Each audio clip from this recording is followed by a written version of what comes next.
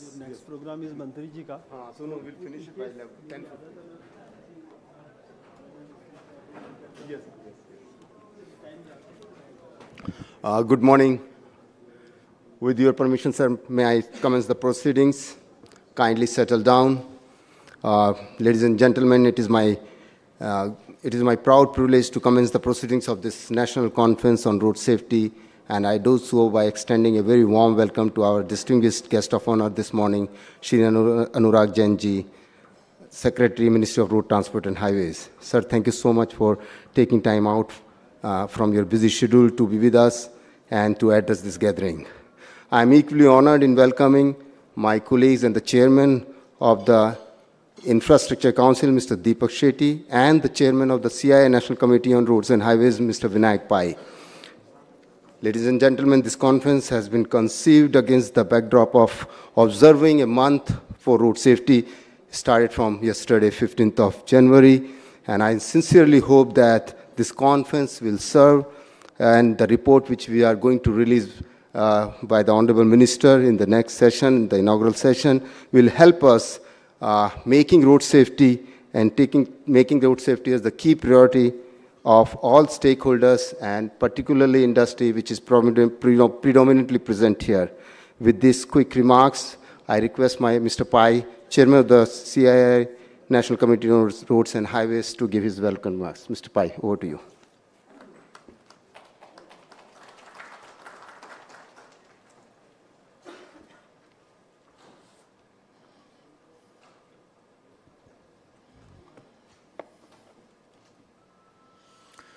Good morning, everyone. Welcome to this CII event on road safety, something very close to my heart and I'm sure all your hearts. Welcome to the Honorable Secretary, Ministry of Road Transports and Highways, Shri Anurag Jain ji. Thank you for joining us today. Deepak Shetty, Chairman of the Infrastructure Council, and Mr. Babu Khan, and all the guests here today. I think this is a topic which needs attention from all of us, and I'm glad to see so many of you early in the morning joining us here. The way the roads sector in India has developed and continues to develop is amazing, not only to us Indians, but people across the world. Whenever we go, even outside India, people ask about all the great work which is happening, the investments which are happening, the pace at which the roads are built. And I think it's a great, work by the ministry led by Shri Nitin Gadkari ji, and Mr. Anurag Jain is here. It really makes us all proud. But building the roads and building them at speed is one thing. But how do we effectively utilize those roads and make them sustainable over a period of time so that when they are used, they are safe to use? And we have seen some statistics on the road safety in India, which is a case for us to pause and reflect on how we can make this better. So, when the CII committee on roads was established, we had our first meeting and we decided that one of the prime topics for us, in addition to things like, use of technology, sustainability, better quality of roads, is safety. And we are glad that this committee has made some insights. There will be a report later today between CII and CRISIL, which has been worked out, which makes some recommendations. So we will discuss that. There are a lot of good topics today to be discussed during the event, and I'm sure you will find that insightful. But if we can all, lock our arms around this topic and ensure that while the roads are built, they are made more safer. Safety in design, safety in construction, and then safety in operation of those roads. And this will need, of course, effort from the administration, but also a lot of effort from us as an industry to drive, better use of technology, better discipline, and better monitoring. Today, fortunately, in the days of technology and AI, we are seeing a lot of digital tools, and I think we have a presentation today about some of the tools which use AI to do monitoring and how that can be integrated further with the OEMs, as well as use that technology to make roads safer. These are things which we will reflect on today. Once again, thank you very much for joining us, all of you. Thank you very much for sparing your valuable time, Shri Jain. And I hope you will enjoy the event today and look forward to more interaction throughout the day. Thank you. Thank you. Thank you, Mr. Pai. May I request Mr. Deepak Shetty, Chairman, CI Infrastructure Council, for his quick remarks. Over to you, sir.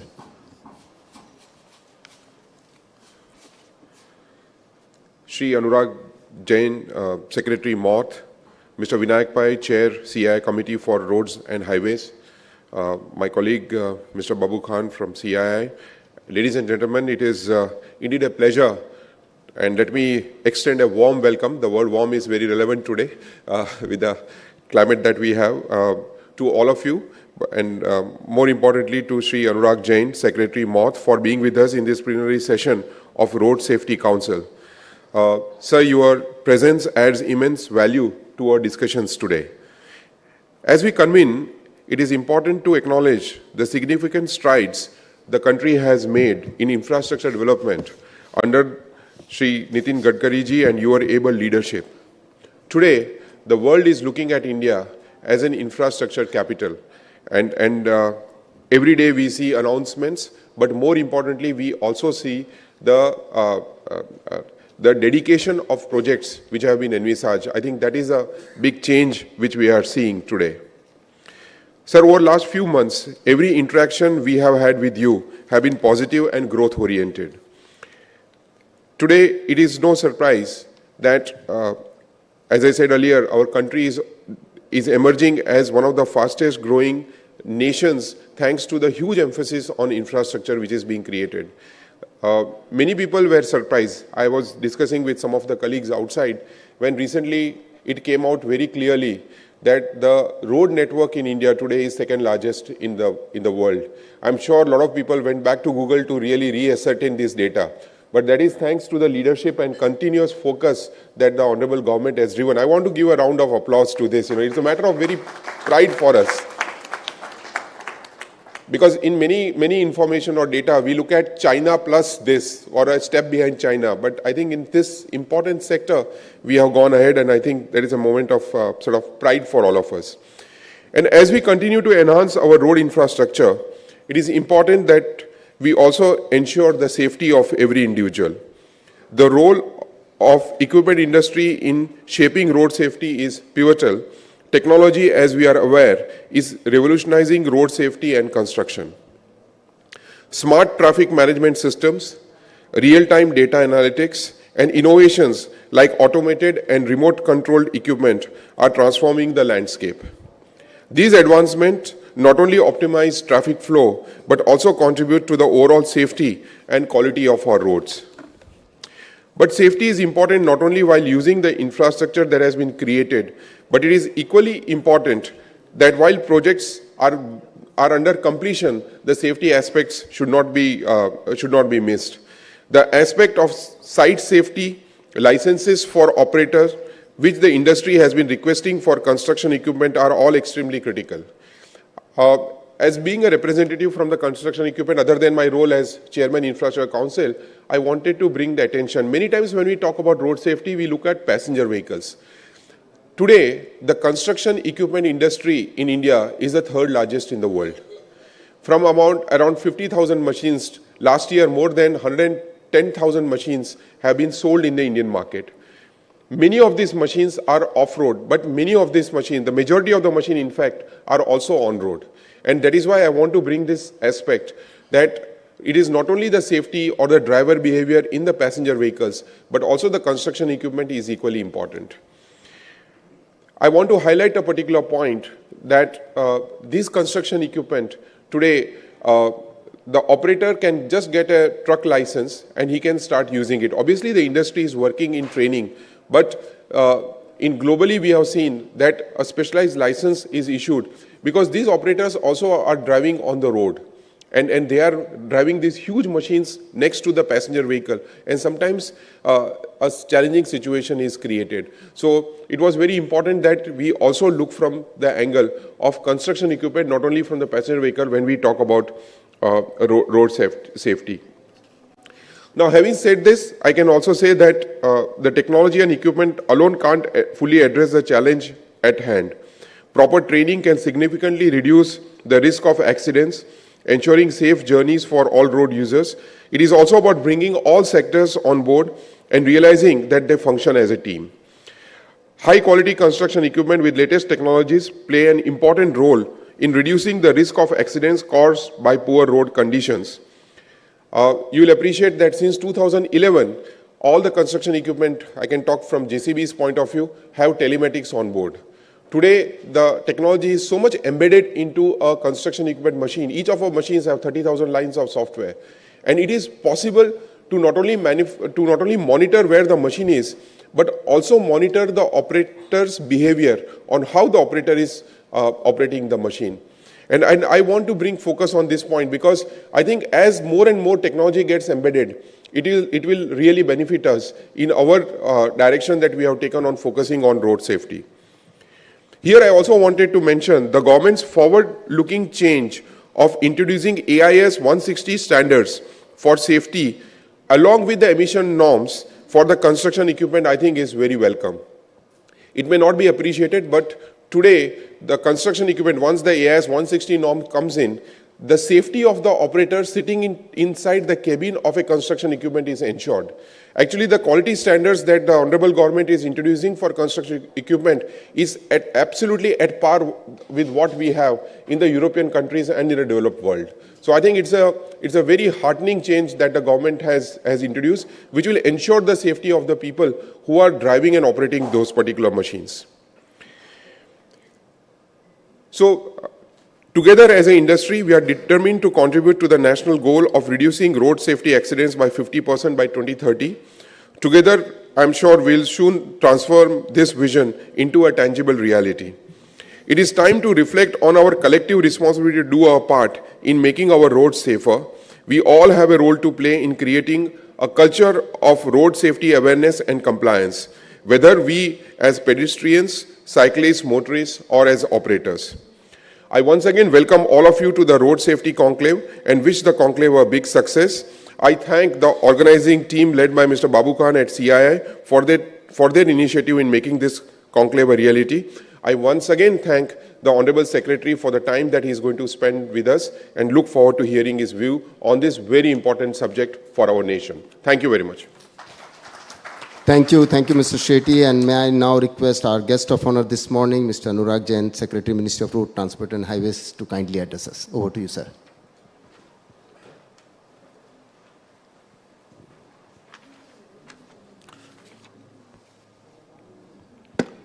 Thank you. Good morning, Mr. Pai, Mr. Shetty, Mr. Khan, Mr. Srivastav, and all of you who have braved early morning to come to this important session or this important program of road safety. As all of you would be aware that this year, instead of a week, road safety week, we have shifted to road safety month. And this will be the practice going forward. There's a decision which Honorable Minister has taken, and we have communicated to all the states. And we hope that this month really produces some very positive changes. I congratulate CII for addressing this very important topic, as already has been brought out, that even though we are making roads, infrastructure is improving at a fast pace, but at the same time, there is a cause of worry. You are shy in calling it, we need to be more responsible. I'll be blunt, say that that's a really very important concern for us. Our minister keeps on telling us again and again that road safety should be the topmost priority for us. when you talked about infrastructure, I'm sure all of you know that in the last 8-10 years, when we talk about the quantum of our national highway has gone up by 60%, etc. But what is more important, the quality of roads has gone up. Thanks to the industry, that's one. All the constructing agencies are also part of CII, so you are responsible, equally responsible for improving the quality of roads. But when I say quality of roads, the basic planning has also changed. Like when we say that 60% increase is there in the total quantum of national highways, the increase in the 4-lane plus network is 150%. From 18,000 kilometers, it has become 46,000 kilometers. More importantly, the access control. Access controlled national highway was less than 100 kilometers 10 years ago. Now it is 4,000 kilometer plus. That's a 40 times increase. Of course, on a very small base, so that doesn't really bear any comparison. But going forward, the most important part of our vision is that there should be high-speed corridors, which are access controlled. And as part of the Vision 2047, we should have 50,000 kilometers of access controlled highways or high-speed corridors in the country. And this 50,000 kilometers we intend to complete by 2037. What this access control does really reduces the risk of accidents also. That's very important to my mind as a strategy for improvement of logistics, which is once again very important for industry. When we talk about logistic efficiency, whatever be the length of roads you build, unless it is properly disciplined traffic, which happens on an access controlled highway. Otherwise you go, if you just compare the old Delhi-Mumbai road, truck takes about 72 hours because every few kilometers you'll reach a town which will ask you to stay on for some hours before you are permitted to go out, cross that town. The new Delhi-Mumbai expressway, which should be completed substantially by this March up to Surat, and by this December from Delhi to Mumbai, accepting the JNPT link, and the JNPT link should also be completed by March 25. The time taken from Mumbai to Delhi will reduce to less than 30 hours for a truck I am talking about, from 72 hours. This will bring in a huge gain in the logistic efficiency. But what is more important, I also look at these roads as safety measures being improving on that. You have ATMSs, you have those connected to CCTNS, and you can't really overspeed. You are continuously under watch of camera. If you overspeed, you get a ticket. Nobody can save you. I think you would have seen there was a lot of many headlines covered that secretary pays 3 challans. Once you have technology inbuilt, it doesn't recognize who you are. नहीं तो दिल्ली में ना तू जानता नहीं मैं कौन हूँ. That's not there with technology. The purpose of my narrating that story was we need to trust the technology more. It forgets who you are. It ensures the compliance of the rules much better. Since the day I joined the department, whatever I have learned over last 8 months or so when I have been here, we have started talking about, apart from Vision 2047, which is a major thing developed under the guidance of Honorable Prime Minister and Honorable Minister, we are talking about 3 basic things. Can we have 0 complaints? Can we have 0 fatalities? Can we have 0 arbitration? These are the 3 watchwords for me. I know all these 3 targets are very, very difficult to achieve. But if that is the goalpost, we start working towards it. So first thing, 0 complaints, because potholes also contribute to accidents. When I joined, we found that we have a very good system of getting feedback of all the media, the newspapers, the social media, TV channels, and we get a gist of it.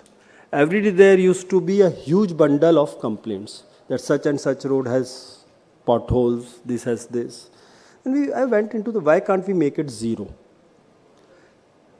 to my horror, I found out that almost 1/3 of the road is nobody's baby.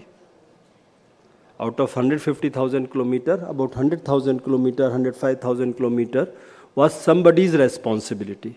Because there was a contracting agency who was the developer or who was maintaining it under HAM or BOT or defect liability period. So there was some agency on the spot. If there's a defect, he's supposed to remove it. In rest of the roads, I said, then how do we operate? First we allow potholes to develop, then we invite a tender, get an agency to repair that. I said, this is ridiculous. Why can't we have a preventive maintenance system? And now I am very happy that hopefully by end of this month, we will have 100% of the roads in some kind of a maintenance system. We have introduced short-term maintenance contracts. The roads which are going to get under the development program in the next 1 or 2 years, they are being taken under the short-term maintenance contract. And the roads which are not going to be taken up for development in the next 4 or 5 years, like the road has been developed now, the defect liability period has got over. And in next 5 to 10 years, we don't anticipate it going to for another development program. So we'll call it a performance-based maintenance contract, which is a 5-year maintenance contract with an agency. So almost about 90 to 95% of the balance roads have already come under some kind of contract. Hopefully by this month end, 100% will be under some kind of contract, which in turn would mean next couple of months we should be looking at, hopefully, no further complaints on the potholes. That is our dream or the direction in which we are working. With no potholes, with all electric connections working where they are supposed to be, hopefully this will help in reducing some kinds of accidents. Most important thing about the road safety is zero fatality we are talking about. I'll not concentrate on zero arbitration, even though that also concerns the industry. But zero fatality, how do we? We can't reduce accidents to zero. They happen almost everywhere. But we need to ensure that there are no fatalities. So we have a 5-pronged, 5 E's strategy. We have a Supreme Court committee which is monitoring that. So it's a standard program. So what we need to do is we need to implement it much better. So first is the engineering of road. So it's already become a part of right from design to construction to O&M that safety is an integrated aspect now. We have a safety consultant right from the design stage for the road. But another recent development which we are working on is we have created something called EDAR, electronic this accident reporting system. Earlier we had a system of identifying black spots and then rectifying those black spots. The first report of these black spots based on accidents in 2016 to 18 came out in 21, and we identified some 5,800 black spots and we started correcting those. So by 2023 we corrected some 4,000 spots. My question to my team was, if an accident happens in 16, 17, 18, and as per the definition of black spots, in 3 years you have 10 fatalities. So in 19, 20, 21, 22, 23, we have killed another 15 people. At least on those 1,800 spots which have still not been corrected. Why do we have such a huge time lag in identifying black spot and correcting it? So I'm happy that system has also been more or less set up, will start functioning very smoothly now. This electronic reporting system, we have connected it to the police network of CCTNS. As of the last analytics, we found that almost about 95% of the accidents reported on our system and the police system match. So what we are mandating now, that we need to analyze this data very closely. So the first good analysis happened in December, which analyzed the data from January to September. In this month, we'll analyze the data from October to December, and thereafter it will become a monthly exercise. Data of a particular month would be analyzed in the succeeding month. The basic point which we are insisting on is, any site which has caused fatality, the senior officer, the project director has to visit that site assess the safety aspect. If there is something missing from the road engineering point of view, it has to be corrected then and there. You have a short-term measure, you have a medium-term measure. I mean, I see some safety experts sitting here. They all know it. So at least the short-term measure should be implemented immediately. If there is a long-term measure, suppose there is a need to build a flyover, it will take you 2 years, no doubt. But then put it as part of the program will not allow any shortage of funds for safety considerations. So the correction on the engineering side should happen much more quickly and contribute to some kind of reduction of accidents. Second is vehicle engineering. Lot of good things have happened with the help of industry in the last few years. Things like airbags, seat belt reminder, over-speed warning, anti-locking brake, speed limit for transport vehicles, all that has happened. Now we are in process. You mentioned about ADAS. ADAS is a work in progress and hopefully it should come out soon and should help in improving, using technology for improving the driver behavior and also improving the safety of the vehicle. We are also working on the bus code. The draft rules were published and hopefully we should be able to publish the final draft very soon. This actually, again, our minister Saab pointed it out, and then when we found out, yes, it was there.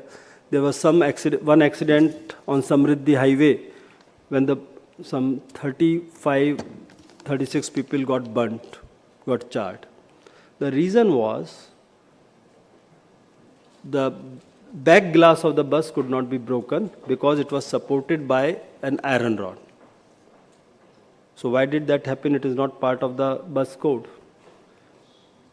There are hardly about 15 to 20% buses which are manufactured by OEMs. Rest of the buses are built by bodybuilders. And bodybuilders were exempted from following the rules. There were some subtitles in our rules which allowed them not to follow in the garb of that they are MSMEs. So we decided as a ministry when we analyzed that data, we were very clear that road safety cannot be compromised. Even if there is a problem, we'll go ahead and ensure that this thing is put in place. So we published the draft.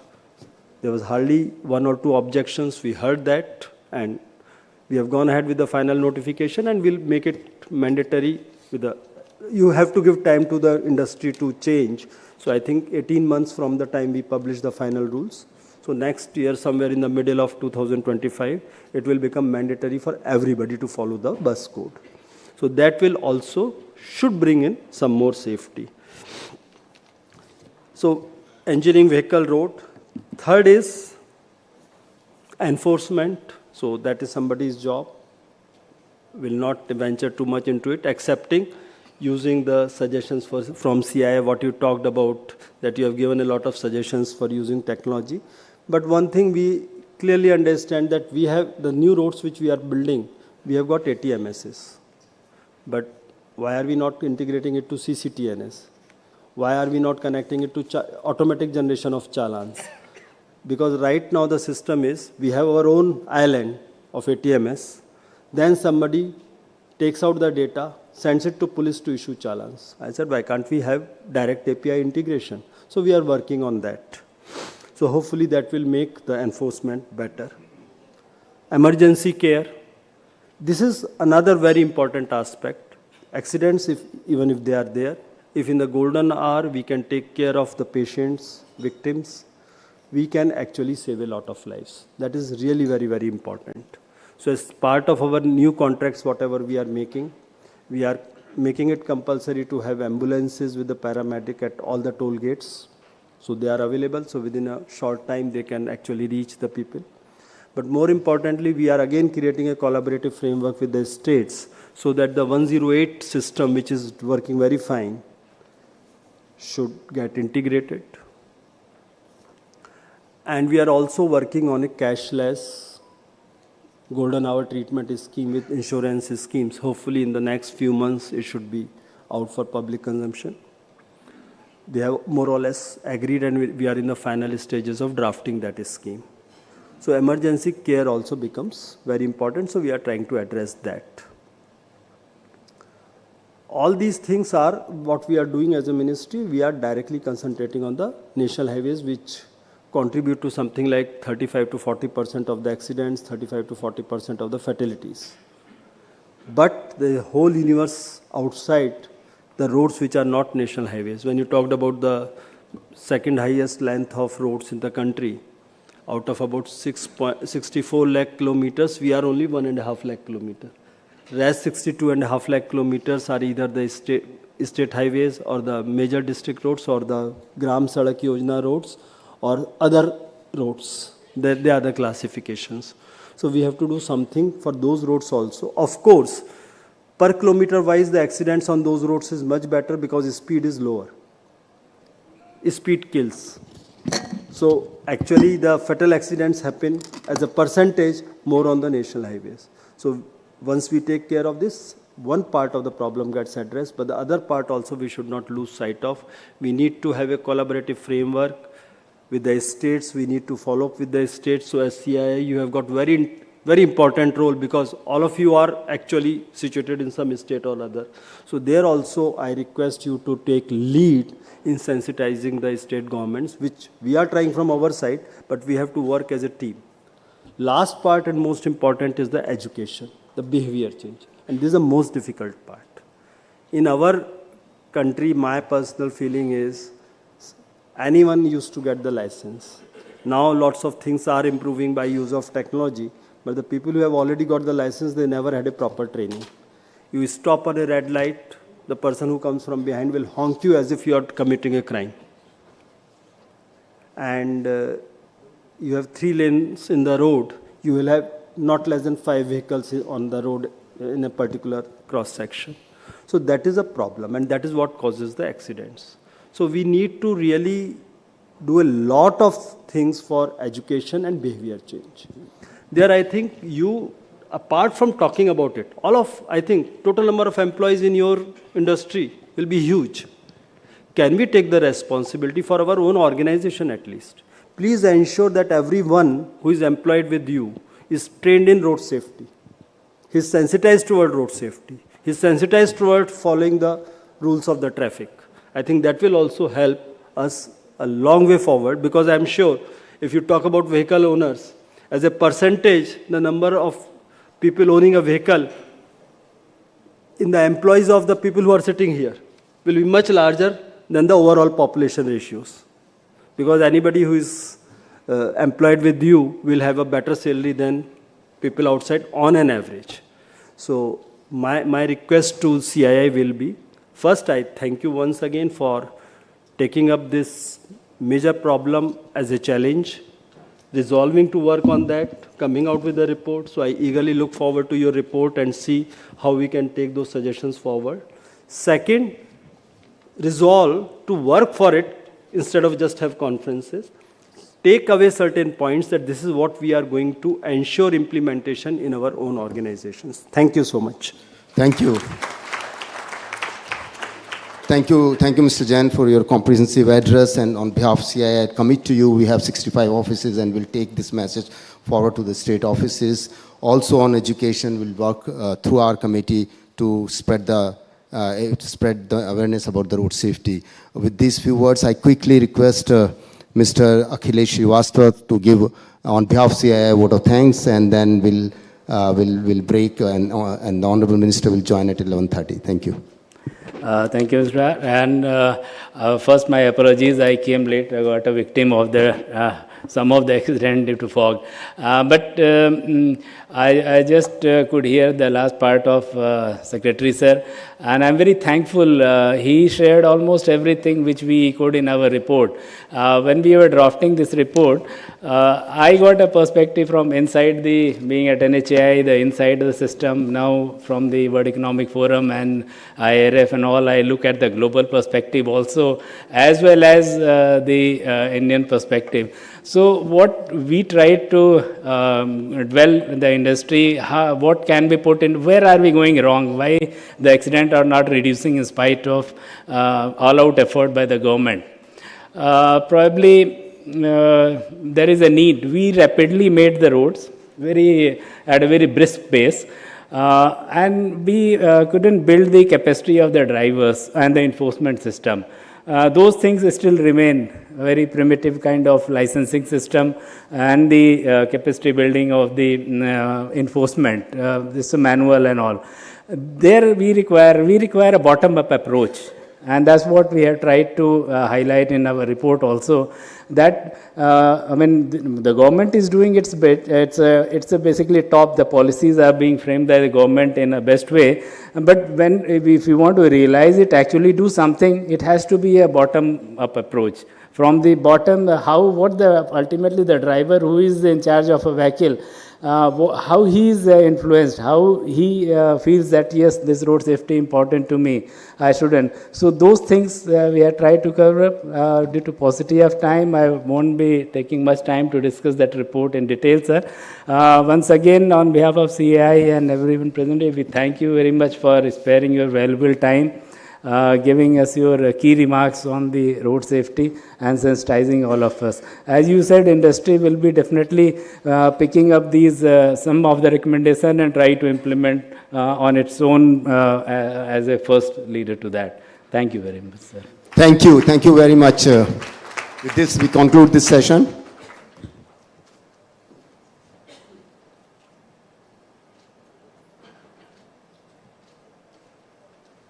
Kindly remain seated as the Honorable Minister will arrive and will start the inaugural session immediately at 11:30. Thank you.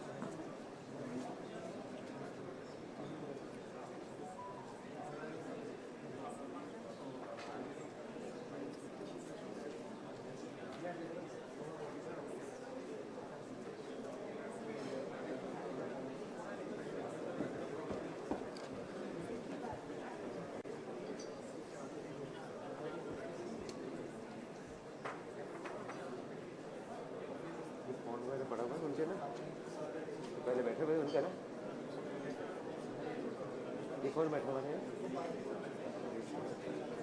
वो कहाँ चले गए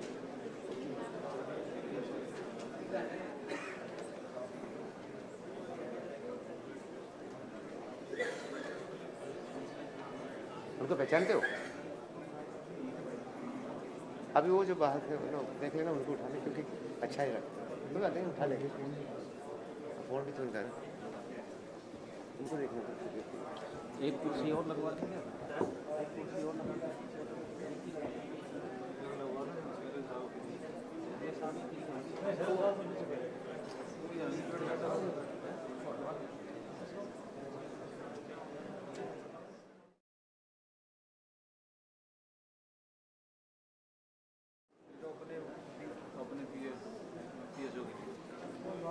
अपने साहब बैठे थे ना उसकी थी वो थोड़ी स्कीम नहीं है ना वो लगवा तो चले सब बैठे तो बैठ गए होगी ना तो लगवा लें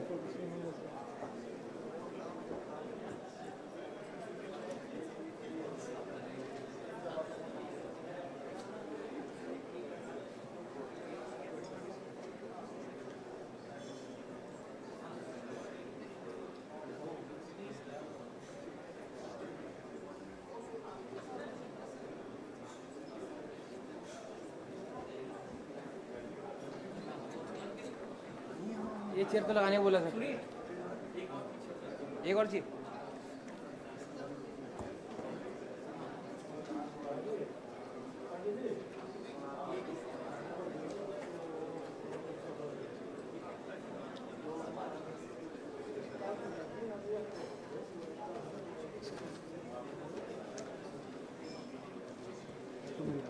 टेबल थोड़ी गंदी से साफ कर और गिलास चेंज कर।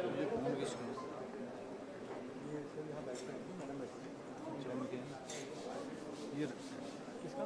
ये रख।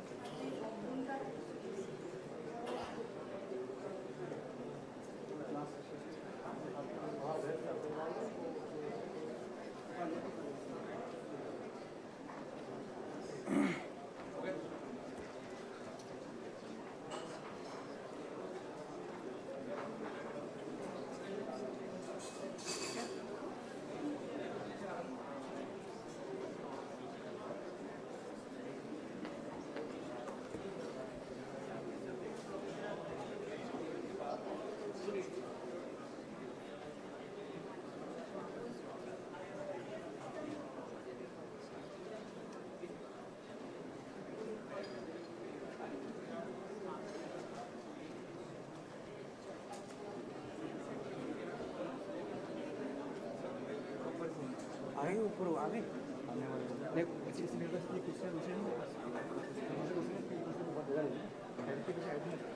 वाइट वाली चेमली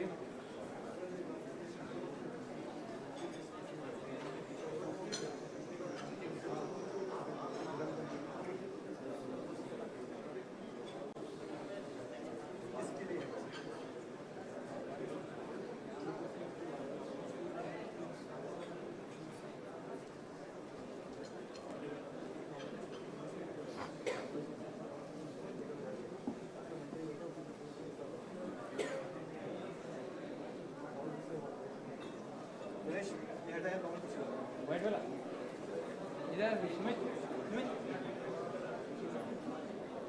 इसको टाइट वाइट वाली चल रहा इसको वाली चल रहा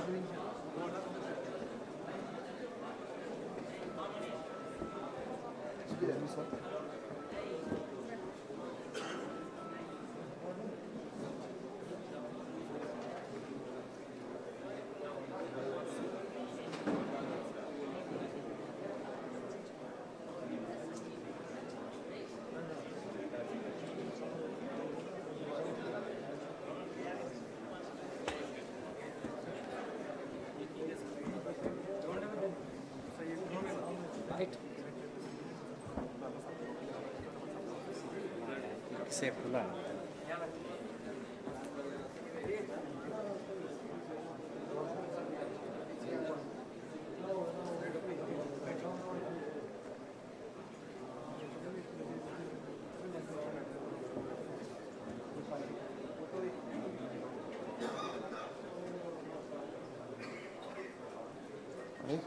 टेबल कौन सा खाली करना? अरे थोड़े जो वापस हम हटा दें ना वो जो सामने है उसको तो लास्ट वाला वो अपनी भी कुछ लगा रहे हो केस के लिए अभी ये कुर्सी एक्स्ट्रा इसलिए लगेगा। हाँ फिर ये नहीं दो तीन आदमी हैं एक टेबल कोई भी आप दो दो पता लगेगा लास्ट वाले कर दो देव कोई एक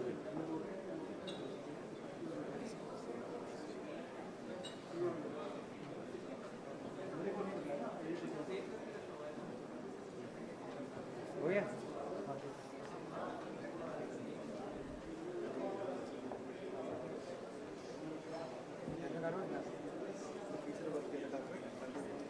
आगे नजर आए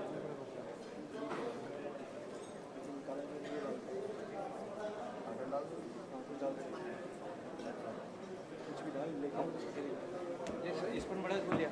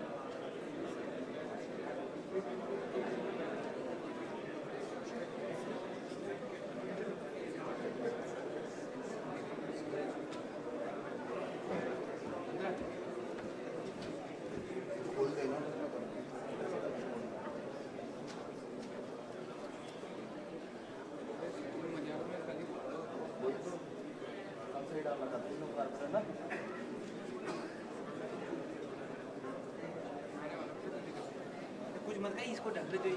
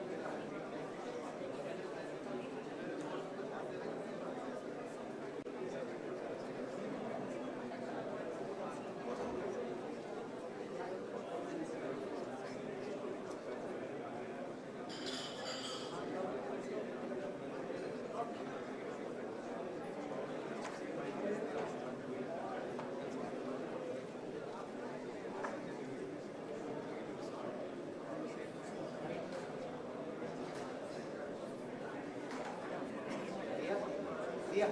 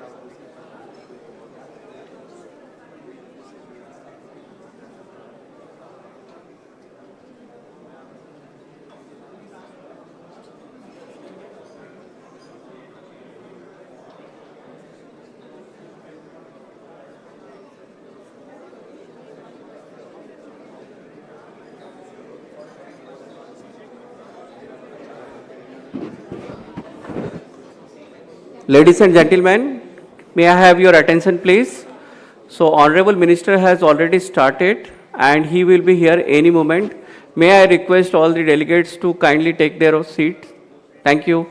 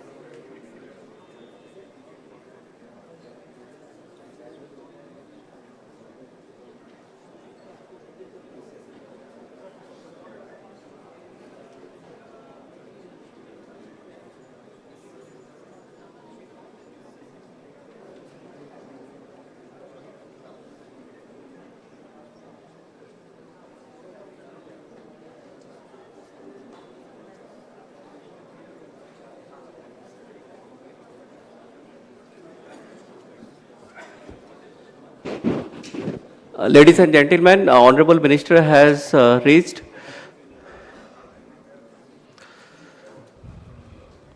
Kindly be seated.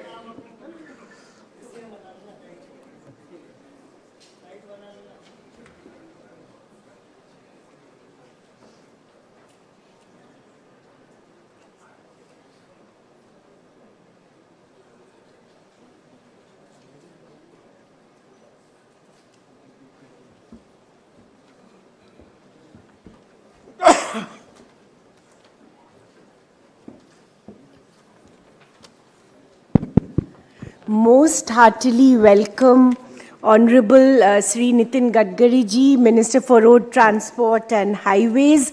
Let's give a warm round of applause to feel cozy in this winter. Thank you very much, sir. Your work is truly inspirational. I think everybody agrees on that. And the story of India for the last 10 years, under your guidance and leadership, has been the story of infrastructure creation, roads, highways, connectivity, logistics that has benefited the common citizen and businesses alike. So I still remember going to your room the very first time and reading a quotation, I'm sure which is still there, of John F. Kennedy, that American roads are good not because America is rich, but America is rich because American roads are good. And I think India is not far away from that now. Yeah, thank you. But here today we are gathered to discuss a very important concern which I know is top most in your mind, sir, which is road safety and substantially reducing the number of accidents in the country.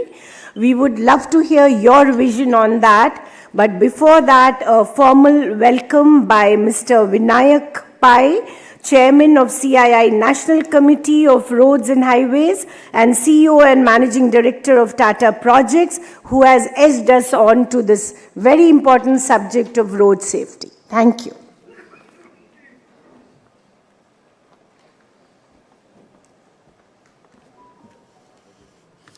Good morning, everyone. Honorable Gadkari Sahib, Deepak Shetty, Mr. Srivastav, Madam. I'm really glad today to see this happen, and all of you take so much interest, and thank you all for coming.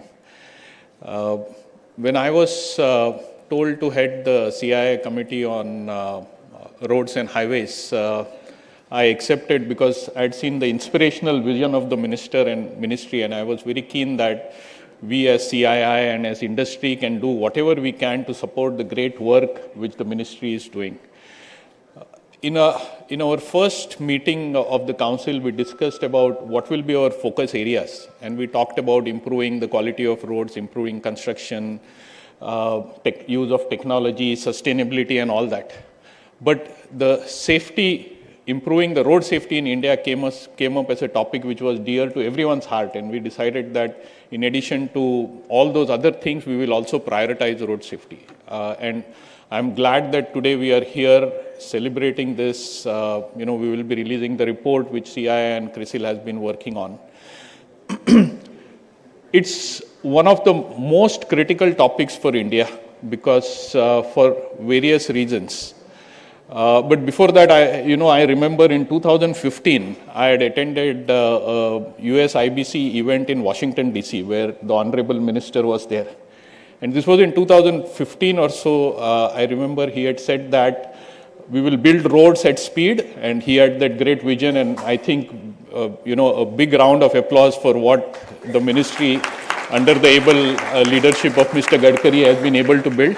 But I distinctly remember at that point in time that he had said one of the critical focus areas for me will be to improve road safety.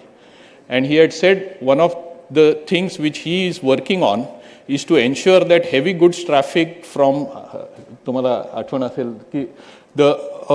heavy goods traffic we will shift on other alternate means. So the roads can inherently be safe. That was the vision. That's why we see these dedicated freight corridors now coming, the Sagarmala, all of these initiatives which were driven So, I mean, that's the big vision which, I had heard, and we all were discussing how it's so difficult to make it work and how it will be happen. But, 7 years down the line, 8 years down the line, great work by the government. And now we as an industry have to back that up by contributing our bit. And this is the forum for us to make that happen, because everyone in the world is watching India like never before and is excited and want to be part of India. And most of the times when we discuss with board members outside the country, they are all amazed at the pace of infrastructure development which is happening in India. But at the same time, when they come here, they also see the lack of discipline on the roads and some of the road safety statistics, and that gives a negative image to the country, which it's our collective endeavor should be to correct that. So that, when people come, they feel that, this is really a developed country. And I think making a developed country, the first thing is how do we, improve the road safety. And the statistics you will see in the report is almost 3% of the GDP is lost because of the various road accidents and, related socio-economic cost of that. Now, that's a big cost, and we just need to see how we can, lock our arms around, help each other to think of how we can correct this. And it's not only, various things which we have been thinking and planning in this committee. It's about changing people's behavior primarily, and that comes from you and me first, and our organizations. Today's Secretary Anurag Jain ji said, you should start from your own company. And, I want to make a commitment. We will start from my own company by training people and making them ambassadors of road safety. And I encourage that. It's a very important comment. All of you do the needful. Use of technology is the other thing. Like never before, we now have AI and other tools which are available to monitor and improve this. And then, how do we make a good ecosystem which enables this road safety to improve dramatically? I think the vision of by 2030 to reduce the number of accidents by half is, we have to accelerate that. We can't wait till 2030. We have to, do it much faster, and CII is committed, and, we are all committed to make it happen. So thank you very much for coming in today. I won't take any further time because we are very keen to hear from the Honorable Minister. Thank you, sir. Thank you. Thank you, sir. And Honorable Minister, you'll be happy to see the industry leaders today taking a vow on training their employees on the road safety. And I think Mr. Deepak Shetty is another one who was just telling us that he would start this by training his 12,000 employees. A brief word from you, sir, and then after that we'll hear the Honorable Minister. Shri Nitin Gadkari ji, Honorable Minister of Road Transport and Highways, my colleagues Vinayak Pai and Akhilesh Srivatsava and Amita Sarkar, distinguished guests and fellow industry members. Honorable Minister, at the onset, we thank you for joining us today to address this important national conclave on road safety. As it has been mentioned, sir, it is under your able leadership and guidance that our country has set records in the world in terms of rapid infrastructure development. As I mentioned earlier, normally when you look at lists, it is after America or after China. But in the road sector, very heartening to see that India is number 2 in the world. And I think it is thanks to this consistent focus and vision. I still remember when I lived in America many years back, anybody who comes to India used to complain about infrastructure, about quality of roads. That used to be the topic. But today, when we go to the Western world, people talk about the infrastructure development, infrastructure growth which is taking place in the country. I think the whole dictum or the whole language of communication has changed, and that is thanks to the progress which has been made under Honorable Minister's guidance and leadership. But as we build faster and better, we are rightly placing the road safety as a top priority. I think this is very, I would say, very pious, that we don't want to not only look at the growth, but we don't want growth to happen at the cost of something. And Honorable Minister has been consistently speaking about the importance of developing the infrastructure, but not losing our focus from the safety aspect. So this is something very, I think, very pious that we are discussing today. Having said that, the technology also plays a very pivotal role in this exercise, contributing significantly to the design and quality of the roads. The technology is revolutionizing the road safety and construction in almost all aspects. We discussed earlier about smart traffic management, the real-time data collection, etc., which prevents congestion and accidents. We have means today to adjust the traffic signal timings based on the current conditions, provide drivers with live updates on traffic. I also want to mention, many years back, I think a few years back, the Honorable Minister took a decision to have FASTags on the road. I know I had received so many calls from people saying that, is it possible in India? Can it happen? But this is again a great example of clarity in the leadership. Once a direction is given, a big change, a cultural change can also be executed. I think that again is a great example of how, and that is, I'm sure, has contributed also to improvement in the road safety, that seamlessly cars and vehicles are able to pass through the various toll gates. When we talk about road safety, we normally look at only the passenger vehicles. I think high quality construction equipment also play a crucial role. Advanced machinery ensures that the roads are built to the highest standards, reducing the risk of accidents caused by poor road conditions. Innovations like automated and remote controlled equipment enhance precision and reduce the human error, while technologies like advanced telematics, machine learning, etc., can also predict equipment failures before they occur, ensuring the uninterrupted and safe operations. I want to mention to you that at JCB today, we have got 230,000 machines which are operating all across the country. And data about the operator behavior, the way the operator is using the machine is available on your mobile. That is the advantage that you have with the introduction of telematics and technology on machinery. Here I also wanted to mention that the Honorable Government is also looking at the safety aspect in the construction equipment. Sir, the recent introduction of AIS 160 standards for safety for construction equipment, along with the emission standard, which is going to be introduced in the next few months, is going to bring a big change in the quality of life of the operator who is operating a construction equipment. Sir, with this, the quality of safety in a construction equipment will be at the same level as the European standard. So we will not be going back on that. So I think it's, again, a great initiative from the government. However, technology alone can't help. It is also required that all of us look at, and as we discussed earlier, it starts right from us. Many times we expect this and that from the government, but as an industry, I think we also carry the responsibility to ensure that not only the equipment that we design, manufacture, adhere to the highest level of safety, the people that we train for those operating those machines adhere to the highest level of safety. But I think probably we also have a responsibility to our employees that we keep on training and retaining them, that when they not only use those equipment, but in their private life also, when they are using the roads, they display the highest level of safety and a safe behavior. I would not extend my speech because we are all very keen to hear the Honorable Minister, but I would like to thank CII and the team for putting this whole event together. I also want to thank all of you. The way you have joined shows the importance that all of us as an industry give to this very important topic. It's really a pleasure to be with you all today, and we all look forward to hearing the Honorable Minister's view. Thank you very much.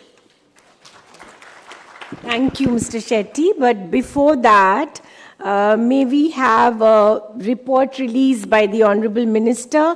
Minister, sir, CII and CRISIL have come out with a report, Indian Roads at 2030, raising the bar on safety. May I also request Mr. Jagan Narayan Padmanabhan from CRISIL to come up for a photo opportunity.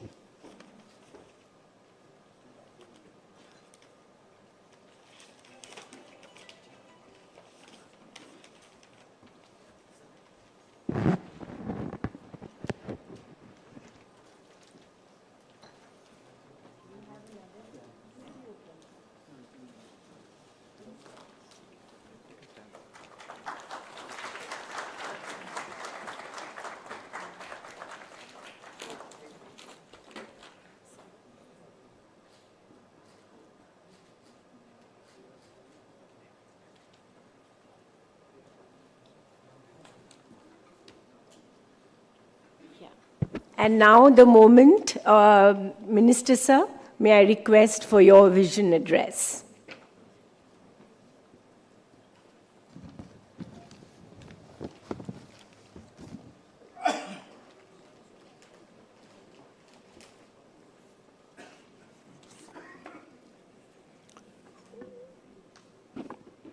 Namaskar.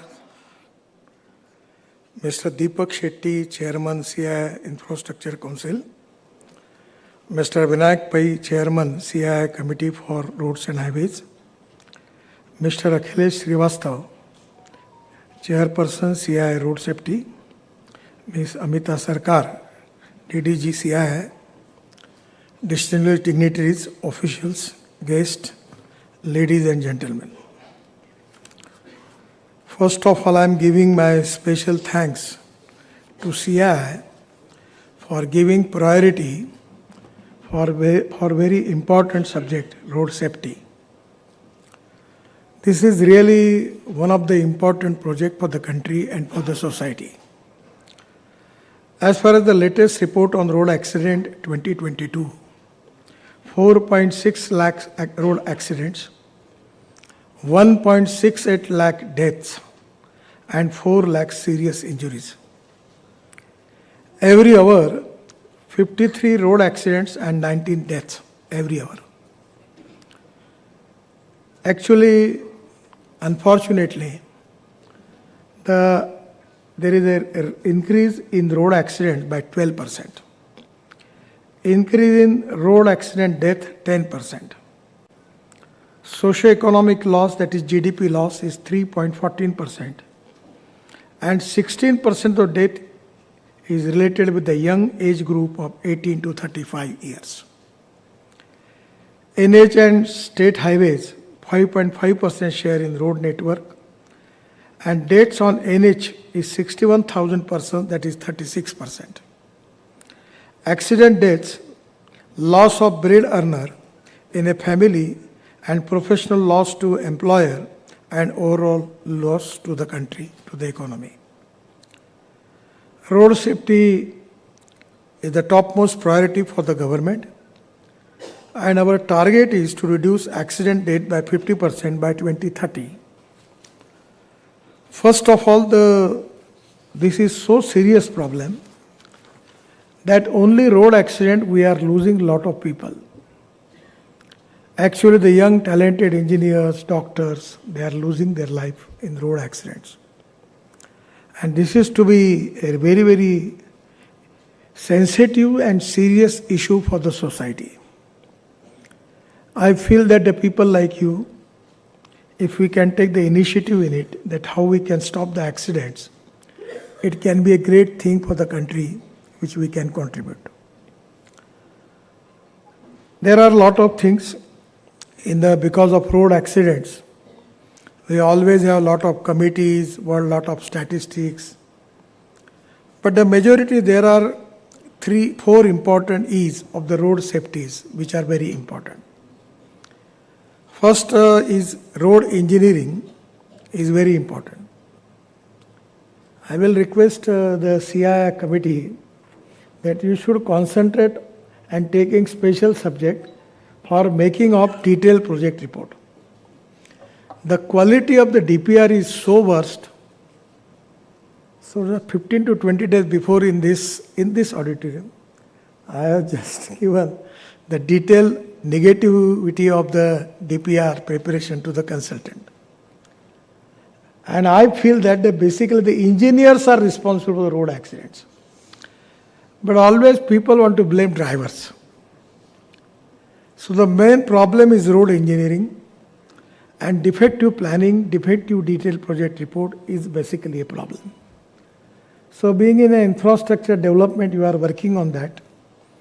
You should take a detailed seminar that how we can improve the road quality construction in the country as far as road safety is concerned, as far as cost of construction is concerned, act of planning and new technology available in the world, how we can accept that, and by which we can make the cost of construction, we can reduce the cost of construction and improve the quality of construction. And road safety is the most important thing at the time when we are making detailed planning for that. So this is to be most important subject. Regarding the squares, there are a lot of problems. Traffic signals. The human behavior is a very problematic, and particularly the people who are going to abroad, they obey the law. But when in the country, they don't want to obey the law. So that is to be a big problem. And so the education of the people is very important. But we have taken a decision regarding enforcement of law. कानून के प्रति डर भी नहीं और सम्मान भी नहीं, ऐसी विचित्र अवस्था है. Somewhere we need to, enforcement of law is important, but everything you cannot achieve with the enforcement of the law. So we have already passed the road safety rule, the bill, by which we have already taken lot of decision, having now we have more fines and everything. So enforcement process is now moving fast, but this is not going to resolve the problem. The emergency medical service is equally important. After road accident, we can save the life of the people. The people like you who are in the industry, they can help to the people by immediately taking them to the hospital. And even in some serious injuries, we can think about organ donation, that where we can even give life to the other people also, those who are facing crucial problem. So emergency medical service, the CII can take the initiative that how we can give a qualitative emergency medical service where we can save the life of the people. And we have black spots, we have the statistic of where we have more accidents, and that particular dark area, if you can plan and take the initiative, that how we can give the medical help to the people and how we can save the life of the people is very important. The fourth thing is education. And this is to be the most important problem where we need your cooperation. Now we are opening driving training schools. I always requesting the automobile manufacturers, particularly for heavy machinery, that you should have a driving training course. We will authorize you from the Skill Development Ministry that you can give the certificate. So by which you can train the people, that is very important. Some of the automobile engineering and manufacturing industry has taken initiative regarding driving training centers. We have the shortage of 22 lakh drivers in the country, and where we need to develop good training system for drivers. Now the present system is the conductor of the truck illegally understand and take the training from the driver, and he is becoming a driver now. Somewhere manners, etiquettes, road safety approach, everything, we need to train him. For that reason, this type of training centers with the cooperation of NGOs, universities, educational institutions, you can open. Somewhere your CSR money you can use for that, and that is to be most important need for the society. The other important thing is creating awareness in the mind of the people. We have taken a lot of program. Yesterday in Bangalore, Sudha Murthy was there. We have a big program for school students that we need to change their behavior and their understanding, their mind set up about creating awareness about the accidents and to behave, to obey the law is most important thing from the citizen where we are expecting from them.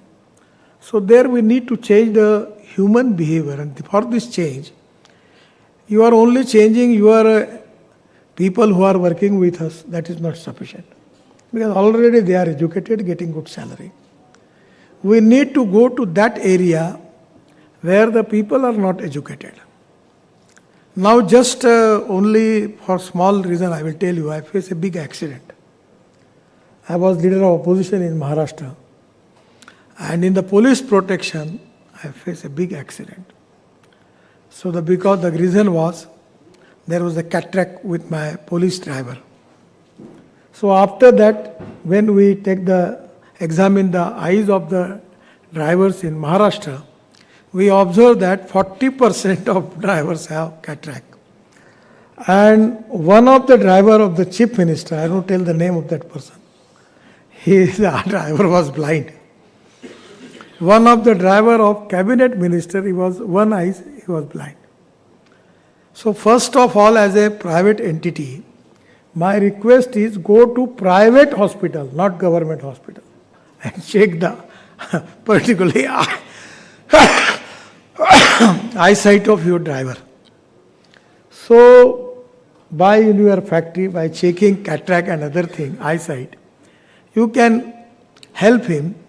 For government is giving lot of grants that you can take for them to the hospitals and taking operation and other thing, by which you can improve the eyesight of the drivers. On the toll naka, we are donating, we are checking eyes of the drivers also, and eye camp are there. And for that reason, you can also organize the camps by which you can identify the drivers. The second important thing is the educational institution, universities, social organization. We need to have a big campaign for that. Actually, 3rd February, Amitabh Bachchan and myself, we have a one-day program in Mumbai. So we are involving celebrities, cricketers, all the people who can give the message of road safety to the people of the country. We need to have educate the small children, small student, because they are the citizen of the future, and it is easy to change their mind. For the big people to change the mind is a difficult task. So at least the institution and the corporate people like you, if you can organize the program of regarding creating awareness in the mind of the students and about the importance of it by some digital films and giving the example what type of losses the people who are facing because of accident. And if we can convince them the importance of the road safety, it can be helpful to change their human behavior. The other important thing is, particularly in the road transport, 40% of the air pollution is because of transport sector. So I don't want to talk anything about air pollution, but it is equally important subject. But at the same time, with the road accidents, even we need to create awareness in the mind of the people. Now in my ministry, we have a statistic wing, and they are giving me the report. And after accident, after 3 years, they registered the accident, give me the report. I tell to my secretary, give them VRS and kick them out from this premises. I don't need this type of people here. So now today we have a system where after accident, the state government, special DG is appointed for that. And he has got the statistics of the road accidents. You can find out the black spots.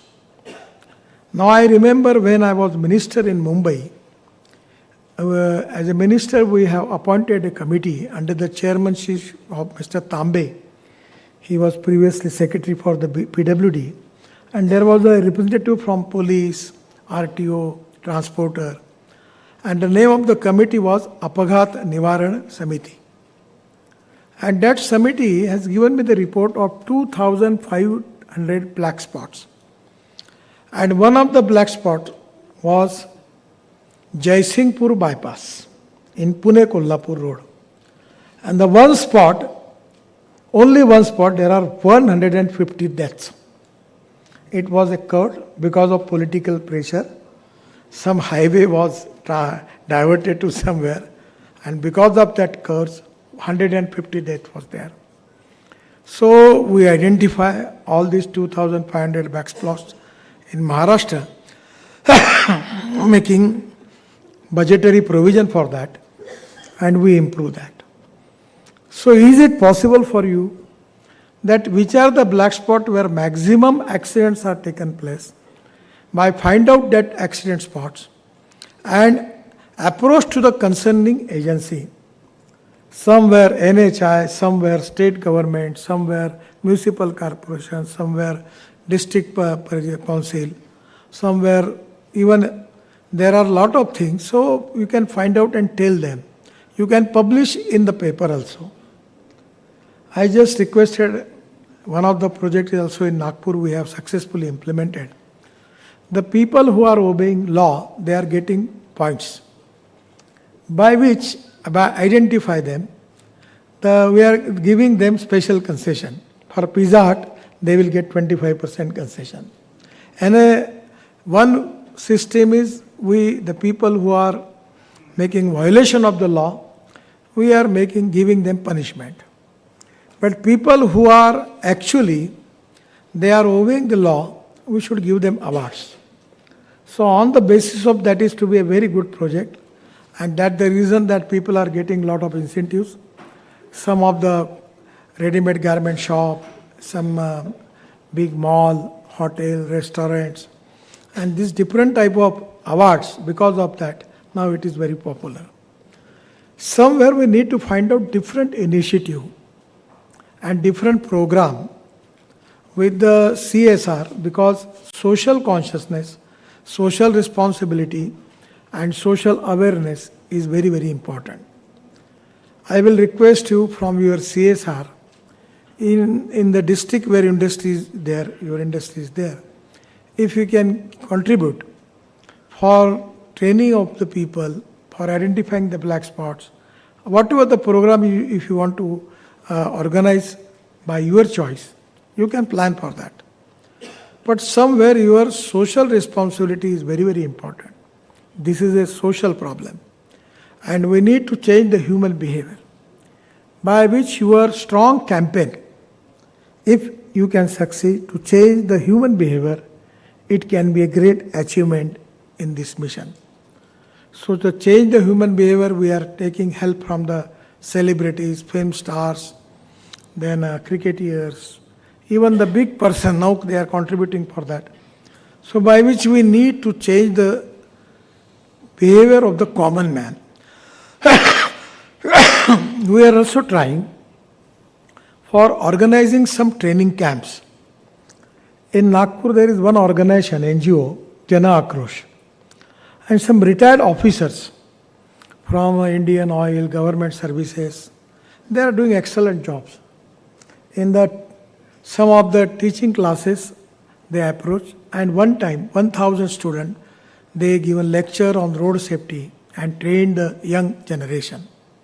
So this type of program, by which educational program, we can change the human behavior and we can convince them about the importance of the road safety for their life. So this is a big challenge, big problem.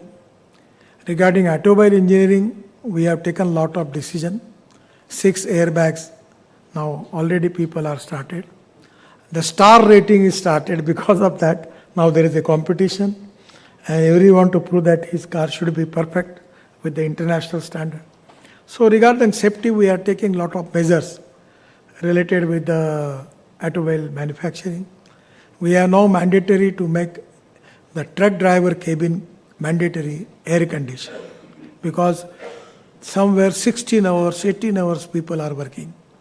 We need to think about their health, their mind, everything. Now we want to develop roadside amenities in a good way, by which there can be some relaxation, which is equally important. I feel that this is a big problem. Only government cannot resolve this.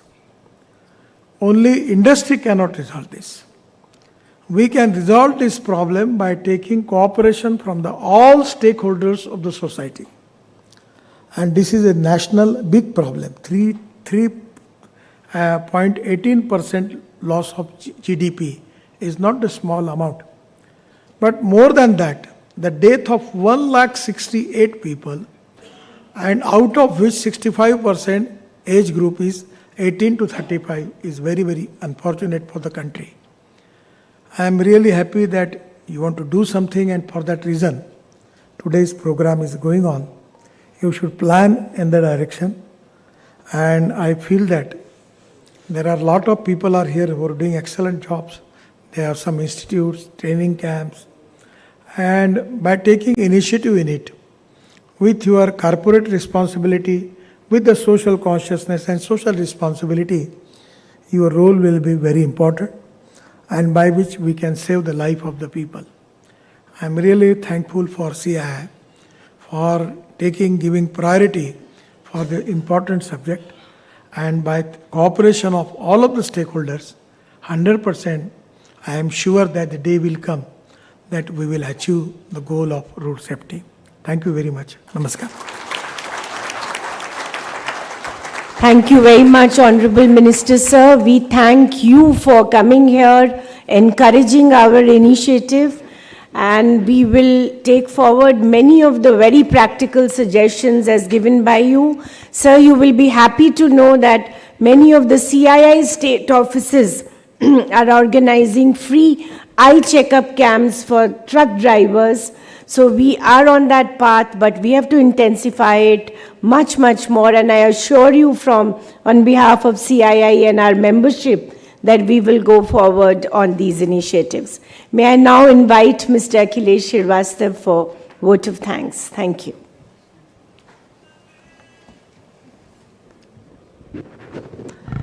Thank you, ma'am. Honorable Minister, sir, the dignitaries on the dais, and my dear friends who all spared their valuable time to come and attend this very important discussion on the road safety. We are really enlightened and thankful to you, sir, and having worked very closely with you, I know how, you are serious about the road safety, and even a single death pains you a lot. And you had been trying, that road safety situation should improve. A lot of things are being done. The government policies are, of course, there. The top-down approach is there. And all the 5 E's, which you just mentioned and enlightened us, the government push is there. Where we are lacking is probably the bottom-up approach. And that's what CEI is trying to do. The industry, how can we, from the ground, we start implementing the things? Every driver who drives on the road, every engineer who is making, how is going to be, he is involved into the road safety. If that goes into that level, when drivers start thinking that road safety is important to them, the engineer who is building the road, they think it is important to them, probably then this will become a movement and it will traverse up, actually reflecting on the ground. For this, and in this report, we have tried to cover up various global benchmarks, how these are the different countries, how they control the road accidents and made their highways safer. Where we missed, probably we expanded the roads at a very brisk pace. So the roads were made from a normal 2-lane to 6-lane, 8-lane expressways. Number of vehicles suddenly also gone up from 3 lakh in a year in early 2000 to now we are the second largest manufacturer of the vehicles. So, but the driver or that culture couldn't come up. The enforcement are still outdated. Though the government is doing a lot to improve the things, the motor training in schools, the ATMS systems which are all coming up. But technology, why to wait for a black spot, to wait for an accident to happen and then say it's a black spot? There are technologies, AI-based technologies. Just run on the newly constructed highway and it will indicate these are the likely black spots, and the correction can be made then and there itself using the AI and these technologies.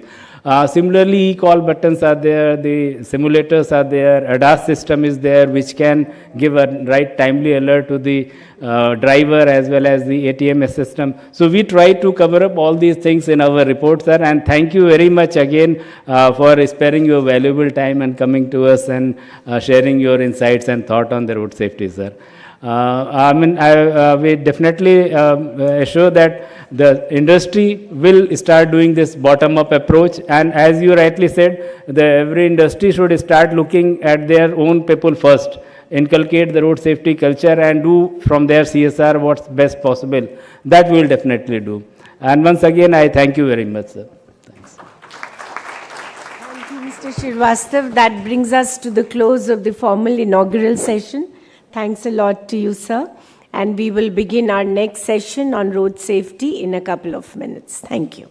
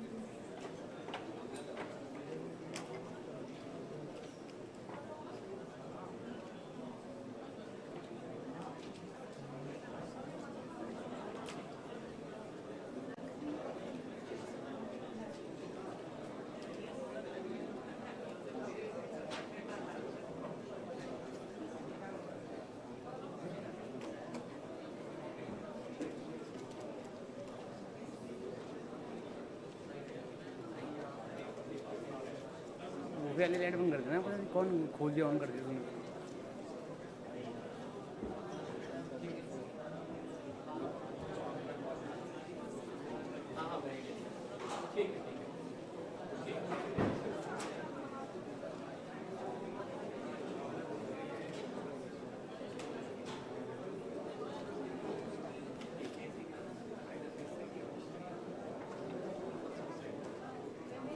हाँ जी लगा दूँ।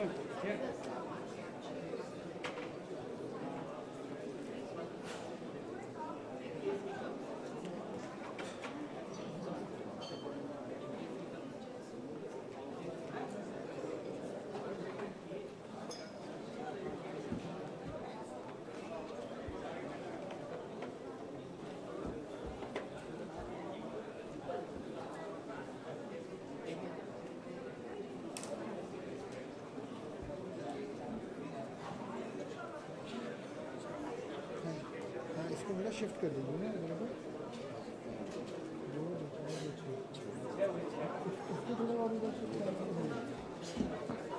निधि ma'am निधि ma'am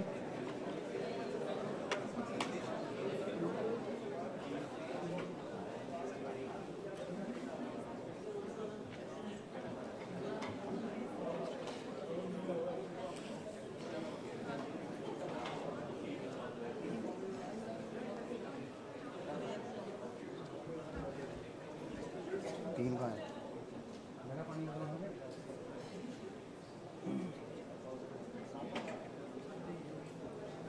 मैं क्या और गया चटो पार दिया। अरे नहीं नहीं थोड़ा क्यों ये सारे फोल्डर पुराने फोल्डर देख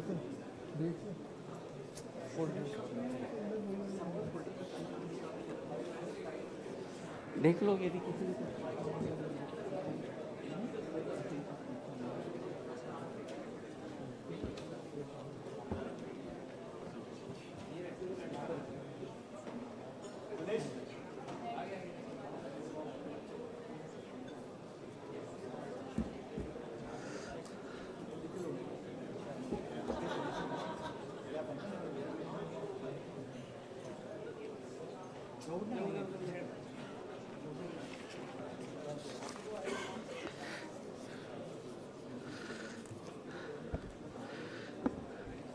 May I have your attention, please?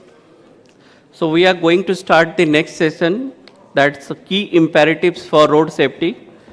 We have Mr. Vikram S. Kasbekar, Executive Director, Hero Moto Corp, who is chairing this session. We have keynote speaker, Dr. Rohit Baluja, President, Institute of Road Traffic Education.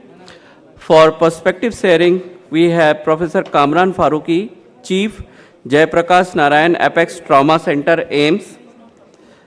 Mr. T.A. Ramalingam, Chief Technical Officer, Bajaj Allianz General Insurance. Mr. Nitin Bothra, Chair, YI Road Safety and Director, Production and Planning, Nitin Wire Group. We also have Mr. Sasank Jaiswal, DCP Traffic, Delhi Police. So we are starting this session shortly in a minute's time. May I request everyone to be kindly seated. Thank you.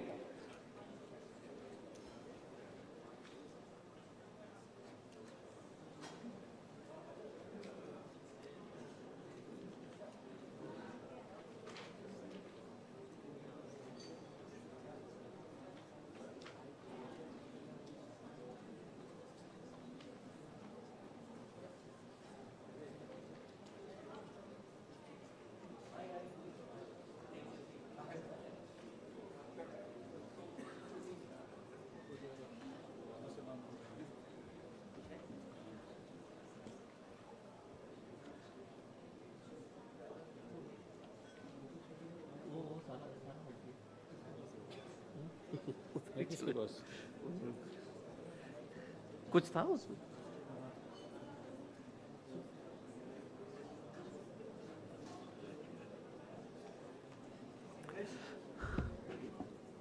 So may I request the speakers to kindly come over.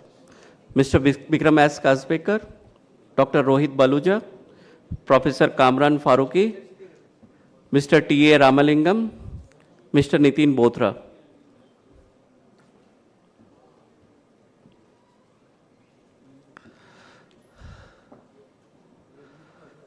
Over to you, Mr. Kasbekar.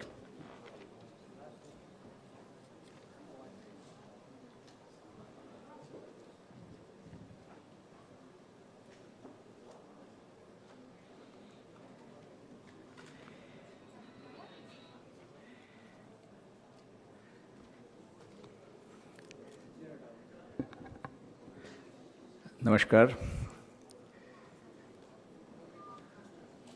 Distinguished panel on the dais, ladies and gentlemen, a very warm welcome to you on this chilly, wonderful day, albeit with a lot of poor air. Otherwise, the Delhi winters 20 years back were excellent.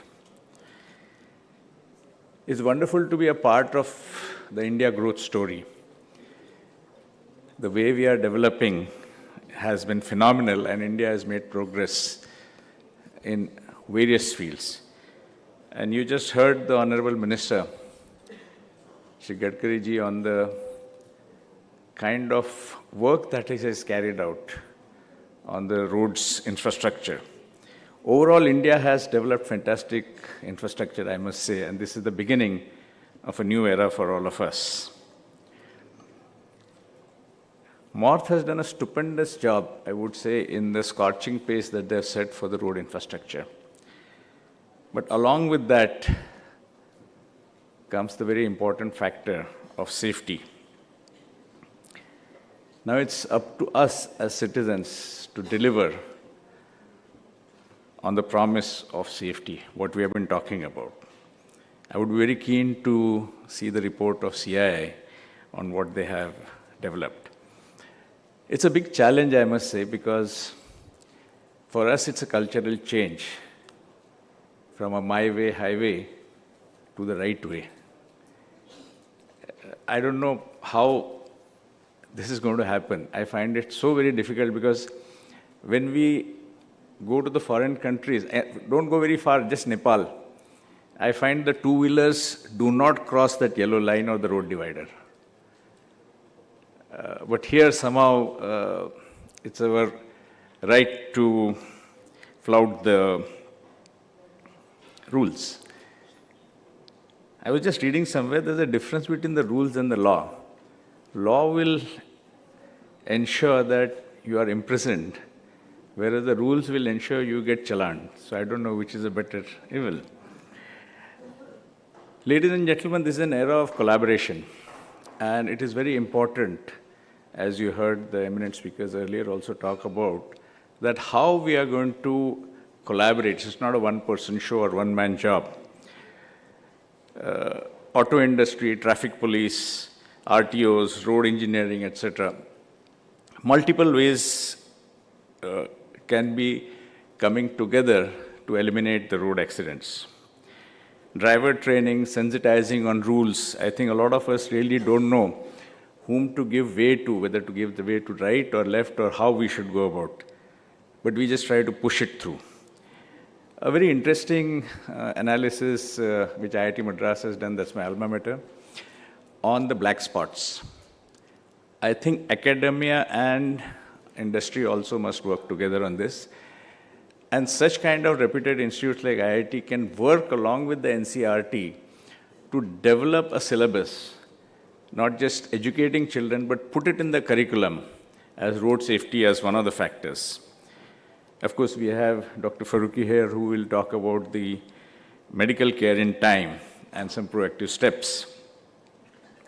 A lot is talked about the advent of technology. So we have the ABS, the electronic brake control, the traction control, the ADAS safety. But unfortunately, I had to put off my ADAS in the car because one can't drive with the ADAS. The person suddenly comes and it brakes. And God knows what happens behind. And lane driving is again very impossible to do. I wonder how we will be able to overcome this. There are 8 SDGs, Sustainable Development Goals, which the UN had charted, which are related to safety. And it would be good that we need to work upon along those guidelines. It was said about this industry, what industry has been doing. As a leader in two-wheeler industry, Hero has been in the forefront of propagating road safety. We have about 112 million customers on the road. And it's important that how we go about. So we start from within home first. So in the factories and offices, we ensure that we have 0 accidents.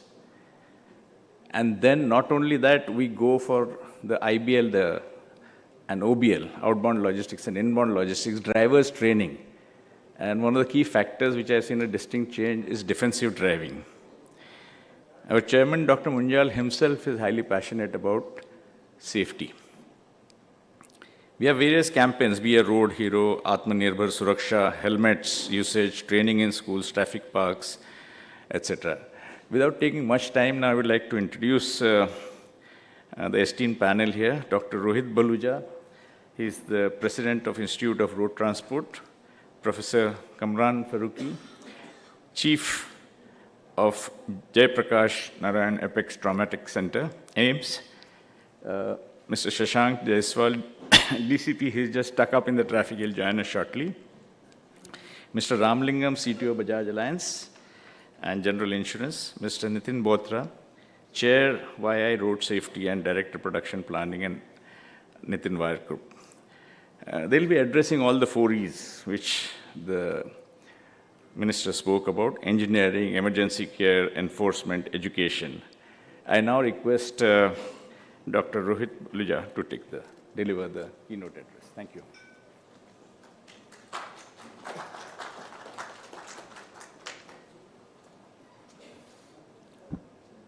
Thank you, sir, for this invitation. My colleagues on the dais, distinguished members of the industry, media, friends, ladies and gentlemen. 2004, first time United Nations took road safety at the General Assembly in New York. Though we started our institute in 1991, I was asked to come to address the United Nations at that time on behalf of India. And we first time realized that it was not accidents, it was crashes. We can save almost 90% of them. But in 2010, 100 nations, including India, came and signed up to a memorandum that we will have a decade of action for road safety. In 2010, the fatalities of India were 1,34,000. India also pledged that by 2011 to 2020, we will reduce it by 50% and bring it down to 70,000. And every effort was put in, World Bank, Asian Development Bank, everything, actors, Nukkad Nataks, everything happened. We had to reach 70,000, but we have gone to 1,70,000. A lakh more, what we had proposed. What went wrong? I mean, what is unsafe in the road, which you want to bring it to safety? Have you ever tried to understand that? And once again in 2021, we were at the ministerial meetings, 124 ministers, Honorable Minister Gadkari was also present, and we said again 2021 to 2030, another decade of action, we will bring down the accidents by 50%. By saying this, are we really doing what we really want to? Do we have a map in front of us? Do we know what we are talking about? We started in 2014 that we need a law, we need Motor Vehicle Act, we need penalties to go 500%, and we did it. What happened? Let me give you an example of Delhi. They issued challans of 513 crores of rupees in the previous 2 years. They collected the money and fatalities also went up. What is wrong with it? You told that we want to bring automation. You brought in all the cameras, all the systems, and the fatalities are growing up. Why? You said driver training, and the accident investigation today says 90% of the fault is the driver. Is there a diagnosis of unsafety? For the last 20 years, I have been training the police, right from the IPS officers to police training institutions. Friends, these people who are investigating officers have no knowledge. They write a penal code in every FIR, but they don't write motor vehicle driving regulations. They don't write the cause, they only write danger. There's no diagnosis. If we have a diagnosis, we would understand what the disease is. If we don't understand the disease, then everything is aspirin. Everything is given as aspirin. Every pain will go away with aspirin, and that's what we are trying to do, and that's what we need to get away with. Today, we talk about black spots. Every day we are creating new black spots, and then we want to go and solve the black spots. We need an audit system, and it's not that you want to get an audit certification. We need to build capacity of everyone who is dealing with roads to make sure that the roads are in perfection. 10,000 accidents and over we have investigated over the last decade. According to our investigation, 33% of the accidents were caused, fatal accidents were caused because of faulty road and traffic engineering. And faulty road and traffic engineering doesn't mean potholes, it means everything from traffic control devices to geometrics to everything. Road safety begins from a proper road environment. And one example I'll give you is Chandigarh. It was built in a manner that it will cater to the right roads. Today, enforcement works, discipline works, everything works, accidents are falling down. Why? Because we had a proper road environment. And friends, today, we need to audit. We need to audit the police of what they are doing and the challans they are doing. Why are penalties going up and the accidents also going up? We have to audit the roads. At The College of Traffic Management, which is now become the Center for Excellence for Road Safety by United Nations, we have been given responsibility for 16 countries. I can tell you only one thing. We are building capacity for other countries. They come to us, help build capacity. And you know, where the capacity missing is not with the industry drivers. The capacity is required for engineers of the National Highways Authority, the Public Works Department, the police who are investigating accidents, the police who are doing enforcement, the road transport officers who are responsible for giving licenses. That's where capacity is building. And the industry will not support this capacity building for the government. Why? Because the taxation says the CSR is only for non-government, not the government. And the government government believes that they have the budgets to do their own training, but they do not have the knowledge or the capacity or the systems to train. Finally, we have started training judiciary. I opened the gates to judiciary, and I can tell you, a month and a half ago, 83 judicial officers from Maharashtra, first-class magistrates and above, they came and attended a 2-day training program where we brought in cases which had actually happened in the country, and we created panel of 3 judges each, and we said that let's look into cases in which you have blamed the driver as rash and negligent. And we said that all the cases we presented were absolutely wrongly presented in the first information reports. It was the road environment, it was other factors, but not the driver.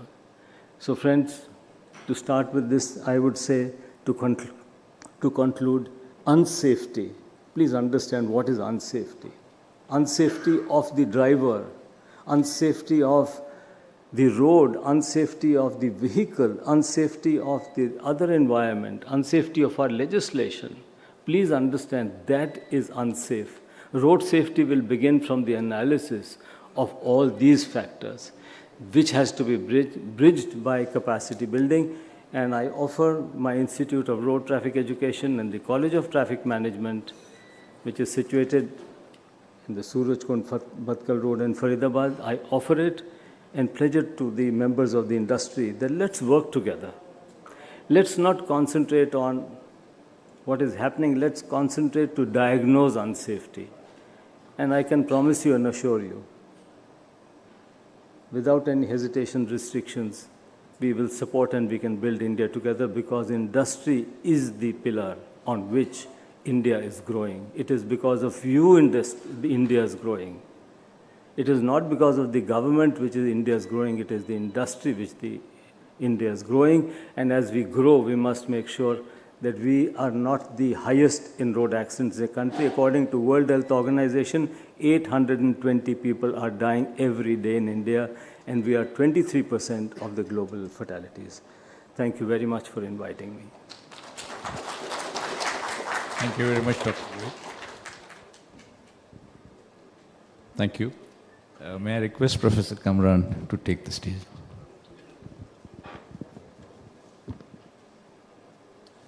At the outset, I would like to thank CII for inviting me here. I'll just run a short presentation. Just to give you an idea, I mean, we are the last E of the road traffic safety, that's the emergency services. So I work at Jayaprakash Narayan Apex Trauma Center at AIIMS, New Delhi. And I'll just give you a brief idea of all the data registry over 2 years that we have collected. So we get, a total of almost about 53,000 patients who are exclusively because of some kind of injury or the other. And well, I'll just explain a bit. The red are the critically injured, which need the resuscitation. Yellow is the one who needs some kind of observation or admission, and green are the ones who can be discharged from the hospital, though they don't necessarily need admission or some advanced kind of treatment. So if you look, the road traffic accidents constitute almost 25% of all the trauma cases. The other 70% is, domestic falls, assaults and everything. But let's concentrate on the 25% bit. So almost 25% of all trauma cases which come to trauma center is actually road traffic injuries. And as you can see, and now we just focus on road traffic injuries, almost 17%, close to 70 to 20% are cases which are critically injured. I mean, if they don't get medical care, within a few hours, they are likely to die. And almost 80% of cases are those who require admission in the hospital. Just the same thing, almost 13,000 patients we had who required to be admitted at trauma center. And the 2021, because of COVID, I think that's drastically less, but basically this is almost 25% of all the cases that we get. This is like what was pointed out by the Honorable Minister, that majority of cases, they belong to the younger age group, the active, the economically active, the breadwinner of the family from 20 to almost 40. So that's the reason probably, besides spending the amount of money that we do for their medical care, they're actually the economic burden, or like the 3 to 4% of GDP which we spend is the reason, because these are the guys who are going out. They are the active people. They are the breadwinners of the family and contributing to the economic growth of the country. So if they are injured, that's the reason why we are losing about 3% of the GDP. Interestingly, we don't have an organized system in which road trauma victims can come to the hospital. Almost nearly 50 to 60% of patients who are coming is actually brought by the family, rather than any organized pre-hospital care that I'll delve upon later on. We don't have an organized system how we can take the patients from the road accident to the hospital. So we need to, the CII and as citizens of the country, and any way we can contribute, we need to look at this data and come up with solutions for this.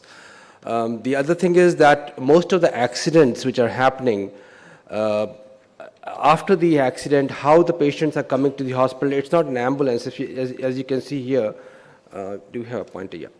So as you can see here, it does work? Yeah, so just go back a bit. Yeah, as you can see here, almost most of the patients who are coming, they're coming in three-wheelers. I mean, there's no vehicle to bring a road accident victim. And only then, and then again, the P4 is actually the private vehicle. It's not an ambulance. Ambulance is actually way down at the third, and CATS is still a bit lower down. So most of the victims who are on the roads, they are coming to the hospital in a three-wheeler, an auto. Yeah. So, I mean, that's not the ideal situation for a country like India. Again, here you see what we analyzed is most of the patients who are injured are actually the drivers, be it a car or a motor or a two-wheeler. Most of the patients who are injured in road traffic accidents is a driver. Then this is, I mean, expected that because in India, most of the people on the roads are males. So we have a very heavy dominance of males, and they're the ones who are driving the vehicles. Then again, if you see here, the vehicles which are involved in road accidents are actually two-wheelers. So maybe the Hero Motors CEO will take note of this, that most of the victims in road traffic accidents are actually two-wheelers, and then next is surprisingly an auto, a three-wheeler, and then only only 6% of the accidents are happening in four-wheelers, motorized four-wheelers. Again, then drivers, like we have already said, that's most of the injured patients who are coming are actually because of the two-wheeler accidents. Even the pillion rider and passengers, again, the same thing, pillion riders and passenger also, it's actually the two-wheelers who are getting injured more. And the vehicles involved, this is an interesting slide because the second vehicle in which the collision occurs in most of the times a car, four motorized vehicles. So that we need to take off, that most of the accidents happening, number one is between a motorcycle and a car, and number two is actually between two motorcycles. So these are things, the good part, the positive outcome that we have seen is from 2021 to 2022, the number of patients who are wearing helmet has gone up from 56% to 58% in case of pillions, and from 81% to 84% in case of drivers. So that's a positive move and the trend which we have observed over years. However, if you look at the last slide, the last bar here, almost 40% of pillion riders still without helmets. That is something to be taken note of, because, you know, most of the accidents, you know, the head injury can be prevented by helmets. So even now, there are people, pillion riders or passengers, almost 40%, which is a big number, they're still not wearing the helmets. How the pedestrians are, this is just focused on pedestrians. They are not the ones who are using the vehicles, or the passengers, or the drivers. Most of the pedestrians are getting injured either with a two-wheeler or a four-wheeler. So that's just, you know, one of the nuances that we looked at. This is a slide which shows that out of all the patients who were brought dead to the hospital, almost 82% of the patients were because of road accidents. So only 18% of patients who were brought dead to the hospital, who could not reach the hospital in time for revival, were because of non-road accidents. So almost 82% of the people who are brought dead to the hospital is because of road injuries. So that needs to be looked at. There's just an admission, a different thing.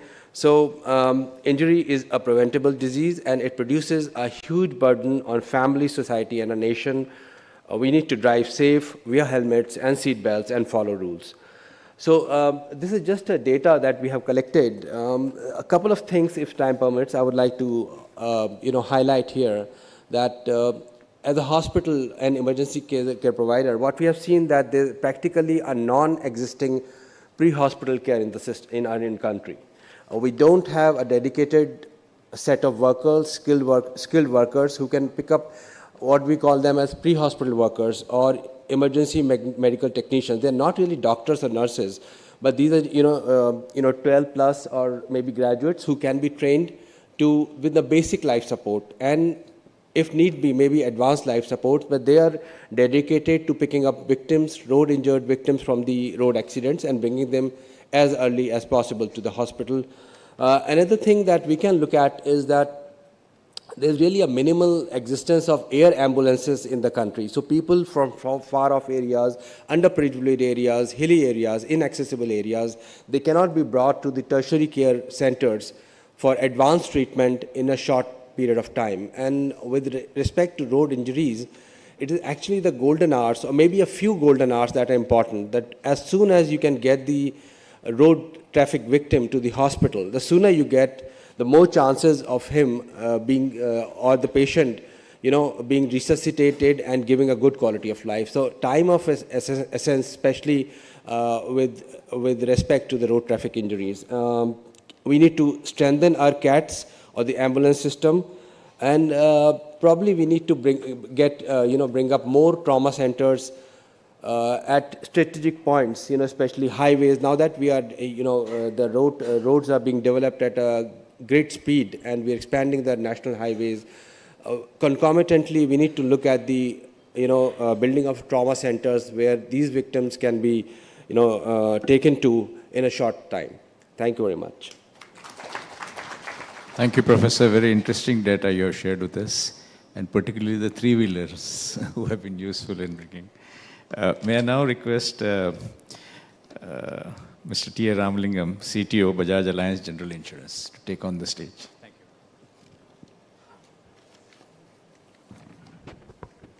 you. So thank you, sir, for inviting me here, and very good afternoon to all of you. I think I'll start first off with a very simple statistics taken from insurance, because I come from the insurance industry. So if you look at us as a company, we receive 60,000 motor accident claims per month. So 60,000 motor accident claims per month means more than 7 lakh claims per year. And we are one of the 25 insurance companies in India. So if you add up all the 25 insurance companies, you can see the amount of motor claims that are coming in. All of them may not be fatal, but the thing is that some accident or the other is happening. There could be a small percentage which could be attributed to theft claims, which is not actually an accident. The vehicle is stolen. So I think this number actually stares us very starkly to say that the situation today, when we look at the number of claims, is very, very bad. If you look at the same time when we had COVID, as against 60,000 claims, we had 6,000 claims or 7,000 claims because the vehicles were not there on the road at all. So obviously not many accidents happened at that point of time. And even during the second phase, which was basically 21-22, the claims just went up from maybe 6,000 a month to around 10,000, 11,000. But then thereafter, once the entire, the COVID pandemic got over, and suddenly you see that there has been a huge increase in the number of claims. And obviously, as a company and as a country, we always want to look at what are the global trends, what is the India trends. As far as the overall accidents is concerned, I think a lot of people have talked about some statistics, so I will not go deeper into it. Just give you a couple of things where, when we look at the global trends, the WHO Global Status Report talks about they wanted to create a decade of action for road safety in 2011 to 2020, where they wanted to halve the number of accidents. And only 10 countries were able to do it in the entire world. That included Japan, Denmark, Belarus, Russia, UAE, Venezuela. Again, now I think the task again is to see to it that from the decade 2021 to 2030, again there is a vision to see to it that how we can reduce the accident by 50%. What the Honorable Minister also was talking about, I think it's a very good vision that we also need to look at. And let's look at what are the factors that leads to these accidents. I think all of us are aware that overall the number of vehicles have gone up substantially. The quality of roads we were discussing recently, there are challenges to it. Not every road has been built to specifications. Maybe till 2 years back, a lot of automobile companies compromised on the safety aspects. Now with the new norms coming in, you have the 6 airbags and things like that. I'm sure that the number of accidents should come down going forward, because now the safety norms are going to be strictly implemented. Rapid urbanization is also leading to a lot more accidents because the spaces available are less, and people are actually speeding their vehicles in a faster manner. If you look at the India road accident trends, I think the national highways are actually contributing to much higher accidents. One of the things that comes out very starkly is that the straight highways are actually causing more accidents than the curved ones. Could be because when you are on a curved road, you are more alert, you are more attentive. Rather than when you're going in a straight road, which is, going for, let's say, 70, 80 kilometers, there are no turns. You tend to either take it easy, or you have this drowsiness issue. And that could be leading to a lot more accidents. What are the road environment factors that we all know? The road features, the road junctions. These days, a lot of construction work is going on, be it the metro or the flyovers and things like that. A lot of equipments are also kept in the night, and people who don't really are attentive, they tend to end up having those kind of accidents. Poor lighting, weather conditions, as we saw recently during the Chennai floods, the flood water were there up to 6 feet, 7 feet, and I think many of the vehicles were actually submerged in water. Stray animals, I think that's another big problem. Even if you go on the best of the expressways, you always have these issues of a stray dog or a stray cattle coming on the way, which is leading to many accidents. Then coming to the human factors, obviously, violation of traffic. I think all of us talked about it. I think the civic sense, I think India needs to really pull up on that particular aspect. It could be because of a lot of education that needs to be done, a lot of training. I think even the celebrities taking up this cause. What we have seen is that all these things are there for a limited period. We as a company, 2 years back, also distributed nearly 2,000 helmets in Pune, because Pune has got a lot of two-wheelers and a lot of accidents happen in two-wheelers. But has the accident really come down because of that? It's not there. I mean, during that period, maybe a couple of months, things improved. But today, I think the implementation of rules is also one of the things. Helmet is compulsory as per the Act, but the lack of action being taken against those offenders is also leading to all these kinds of accidents. If you look at it, 45% of the victims today are the two-wheelers. The two-wheelers, because one is they tend to try and overspeed, they try to go ahead of a much heavier vehicle like a truck and things like that. It could be leading to a lot of accident. And the other striking fact is the pedestrians. Nearly 20% of the people who die are actually the pedestrians. And I think what Doctor also showed in his statistics, talked about a lot of pedestrians also getting hit getting hit in this accident. 62% of the drivers and 38% of the passengers getting hit by this accident, injured or fatal. Because now the expressways have become very good, the cars are speeding in a very high speed, that's leading to a lot more fatalities. So even when we look at our own data, the death claims have actually gone up by nearly 30 to 40%. And the injury claims have actually come down. So what were earlier injury claims are now getting converted into death claims. So that's a very, very appalling situation that we are having today, where the number of deaths are going up. And as we saw, the young people in the age between 18 to 35 are the ones who are the most impacted. That's where the deaths are happening. Coming on to the 4 E's, I think we talked about, I'll just touch upon a couple of things. The engineering part, where engineering solutions and enabling technology, how it can improve the safety. One is the reactive part, which is when we react to a collision. So basically, if you look at the two-wheelers, mandatory use of helmets, in cars, the safety belts and airbags and things like that, where we say it's basically reacting to a collision. What is it that we can do to avoid collision? Can we create road detectors at night, because a lot of people may not be able to see properly during night.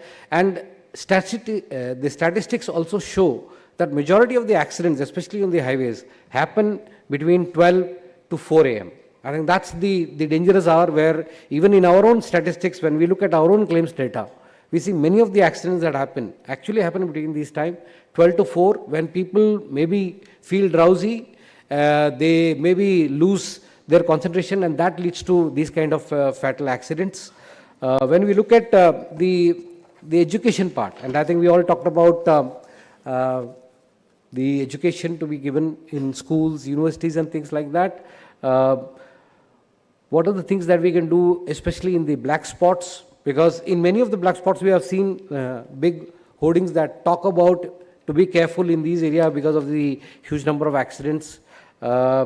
Teenage drivers, can they be checked at the checkpoints to see that, whether they are following the rules or not?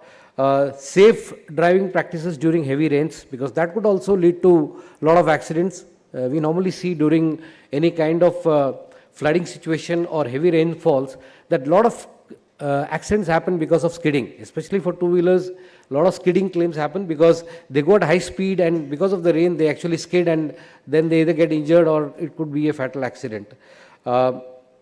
Housing societies can also kind of put a situation where stipulation where they don't allow scooters or motorcycles to come inside the society without helmets. So in our own company, where we don't allow any outsider coming on a two-wheeler, if he's not wearing a helmet, he's not allowed to come inside. So maybe these are some of the things that we can try and see if we can try to ensure that the number of accidents can be reduced.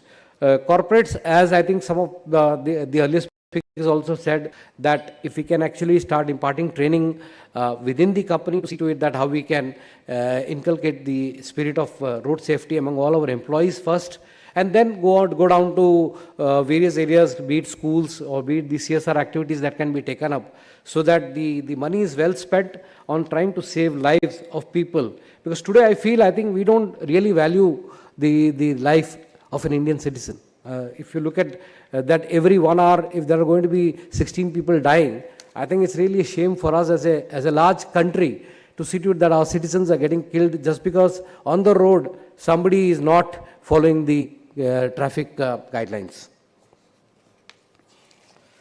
Coming on to the enforcement and compliance, I think speed guns we have in many of the highways, can we ensure much stricter fines? I think the new Motor Vehicle Act already talks about increased fines. How do we kind of ensure that this is enforced is something that we all need to work together to see to it that this will help in reducing the number of accidents. If you look at a country like Japan, so they have a demerit system. So where they say that if for every kind of activity, be it crossing the red light or overspeeding, there are negative points that is given. And at the end of the day, when you either go for renewal of a license or when you try to go and sell your car, all these things are actually captured in the system so that penalties are levied to be collected at the time where the customer wants whether to transfer the vehicle or sell the vehicle. So these kind of things can be tried out in India. And when you look at in Japan, the distance between the two cars when they are driving is huge.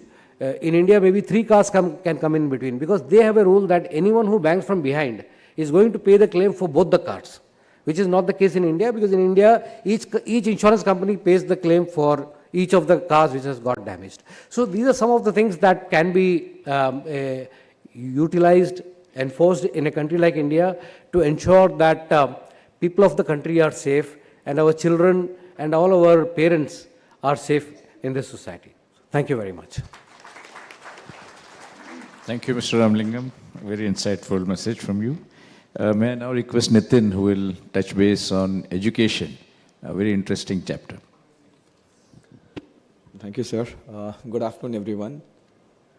The word accident always, puts something in my mind back, understanding what accident is all about. So if you closely see, accident is basically a mechanical error or a human error, right? And we say it as an accident. So mechanical error, I'm pretty sure that most of the technologies are taking, at that level where those are reduced. And when we talk about the human level, human error, that's where we at Young Indians, we are the youth arm of CII, and we are spread across 66 cities in India. Today, Honorable Minister spoke about the education system, the formative learning, early learning for the kids to understand what the road safety is all about. So ideally, I'm going to talk about 2 E's today. To first start with the E, that is education. At the school level, we have started something called Super Kid Cop or Chota Cop project. So what happens with that is earlier, 5-6 years back at YI and the road safety vertical, we used to stand at a lot of signals, hold the placards and talk to people or tell them, please wear your seat belt or, make sure that you follow traffic rules. It didn't work. It really didn't work. Minister said that today, right? When we talk to adults, it doesn't work. So what we did is we started communicating kids at their younger age. So we started, we formed something called, as I said, Chota Cop or the just a small piece of card that is Super Kid Cop report card. Now what happens with this is when a kid in all these schools for 1st standard to 8th standard across 66 cities for last 3 years, we have distributed close to about 17 lakh cards. Now what happens with this is when a kid goes back to home, invigilate his or her parent that, for example, did my parent wear a seat belt while he was driving? Ideally, they put cross mark or a sad face on the card. And this is what catches the observation of their parents, understanding what is this you're doing all about. So probably putting into their mind that my own kid is noticing me. If I do not do this, who's going to do that? And that's how kids learn. So one small example, 3 years back when we launched a pilot about this in Tamil Nadu, in Chennai, and a couple of districts. One of the district, Gumdipundi, where the Tehsildar was involved in this, and they observed that we distributed close to about 7,000 cards at the rural schools in the regional language, in Tamil language. She came back after 2 months and said that we have understood that 7% of accidents have been reduced because of kids going back and communicating their parents that it is important when I feel safe with you, please ensure that we are safe with you. So this is one of the projects what we've been doing, that is Super Kid Cop or Chota Cop. And ideally, last year, with the Chennai Traffic Police, IPS Mr. Kapil Sharatkar, he gave us a target that, during the road safety month, I give you some, say, 8 or 10 days. How many students you want to reach, I'll give you the access to all the schools. So during the meeting, we just said that we want to reach 1 lakh. He said, can you do it in 8 days? We said, if you give an access, we would do that. And we reached out to 1 lakh students across 112 schools in Chennai. And then when we went back to the report, this gave the behavioral change about the parents. We worked with the IIT Madras to say that when did parents actually listen to their kids? When did they actually go back and change their habit?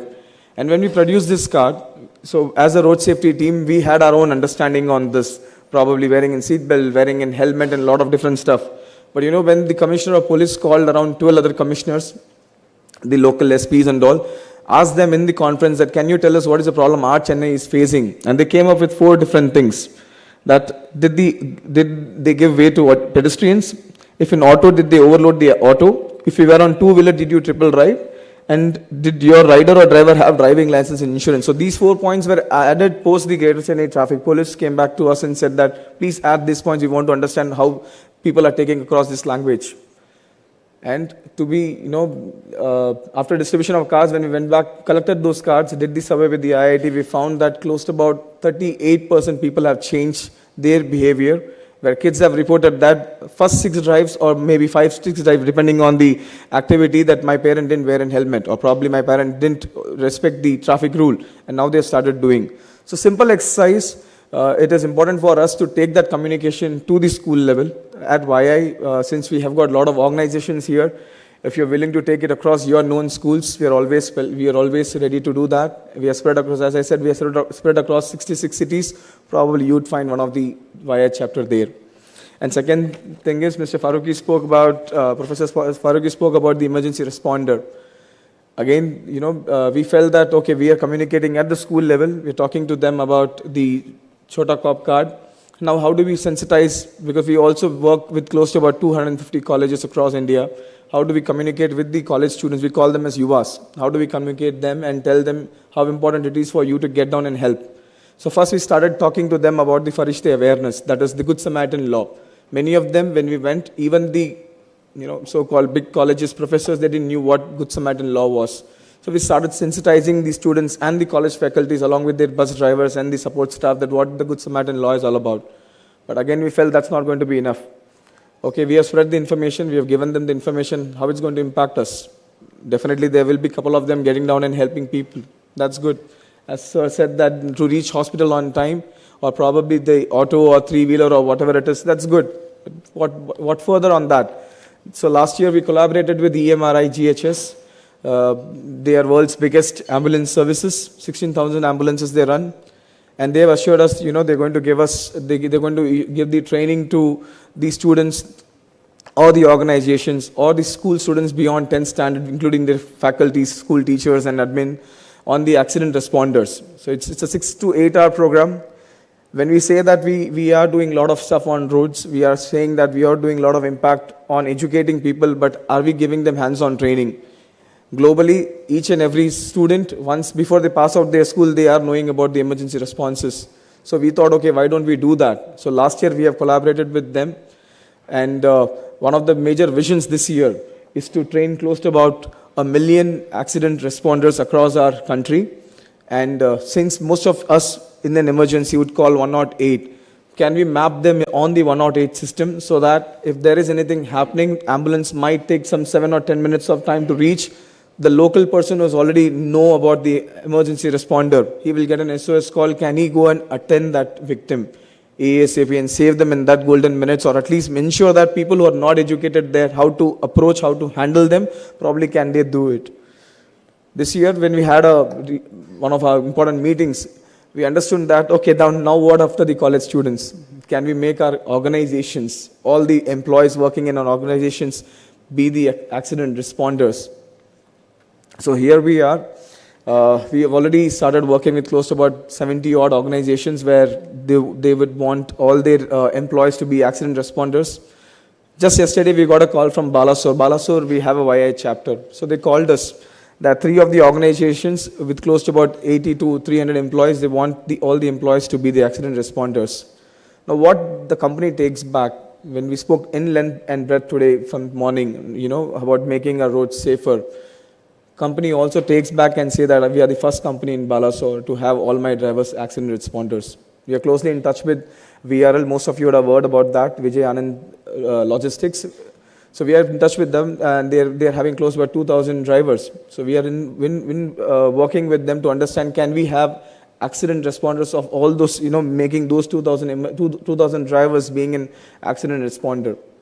So before not taking much of, your time to the next, session and probably lunch, to all of you who are here, probably I wouldn't say it as a pledge, but given an opportunity, why I would want to work with all of your organizations, we generally do not charge anything for this. We only need audience. We only need, to ensure that the communication about this Super Kid Cop or Chota Cop is being given to at least close to about 10 or 15 of your known schools or educational institutions from class 1 to 8. And probably can you, raise your hands and say that I want my company to be, all the employees to be an accident responder. So that's probably will be, one of the ask at the given platform here today.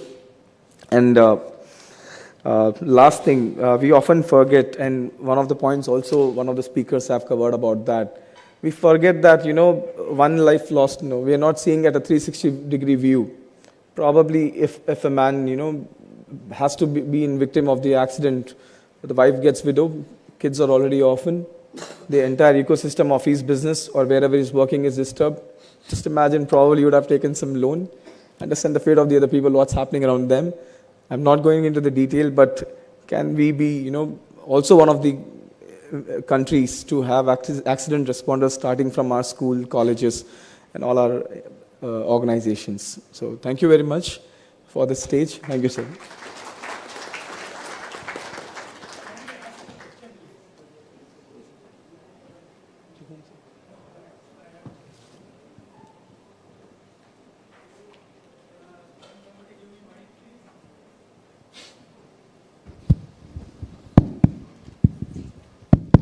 My name is Narendra Jalan. Mr. Ramalingam had given very interesting data. His company receives 60,000 claims per month. And 25 companies are there. That translates to 2 crore accidents per year. And each of these 2 crore accidents are potential fatal accidents. Maybe the deaths are only 1 lakh or something, but they are fatal. Now, the point I want to emphasize is these 2 crore accidents has happened because of some violation by the driver or some safety violations. Now, on one side, we are insisting there should be heavy fines, there should be penalty on these violations, but these 2 crores violations are not getting fined by anybody. So my suggestion is that these 2 crores are the potential repeaters also. So there should be compulsory deductible in the insurance claims. Compulsory deductible. Right now what you do is that if there is a claim, you just don't give the NCB, that's all. But I think these 2 crore violations are getting free, going scot-free. So that is something very important. No, I think first I would like to clarify is that, there may not be these 2 crore claims, because if we are getting 60,000 claims and we have got a market share of 7%, then it won't work out to 2 crores, because all the companies are not at the same level. They Whatever. Now, the thing is that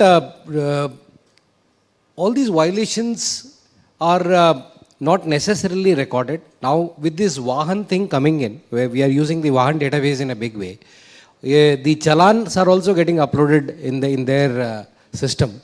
So we are able to get information related to that, but we may not be able to get information related to all the accidents, because in some of the cases they would have actually kind of managed it at the site itself rather than going into a claim. Not some, maximum, maximum number. I think some is not there. I think 90% go like that. Yeah, if there are very small claims, then people discuss at the site of the accident itself and they settle between themselves. That's why that is the important point, that these are the violations which are going undetected, unfined. Yeah. So I think, as I said, if we have some kind of a demerit system or some system which kind of docks some points, and at the time of a license renewal or any kind of no, why you have a monetary fine? Na? You have a compulsory deductible in insurance. See, the issue monetary fine is the biggest fine for everybody. No, the issue is that we can always charge a higher premium, but that doesn't stop them. Not higher premium. Deductible in the claims. But the issue, deductible in the claims is already there. There is a 1,500 rupees deductible in every claim. It should be higher. It should be higher. It should be 10%, 15%. Yeah, I think we will discuss. Yes, I think it's a suggestion. Yeah, sure. Yeah, thank you, Mr. We are Jalan. Spending so much of money for everywhere your else. suggestion. We come to a close. Our one colleague, DCP Shashank Jaiswal, couldn't make it here. So as the saying is, bin bhai hoye na preet. So cops are definitely required to enforce discipline. Mr. Rohit Valuja, thank you very much for your inputs, very insightful on understanding the lack of root cause analysis. We do it very often in the industry as engineers. We are trained to tackle this problem solving and come to the root cause. That's my takeaway from this. You mentioned about collaboration, very important. Professor Kamran, excellent data. And two-wheeler, of course, everybody is saying is the biggest contributor. And your inputs about the dedicated technicians and also certain skilled people would be very useful in treating preliminary to the victims, possibly saving their lives. Mr. Ramalingam, mind-boggling data, 60,000 road accidents per month, which means how many near misses are not captured. And in factories, we look at the near miss and try and address those issues. So naturally, these are things which are very useful for us to take it forward and take on from there. Nitin, of course, catching them young. It's interesting to see that how the behavior of adults can change with the support of the system. So thank you very much, ladies and gentlemen, for this national conclave on road safety. And thank you for your patient hearing. We break for lunch now. Thank you.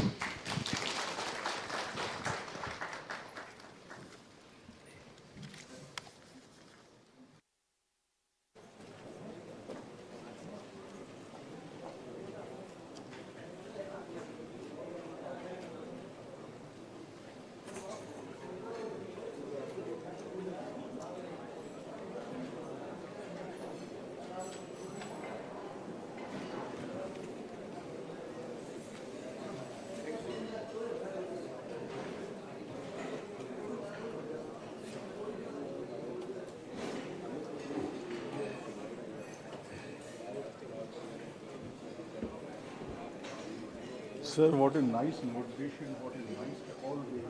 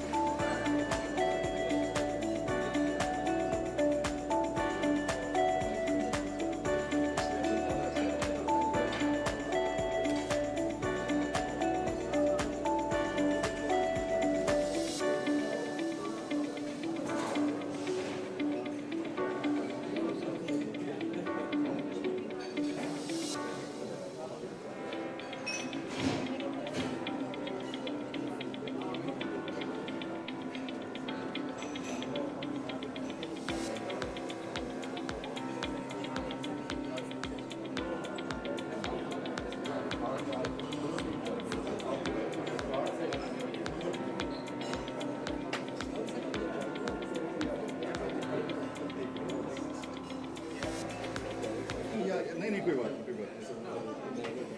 981111929136 कामना साहब मैं ज़रूर आपसे touch करूँगा 6 ठीक मैं photo भेजता हूँ thank you so much sir ma'am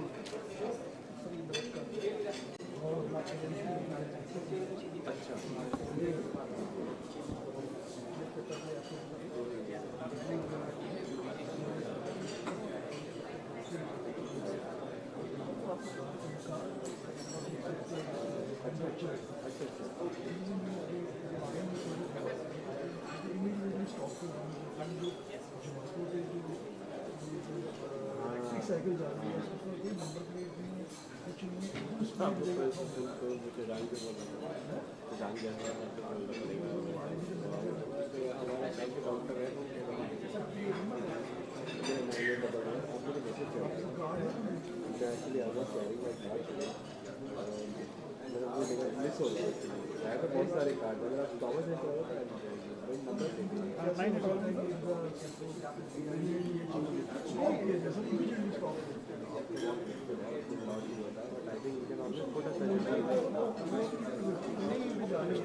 police से मिलना पड़ेगा पहले आपको क्योंकि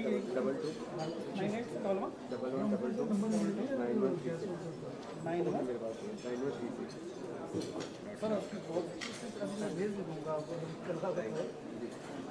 ठीक है I write on road safety. Durgesh करता हूँ. One thing that I want to understand. How do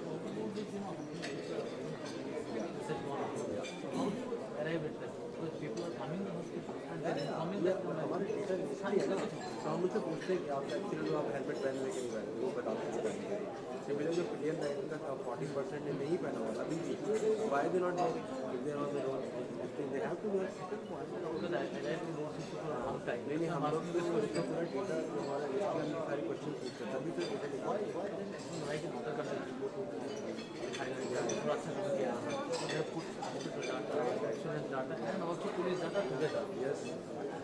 I am just asking because many of the information this is only one hospital which is correct. Yes. बाकी hospital में हम not really sure कि collect ही हो रहा है हो ही नहीं रहा है बहुत कम हो रहा होगा थोड़ा किंग मुझे नहीं लगता कॉलेज वहाँ पे बहुत ही खबरों में थोड़ा हो रहा होगा लखनऊ में हो रहा होगा दिल्ली में आप बोलो एम्स को छोड़ के आई डोंट थिंक कहीं और डेटा कलेक्ट हो रहा है I don't think so maybe introduce one is that if 82% people are coming to hospital for death those are accidents they are so that's a clear sign that people are not getting immediate trauma care. Maybe that could be. That could be. I mean, it's difficult to say. But definitely, I mean, if yeah, I mean, huge percentage. That is huge percentage. It is possible they are not taking after within time. So, it can be one of the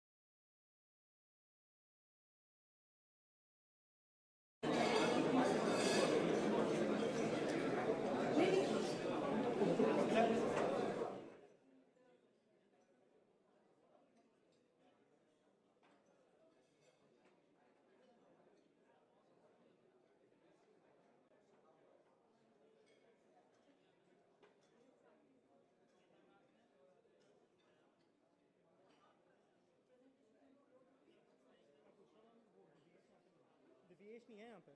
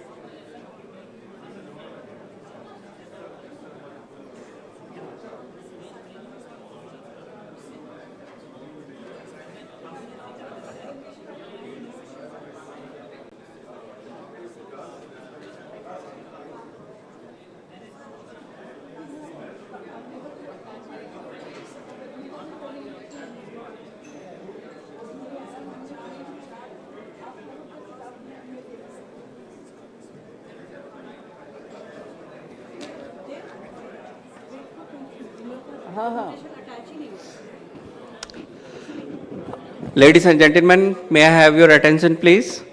So we are going to start the next session that's on road safety, infrastructure, road design and construction. We have Mr. Neeraj Sanghi, CEO, Highway Concessions, who will be chairing this session. We have keynote speaker, Mr. K.K. Kapila, President Emeritus, International Road Federation and Chairman ICT Consultants. Our guest of honor for this session is Shri PVVS Ravi Prasad, who is Director General Roads and Special Secretary, Ministry of Road Transport and Highways. On the perspective sharing, we have Mr. Aragya Chattopadhyay, Vice President and Head, Roads and Runways Business, L&T. Mr. Pawan Kumar Singh, Director, Transportation and Electronics Business Group, 3M. Mr. Jagan Narayan Padmanabhan, Senior Director and Global Head, Transport, Logistics and Mobility, CRISIL Limited. The speakers are here. They will be joining us any moment, please. Thank you.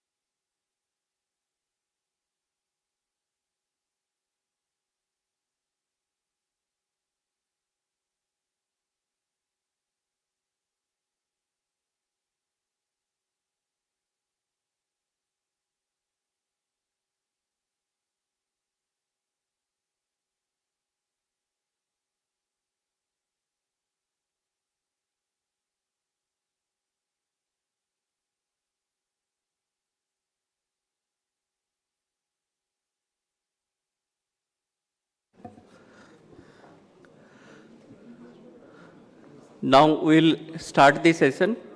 May I call on stage Mr. Neeraj Sanghi, CEO Highways Concessions, Mr. K.K. Kapila, President Emeritus International Road Federation and Chairman ICT Consultants, Mr. Orgo Chattopadhyay, Vice President and Head Roads and Runways Business L&T, Mr. Pawan Kumar Singh, Director Transportation and Electronics Business Group 3M, Mr. Jagan Narayan Padmanabhan, Senior Director and Global Head Transport Logistics and Mobility CRISIL Limited. Shri P.V.S.S. Ravi Prasad, Special Secretary Ministry, will be joining in 2 minutes. In the meantime, may I request Mr. Neeraj Sanghi to initiate the discussion. Thank you.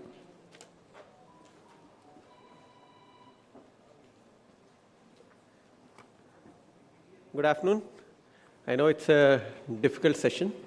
We are just after lunch. So hello and welcome everyone for the interesting panel discussion on adoption of technologies. See, I am a concessionaire having about right now 10 roads, but we have planned to be many more roads. And unfortunately, every time we have MIS, I see, in a year we see 250 deaths on my road. And I really shudder to think, I mean, calling them my roads is a problem because, I mean, there are so many fatalities. So, and as we are talking, there are 3 to 4 fatalities have taken place in last 1 minute. That's the level of problem this is, and that's what I'm saying. That I really shudder to think what we can do about it. We normally talk about 4 E's. A lot of speakers have talked about, and also we talk about technology. So basically, today's session, of course, is more about technology being used in road design and construction, but of course it can be used for other E's as well. In road design and construction, many problems come because of poor road design, construction, parameters like sight distance, width of shoulders, roundabouts, all these things, traffic control devices, these things, if not properly implemented or designed, create a problem. And then road safety audit, it sometimes takes place, sometimes doesn't. Actually, the problem is when the DPRs are being made, and ministers have also said that I think the quality of DPR is an issue, and further issue is when something has to be cut out of that DPR, the price has to be decreased. I think the first thing that goes away is that junction improvement, that everything that is safety related goes away. And I think that is one big problem, I think, which happens in terms of design and construction. But I would also like to emphasize the use of technology in other 3 E's. For example, we have been, as a company, we have been doing many sessions on road safety being given to adolescents and children. And something like the previous speaker who said about, we have not given cards and other things, but we are also monitoring children, monitoring their parents, and we have seen some reduction in those stretches. Also, emergency response can use technology because with technology we can reach the patient to the hospital or nearest place where he can get some attendance in the golden hour. Similarly, but the biggest thing is we have to enforce the technology used in enforcement, because a policeman cannot be everywhere, and that is, I think, the main thing we should also focus upon. And I think in the report we have focused upon both industry as well as the government, what they can do. And so net I would say that in this era of technological advancement, we are looking to have the adoption of technology, not per se for adoption of technology, but for enhancing the road user experience by way of better technology in the cars and vehicles, but also better technology for reducing accidents and for everything else.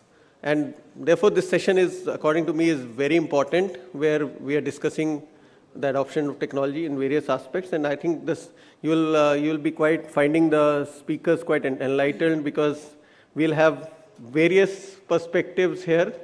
So in that round, I first call Mr. Kapila, who has been a doyen of this area. He will have a keynote address.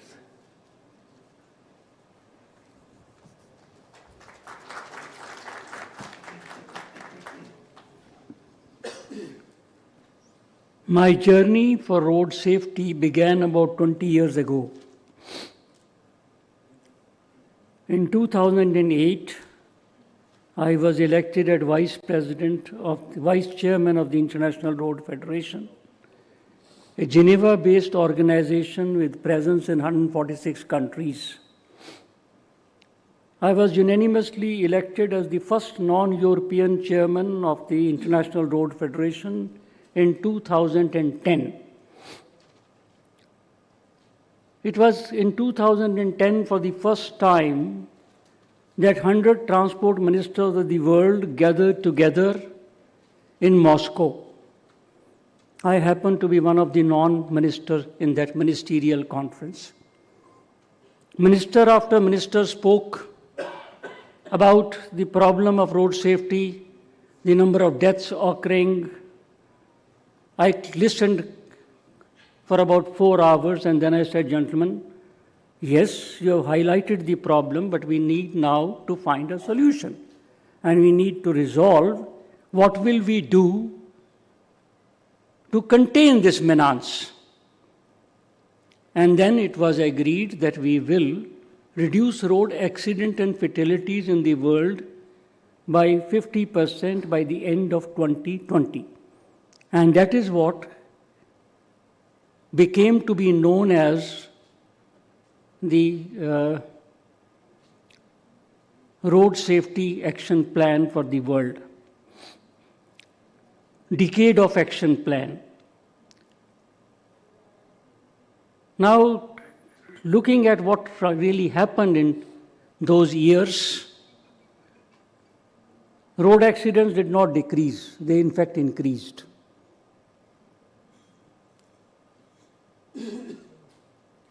I started mulling within myself, where have we gone wrong? After all, everybody is concerned about it.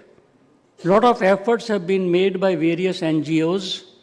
Some have been working in the area of road safety education. Some have been working in the area of removing black spot, gray spots. Some have been working in the area of trauma care. Then why have we not been able to reduce road accident fatalities? And I realized that where we have gone wrong is that we never worked on the 5 E's together. Ladies and gentlemen, road safety is a function of 5 E's. First E is engineering of roads. Second E is engineering of vehicles and policy corrections. Third E is education and mass awareness. Fourth E is enforcement. And fifth E is emergency care. If you work on all the 5 of them together, you can convert the worst affected roads in this country to the best and safest road. We started on 9th of February with a 12-webinar series launched globally by Mr. Nitin Gadkari, the Honorable Minister for Road Transport and Highways. And these were global webinars. In spite of COVID, we had a presence of more than 600 experts from all across the globe, including Mr. Jean Todt, the Special Advisor to the United Nations, the Secretary General on Road Safety. And 6 of these webinars were on road engineering. The 7th was on road vehicular engineering and policy correction. Then the next one was on education and mass awareness. Then there were two which were on enforcement, and the last one was on emergency care. At the end of all these, we collated the recommendations of each of them. The first E1 was sent to the Secretary, Ministry of Road Transport and Highways and Director General Road Development. The second E was sent to the Chairman CMVR Committee and the Joint Secretary Heavy Industry looking after the vehicles. The third one was sent to the Education Secretary and Secretary I&B because mass awareness is a function of information and broadcasting. The fourth was sent to Mr. Ajay Bhalla, the Home Secretary, and the Law Secretary, because there may be some requirement of legal provision being made. So the Law Secretary was also involved. And the last was sent to then Mr. Rajesh Bhushan, who was then the Health Secretary. And all of them were requested that please get back to me after incorporating whatever changes you want so that the road safety action plan can be released. But as you know, secretaries to the Government of India are heavyweights. It's not easy to shake them to do anything. We have been able to finally get good response from the DGRD in finalizing E1. We are finalizing E2 with the help of Mr. Mahmood, the Additional Secretary, Ministry of Transport. In fact, the fastest working is the E3, the Education Secretary, who is also now a part of us, and he is the member of the Advisory Council, which is chaired by General V.K. Singh. He is the chairman of the Advisory Council of IRF, and the Education Secretary is a member of that. So he is pushing the agenda. The most difficult one is Bhalla Sahab, because he is difficult to move. It doesn't move at all.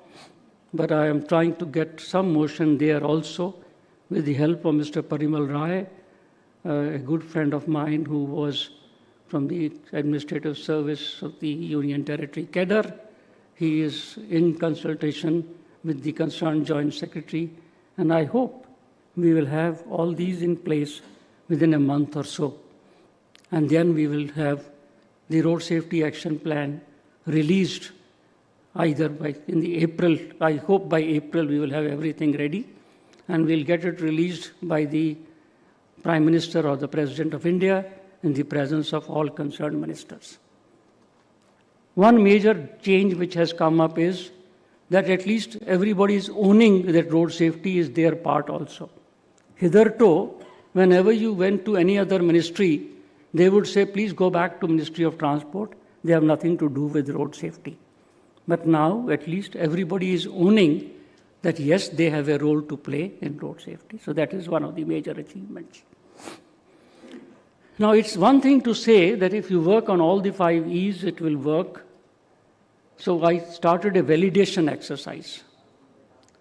I requested Gadkari ji, and he wrote to all the chief ministers of 7 worst affected states, which are Maharashtra, Madhya Pradesh, Rajasthan, Karnataka, Kerala, Tamil Nadu, and Rajasthan. They all to give us about 150 kilometers stretch of the road, which is their worst affected road, so that we could work on them and make them the safest road. So we were provided with those roads. We have completed the work on those roads, except for maybe some places where we couldn't do the school education because the schools were either closed or people were not available. But otherwise, the exercise is more than 99% complete. I'm pleased to let you know that wherever we have done the exercise and wherever the corrections have been made, there have been hardly any accidents. which goes on to prove that if you work on all the 5 E's, you can achieve the road safety without any problem. And I must tell you that we have not taken a penny from the government to do all this. This has all been done either by the membership of IRF or the CSR of companies.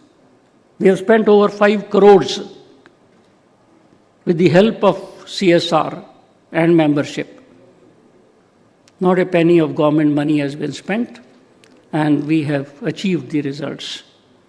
And I would, at this juncture, like to appeal to all of you to kindly join us, become members of IRF, either individually or through your companies. We have both kind of memberships available.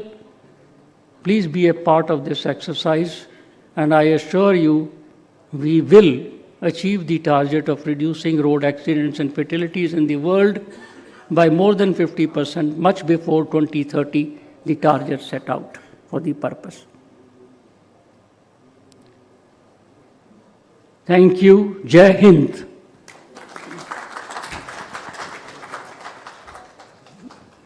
Thank you, Mr. Kapila. That was very enlightening. And yes, all the 5 E's, if the action plan comes together, that will be simply great. And you have already validated that. Now I invite Shri PVSS Ravi Prasad ji. He is Director General Roads and Special Secretary, MoT, Government of India.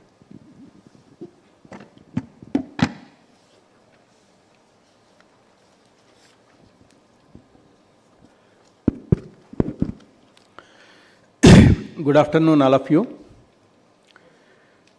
I am happy to be a part of this conference devoted to road safety, which is a burning topic or burning need of the country. As far as highway infrastructure is concerned, we are obviously talking in terms of highway infrastructure. So, the objective of highway infrastructure itself, to put it in a single sentence, is to move goods and passengers in a safe, most economical manner from one point to other point. Safe movement is highly important. Speedier movement, safe, speedier, and most economical movement. These are the three key words which are the foundation for the entire highway sector. First of all, it has to be safe. Second, it has to be economical. Third, it has to be fastest. So, whenever we want one objective without minding the other objective, definitely it will diminish the other one. If we want speed at any cost without bothering other things, either it will cost the infrastructure very high or the safety will get sacrificed. Similarly, without minding anything, if we want at any cost safety, we may even reduce the speeds like anything, then the speedier movement will get defeated totally, or it may be mind-boggling costly. So, the engineer's job is to balance all these things. The conditions in our country are different. The conditions in other countries are different. The conditions in advanced countries are different. Their balancing is different and our balancing is different. So, this has to be done in a balanced manner. Written or unwritten, this balancing requirement falls on the government, and government has to tread the path closely and carefully balancing all these three objectives. Then, as Kapila Sahab rightly pointed out, the ecosystem of the safety comprises all these 5 E's. If we just work in one E and leave others, the poor conditions or poor scenario in other E's will totally undermine or take away whatever work is done in particular E. So, simultaneous working in all the 5 E's is definitely required. All may not be at same pace, that is not required and that is not possible also, but definitely simultaneous working is required. Some may be a little faster, some working in some area may be faster, a little, the other may be a little slower. But definitely it all has to be taken forward together without leaving anything totally unattended. This is another point which we need to keep in mind. I am consciously avoiding doling out the statistics. The statistics of accidents, the statistics of road development, all these things are nowadays available in the net at a single click. So I don't need to repeat all those statistics and spend my time. So I am just devoting to the conceptual part and the direction of thinking which is required. With whatever experience we gained, with the working of about more than 30-40 years in this highway sector, whatever insights we have gained, those have to be shared in the form of concepts and directions and action orientations. These things are more important. I feel like that. So I am not devoting myself to statistics, only to the concepts. So having agreed that all these 5 E's have to be worked upon together, maybe at a lesser or higher pace in each area, next step comes that we need to understand them in the true and right perspective. The approach of simply doing things for the sake of doing, अगर हिंदी में शुद्ध हिंदी में कहा जाए तो खाना पूर्ति approach, वो चीज हमको छोड़ना पड़ेगा. अगर वही चीज में जाना चाहते हैं तो we will be having only conferences and speeches and no result and no action. So there is absolutely no point in doing that. I will just touch a few things in this direction. For example, let us say E. First E is road user education. So the moment the education word comes, we straight away catch hold of the Secretary HRD or Secretary Education nowadays. Are we moving in the right direction? What is education? Is the education of road user just reading the road signs? What are we understanding by the meaning of road user education? Is it driving the vehicle properly is the education, or simply reading the road signs is the education? Seeing, understanding and reading the road signs may be a small part of it. But if you don't know the maneuvering of the vehicle properly and the care to be taken and the consideration to be given to the other road users and the caution and pause to be adopted by the driver of the vehicle in different scenarios. We have different scenarios of traffic maneuvering requirements. We move through roundabouts, we move through junctions, we move on flyovers, we move on straight roads, we take turns, we shift lanes. These are all a few examples of the conditions where the driver has to take different types of care. Are we educating them in that direction and equipping him in that manner, testing him in those areas, or simply asking him what is this sign, what is that sign? We need to think seriously. We need to think seriously. Are there any documents indicating how a driver has to maneuver in each of these examples I have given? To my knowledge, not there. They are to be both in the text and written form as well as in the visual form. And all the educating and training of the driver should be through these tools and materials. And testing should be in those areas. Are we doing that? If we are not doing, we should start doing it. That is one thing. Then next part comes in the education is, a class is there. Several teachers come and give lectures and all the things. Then do we say that all the students are totally fine and they can take up their jobs? No. We do a serious testing and decide who has grasped the things, who has not grasped the things. If somebody has not grasped the things, he has to be again put back on the training path, again give a repeated training till he reaches the particular level. Are we doing that properly? We need to think seriously. There is a concept that we can give a license to a driver on a probationary basis. Watch his behavior, watch his performance, record his performance. Nowadays, big data is available, collection of data through electronic means is available. All these have to be used. And watch and track his performance. Then the probation has to be cleared. In all the jobs, people are kept on probation. They are watched for their performance, their behavior. Then only their probation is cleared. Why don't we do it for the drivers? All these things come in the education, not simply asking what is this sign and what is that sign. So in the area of road user education, this is what I wanted to say. Vehicle part, of course, we are doing a little bit. We are doing fairly well, we can say. All international standard vehicles are all coming on the roads. So that if we continue, that is enough. All safety features are coming. Then next coming enforcement.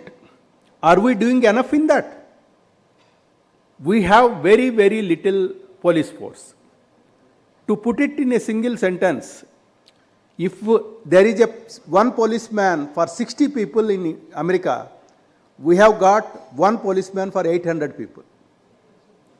And their discipline level and rule-bound nature is much far ahead of us. That means in a very better conditions, we have 1 per 60, and in a very worse conditions, we have 1 per 100. So can we at all expect all the police force to jump into this enforcement and do it? It's not possible.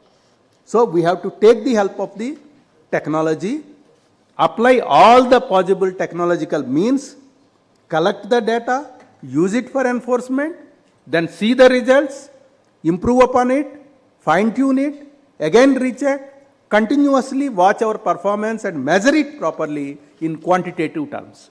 Then only some result can come. By simply telling or talking good things, results will not come. So this is another area which I wanted to point out. So we have talked about education, engineering of vehicles, and enforcement, then road engineering. This is another very peculiar area.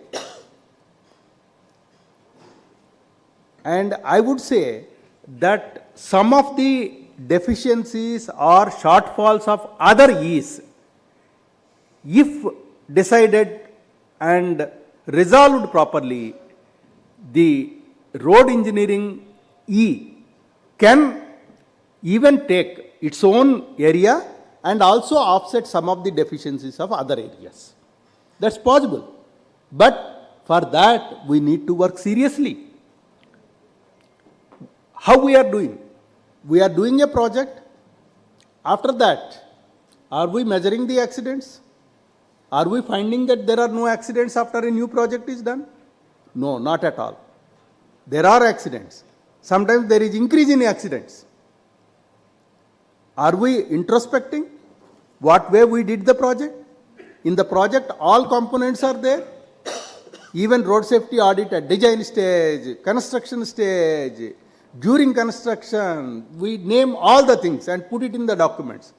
But still we are ending up like this. Having seen that the accidents are still happening, what are the ways we attack them, we handle them?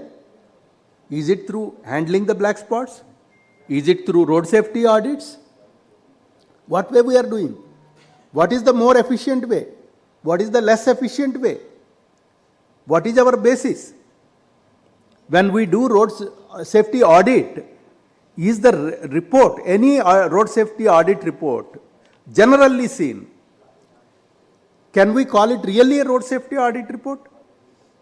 Are we giving a reasoned analysis and results in the road safety audit? Are we implementing those things? Are we seeing what is the outcome? Has it achieved the desired end result or not? What type of training we are giving in the road safety audit? Are we telling only textbook things again and theoretical principles? Are the theoretical principles really implementable as it is in our Indian conditions? Do we have same type of constraints which are there in advanced countries? They have so much open area, so less population, so many less constraints, much more affordability. All these are missing here. So we need our own setup, our own framework, which is not comparable to others. Are we working in this? These are the moot questions. I'm not feeling confident on these answers to these questions. And last one is emergency care. That's a can't but thing. Once something happens, you have to handle. And are we really doing in a very systematic manner? We are putting ambulances on each project stage. Is that ambulance worth coming into play when it is really required?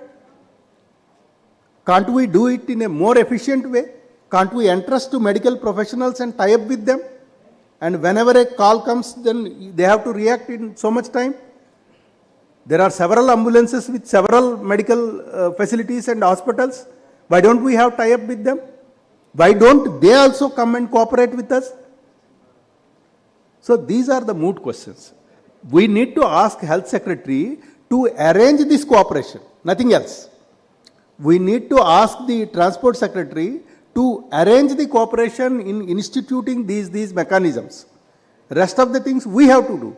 As engineers, we have to do. Nobody else will do.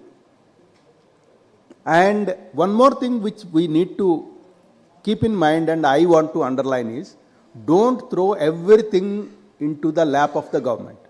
Don't expect that the government will be able to do everything. Not possible. Government has some written and some unwritten constraints. The industry is so big and so wide. Why don't you yourself create such regulatory bodies? Why you don't pitch into that? A very small contribution from the industry side will meet the requirements. You only need to do what is to be done. That will be done by the government.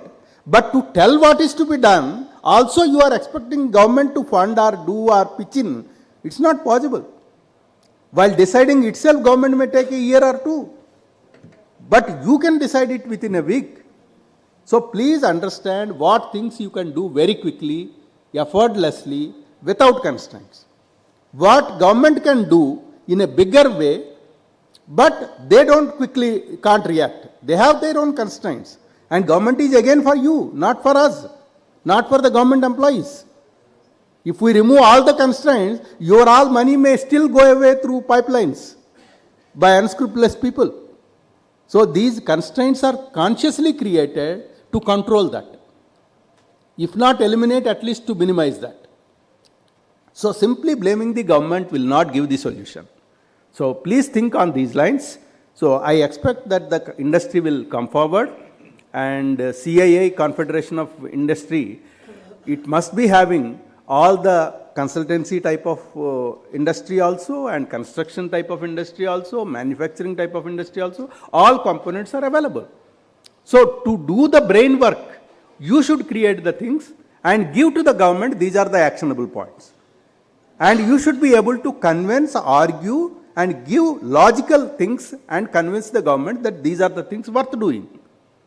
So that part please take on your shoulders. Don't put it on the government. Thank you. Thank you very much. Jai Hind. Thank you, Mr. Prasad. It was very interesting, and he pointed out that 5 E's also have to be judiciously deployed. It is not just talking about 5 E's. And also he talked about government and private sector partnership, in which private sector has to take more role because they are on the site. Now I invite 3 speakers, and Mr. Chattopadhyay, Mr. Arghya Chattopadhyay is the first one. He is Vice President and Head Roads and Runways Business L&T.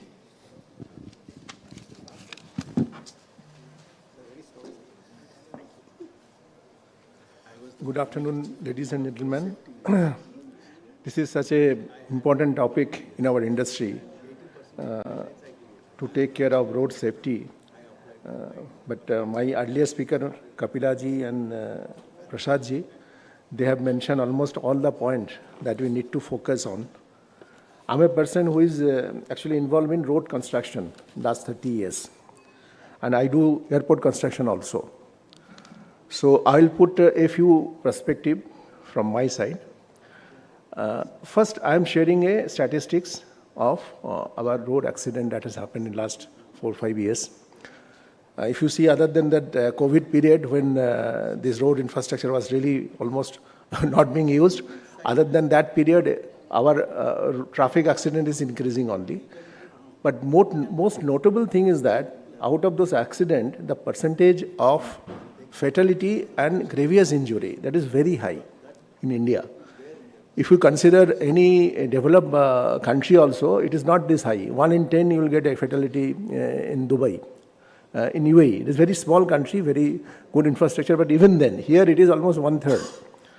So it is something to note only. I don't know the reason. You people are the best judge to understand, but in my opinion, that shows that there is some serious problem in our infrastructure, serious problem in the instrument, that is vehicle we are using, the quality of vehicle, and number 2, our awareness about road safety, putting the belt or not putting the belt, taking the tire.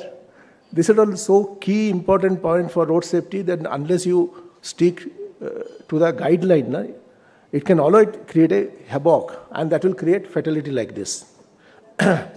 So as our earlier speaker has explained, these are the 4 chapters. I think 5 chapters that I am missing is that vehicle engineering. That is not our subject, that's why I did not mention that. The other 4 chapters completely related to the people who are constructing road like us. First is your engineering, second is education, 3 is enforcement, 4 is emergency response. I am being an engineer, so I'll be focusing mainly in engineering, because all other topic is already covered. So in engineering, what is happening, I'll try to explain. Say engineering having 3 parts. One is master planning, number 2 is detailed design, and construction rather, both the things together, and thereafter maintenance. These 3 steps, we engineers are involved. So if you see in master planning, the key area, I should say that fate of the road infrastructure, that particular road infrastructure is sealed in that stage itself, master planning. Because you have to take care of all the key parameters that you are deciding that infrastructure to carry on. So in that stage, if you don't take care of key points, then later date correcting it become very difficult.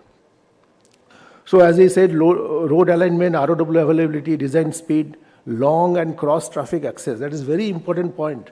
Many times we forget, we create the road facility for the traffic which is moving through the road.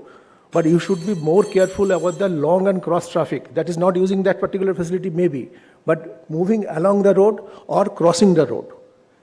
Most traffic accidents are happening due to this traffic. So in master planning stage itself, you have to think of service road, at what frequency you should give, overpass, underpass, all this requirement comes in from there. Of course, every decision you take, that is having corresponding cost. As Prasadji was telling, you have to balance it. But even then, now I think we are informed enough to take a judicial decision. Here, 1 or 2 things I want to mention. You can see this particular photograph. Now, generally in road designing, we are avoiding the vehicle going up and down in the flyovers. Because in that case, it is very difficult to design the vertical profile and maintaining the vehicle speed. Because you know, vertical profile is completely related to the vehicle speed. So we always try to have a crossover where the main traffic is not disturbed. It is more safe arrangement. In Mumbai-Pune Expressway, we started implementing this. You know, that is one of the highway which is very safe. So this is one of the approach I'm just mentioning. And then existing and future utility. That is another key point that you should take care while doing this master planning, because it is not only existing, future also whatever it may come, because any future utility, it will disturb your road pavement, it will disturb your traffic, and that will cause reason for accident. Another point now we are doing is that we are taking this hydrology analysis of road very seriously compared to the previous years. Because now we found that we generally do a local hydrology study while doing any project, but many times it is not sufficient. Many area, like we are constructing one road in near Kota, where this Hon'ble river and Kali Sindh river, very major river, it is not major in a normal season, but during monsoon it is very ferocious. So if you do a very local study of hydrology, tomorrow you may face some other situation. So we generally try to do a local, a regional hydrological study. That gives you more insight about the hydrological requirement, and that is very important for road safety in a long term. Because sudden monsoon is, heavy monsoon is so frequent here in India.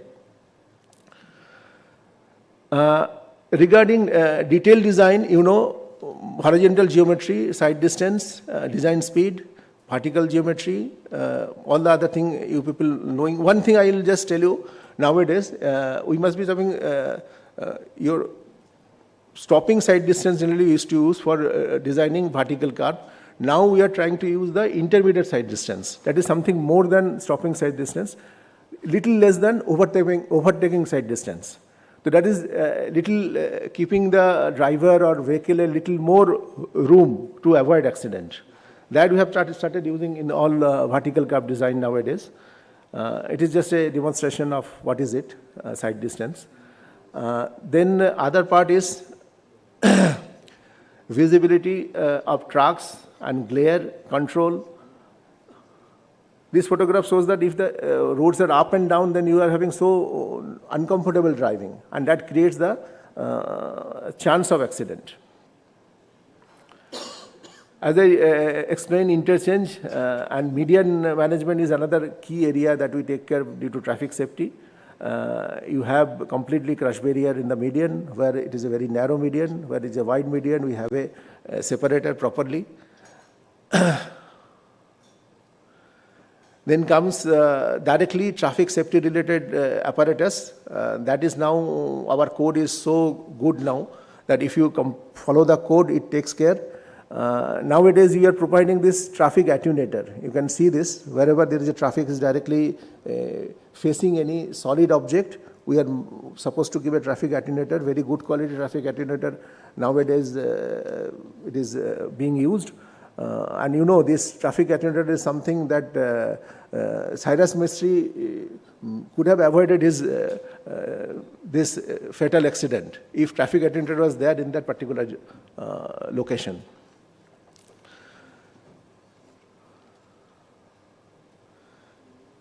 This vehicle glare, you know, this glare management, and then we put this median plantation for managing that.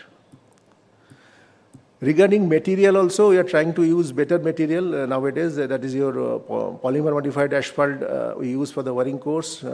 Stone matrix asphalt we use for a better longevity of the whirring course, so that you require less maintenance requirement, and thereby your traffic is smoother, and thereby traffic safety.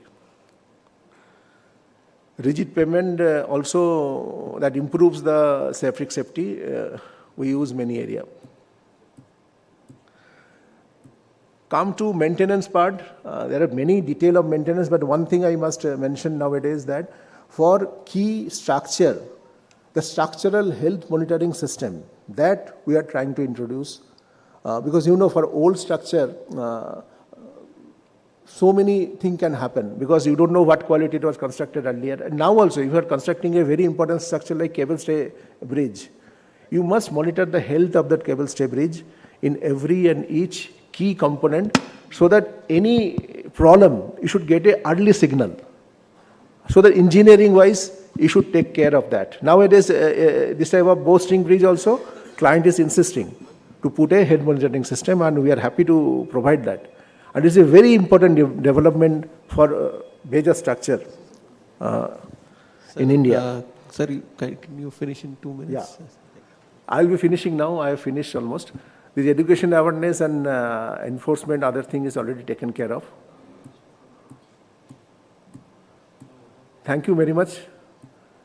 I wish all the success of this great conference. Thank you. Thank you. Sorry for interrupting. So Mr. Chattopadhyay briefed us on engineering aspects, basically master planning, detailed design and maintenance aspects of various aspects of engineering. And now I invite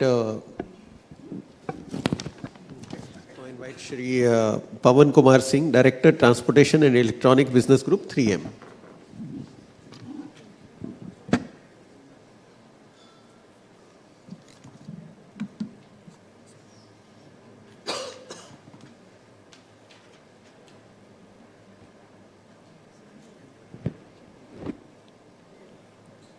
Good afternoon, sir. Good afternoon, everyone here. I'll be brief. As you have said, I would take a cue from what DG Saab said, that as an industry, we have a responsibility.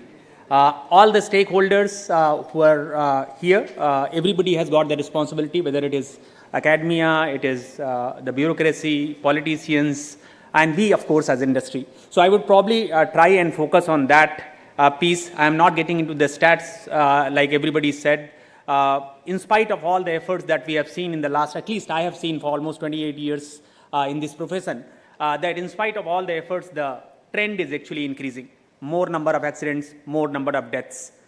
And this is something which is somehow we have not been able to contain. So there is something seriously wrong, and we need to actually put our head together to see that what best can be done to reverse the trend. This is something which is actually not discriminating. The poor and the richest of the world, everybody is equally affected. We have all seen what happened to Cyrus Mistry. The best of the vehicles, but a person not wearing the seat belt actually caused the death. And this is something which is happening on daily basis. We are all seeing that. So a comprehensive approach is actually going to be required. Government is doing its bit, like sir said. We are actually seeing that they are actually working on the awareness piece of it. At all the levels, there is awareness. Right now as we speak, there is a road safety month which is actually going on, and you see that there are so many programs across the country which are actually being carried out. The standards are actually being upgraded to match the best in the world, and that is something which I have seen personally. Almost 1.5 decades. I have been actually associated with the Indian Roads Congress, and the standards that we have right now are probably matching the best and the best of the world, right? They are no less. Policy and guidelines, government is actually doing a lot. If you look at the sustainable development goals, you can actually see that there are so many things which are actually synergizing with our efforts, which can actually go into the road safety piece. Again, because of the paucity of time, I am not going to get into the detail. But if you look at the bottom of this slide, the second half of this slide, what the corporate can do. If you take the cue from those sustainable goals of United Nations, what exactly the corporates or the industry do. Some thoughts from our side, the workplace initiative. At least the people are actually coming and working in those offices, those manufacturing units. Can we do something to raise the awareness? Can we do something to make sure that at least they are safer? Public-private partnership, again, a very, very important piece of it.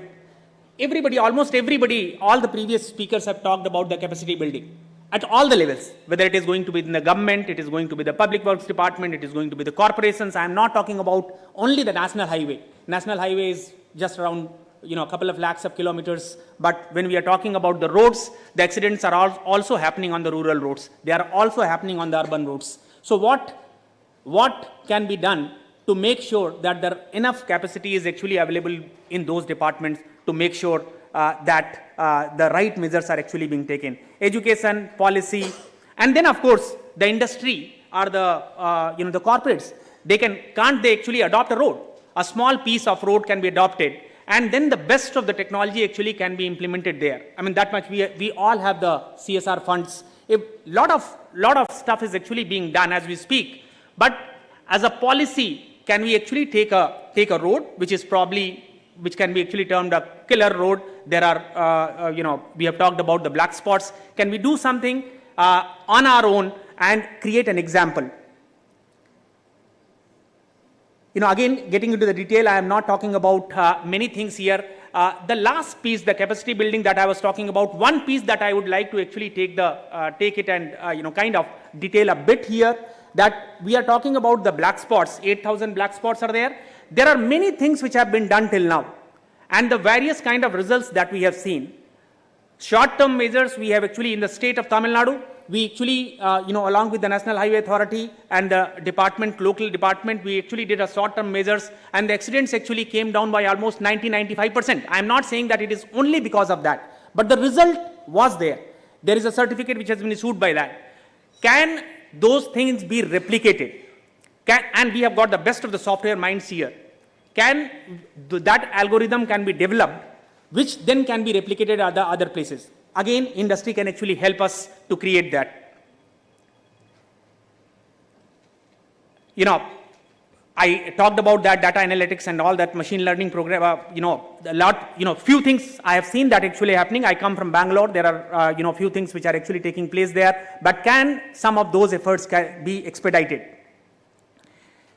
I was talking about this example where the huge number of reduction in the road accidents and the deaths actually happened on a very, very severe black spots in the state of Tamil Nadu by just providing some short-term measures. There is enough data within the country which can be actually replicated, replicated here itself. I was actually talking to Achilles ji, and I told that we all are talking about enforcement. Another example within the country, the state of Kerala, which is again a notorious state in terms of the number of accidents and deaths. 726 cameras have been installed just for the enforcement. There are 5-6 pieces on the, if you, on the left hand side bottom, if you see some of these offenses are actually being carried, they are being captured by the camera, and automatic challans are getting issued. The effect is that number of traffic violations have come down from 4.5 lakhs to 2.5 lakhs. Just because of the fear that I am actually going to be captured and I am going to be challaned. It has been, come down to that level. And if you look at the number of road accidents in a particular period, they have come down from 313 to 67. So that's a huge reduction in the number of accidents, and similarly the number of deaths have also come down. So some of these measures, like DG Saab said that we have got one police person per 800 people. Can we have enough police people who can actually be there at every nook and corner to monitor that who is actually behaving properly or not? Answer is no. So definitely we have to actually bank upon the technology, and can we actually, and there are enough examples again within this country that technology has actually helped us to create that kind of discipline. The need is that it needs to be taken to the next level. Sorry. Again, the last piece, I will just take a minute. We are talking about the education. Many corporates are already working on that. The school zone program that we call it, as far as 3M is concerned, we call it 3M YCAR, Young Change Agents for Road Safety. We have taken around 50 odd schools across the country where we are educating them for 3 days. Those kids are actually being trained. They are taken out on the street. They are actually giving the solutions on their own. And we have seen some fantastic solutions coming from those little kids. Can it be actually again scaled up? Again, we would like the industry and government to work together to make sure that these kind of programs can be taken up to the next level. 1.4 million is school in this country. So can one industry do it alone? The answer is no. Again, we are actually committed to provide the safer road to the schools. This whole program is actually going on. In a summary, we say that as far as the industry is concerned, the school zone safety, I personally feel that industry can play a very, very important role there. Drivers training programs, some of the automobile manufacturers are actually doing that. That also needs to be taken to the next level. We all need to join hand. And on the vulnerable road users, again, the maximum number of people who are actually dying, they come from that particular piece. So can actually something be done about them? The little is actually being done in bits and pieces, but can that be expedited as well? Technology interventions are actually going to be required. Industry on its own can actually adopt a road and make it safe. We all should join hand together to make the Indian road safer. Thank you. Thank you very much. Thank you very much. That was quite insightful. And the stress on capacity building and especially the pointed programs on school zone drivers training, vulnerable road users are quite effective. Now I invite Mr.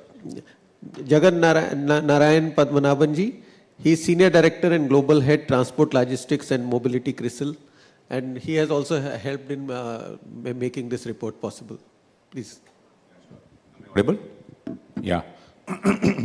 See, coming in as the last person to speak, you have not much to add to already what has been spoken by the stalwarts, but I'll just keep it very brief for the 5 minutes that has been given. So I'll just talk about 2 or 3 critical points in how we can get into this particular problem part of it. One, if you just look at the data on the deaths, the fatalities part of it, and also even the accidents to that extent, leaving the trucks, if we take that out, so if it is either a 2-wheeler or a 3-wheeler, cars, all of that, contribute to close to about 85% of the fatalities or all the accidents as well. So what does this in a way convey is the problem is extremely localized in its nature. A 2-wheeler can't go for a 1,000-kilometer ride, right? I mean, he can go 30 kilometers, 40 kilometers, 50 kilometers. That is the radius under which that a person will be operating in. So is the case with the other modes of transport also, except for a few cars which will go for a long drive. This will be the part of it. So if we have to now look at that, and that is the actual problem that we are having, how do we minimize this 85% to leave the trucks to that? That means it is a localized problem. That means how do we measure this? How do we act on it? Is a specific case which will be involved, which means we need to involve the states in this. If we don't involve the states for solving this problem, I mean, it will never be achieved. And so for that, from our side, from a CRISIL's perspective that we are looking at is to have a index, which will be a state level index done at a central level, but rank all of these states across multiple parameters that you would want to see. Once you start measuring it and also quantifying it on terms of multiple parameters and sub-parameters to that, you will be able to convey to the individual state government where are they doing good, where they need to moderate, and where they really need to pick themselves up. And what are the kind of interventions that can come up to solve this as well. And even usage of technology, anything and everything that goes with it, enforcement, because at the end of the day, as many speakers have pointed out, an enforcement, unfortunately in India, the stick works a lot better than the carrot, right? And for that stick to happen, an enforcement has to happen, and that means at the state level you need to work in. And if you go and talk to the state government authorities, they will say, that honestly this is an important problem, but it is in the least in the priority as far as how and when they would want to tackle this. So to sum this up, you need to measure this, and the best way to measure it across multiple states is to have an index. You create that index, you create a baseline. At the start, once you put that baseline and do those benchmarking exercise, over a period of time, you will be able to then bring down these fatalities and the accidents in a very calibrated manner. That's the first point. The second point is in terms of a road safety action plan at the individual states. I think it's extremely critical that this gets enacted, first planned and implemented. It can be baby steps. It does not need a huge amount of expenditure. We are talking about between 300 to about 800 crores of road safety action plan of each of the states if they are able to draw up and implement it. A significant amount of reduction in both fatalities and the accidents can happen. And that can be used as an incentive mechanism to even put across the funds. So if you want to have more roads constructed, show me the results on this part of it. So incentivize them in that manner to get this safety action plan going across. And that can also involve, and speakers here talked about the involvement of the private sector. So all of that can be brought in once this plan is put across, and many of the other states can have a good idea of how a safety action plan needs to be adopted, implemented, and followed through. I think that's the second part of it. Again, this falls under the context of, measure it and have funds channelized depending upon what that outcome comes across. So those are the two key call-outs that I have in terms of implementation and seeing success over the next couple of years. Thank you, sir. Thank you. So I think that was the important piece where center can do something, but states also have to take responsibility, and we have to develop a kind of index and road safety plan from the state level itself. So now since, sure sir, so we have space for one question only. So kindly provide the mic.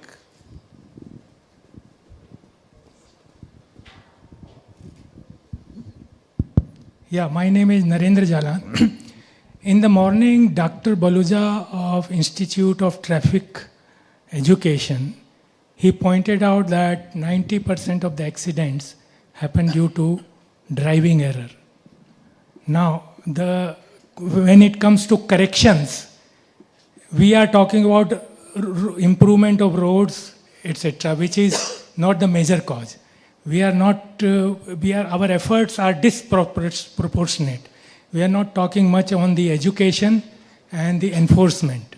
So in the morning, I pointed out one thing, that there are about 2 crore claims go to the insurance company for accidents. Now all these 2 crore claims has happened because of some violation of the traffic rules. Some violation. But they go scot-free. There is no challan, nothing, no penalty. So I was suggesting that all insurance claims should have compulsory deductible. Compulsory deductible. So when you say, okay, we increase the fine in challans, increase the fine for violations, so this is an indirect way of detecting those violations and putting penalty on them. Right now, 100% claims are given. Sure, sir. I mean, what I learned of insurance, I think there is compulsory deductibles are already there. They might be small, yes, but 3,000 to 5,000 rupees is first you have to pay 3,000 to 5,000, then only but there are some insurance companies where they're not there also. But if you put a little higher one, sure, then it will be deterrent. Sure. Otherwise, it will not be. Sure. Just one more question.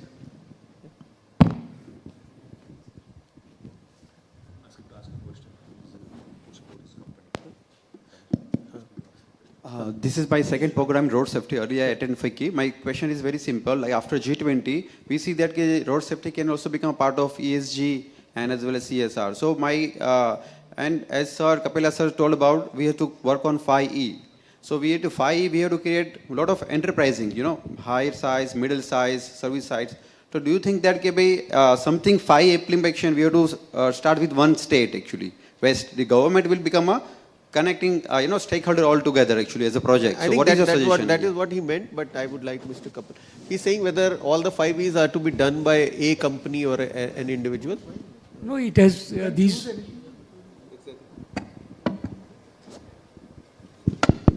Yeah. You see, for all the 5 E's, we have to work together. There is no shortcut. We have to do all the 5 actions simultaneously. And for that, as I mentioned, we have necessary arrangements.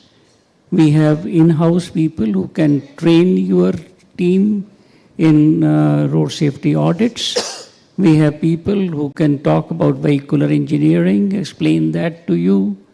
We have got teachers who go to schools and educate people. We have the curriculum drawn up.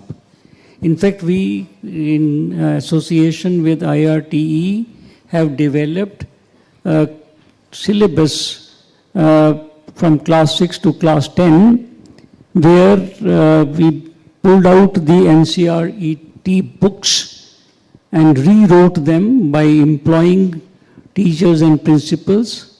And we have created books where whatever subject you may teach, road safety education will automatically be imparted.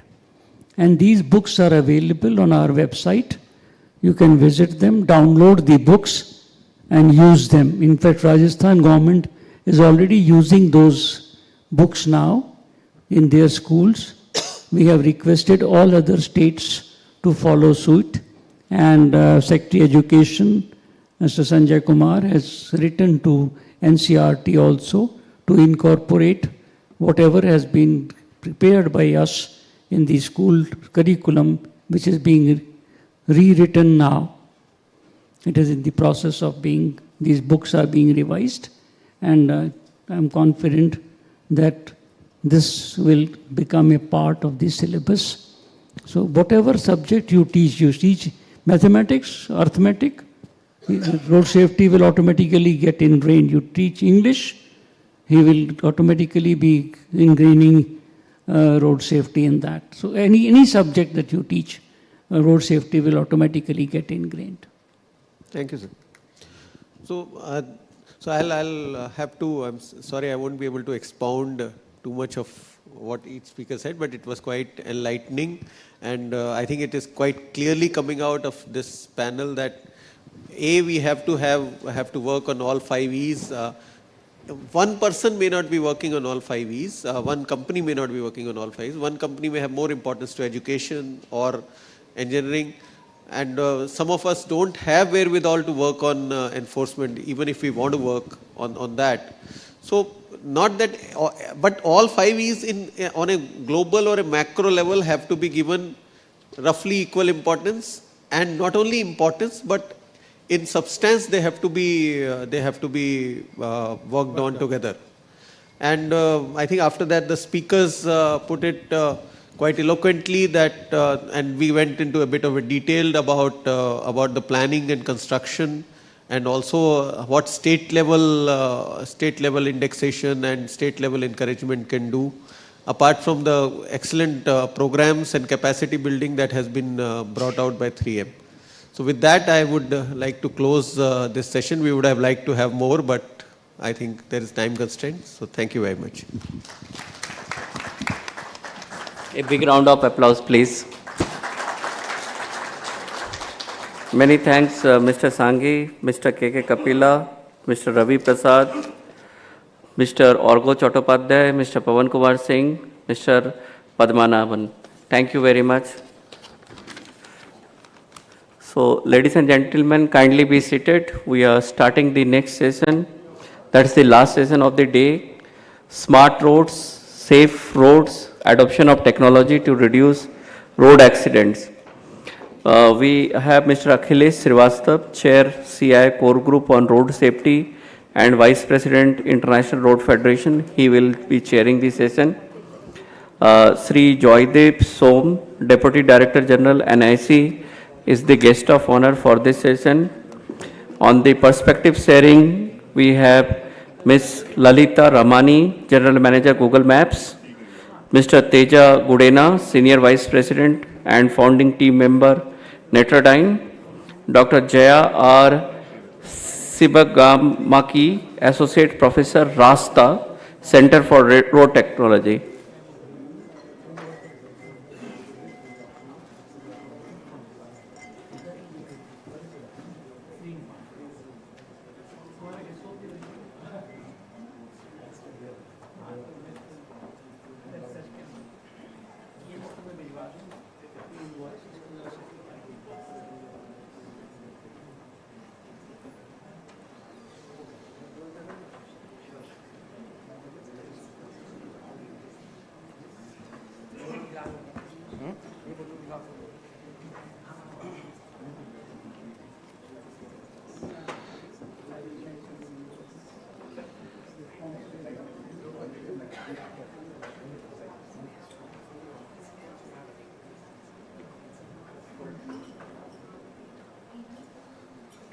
Folder.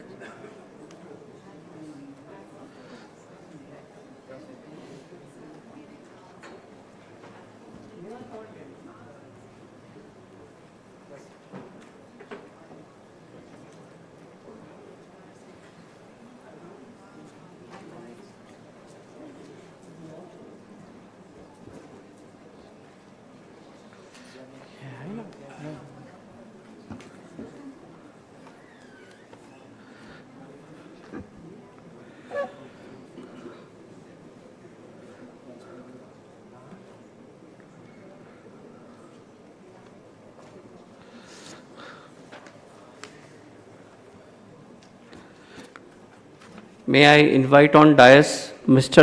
Akhilesh Srivastava, Mr. Joydeep Shom, Ms. Lalita Ramani, Mr. Teja Gudena, Dr. Jaya.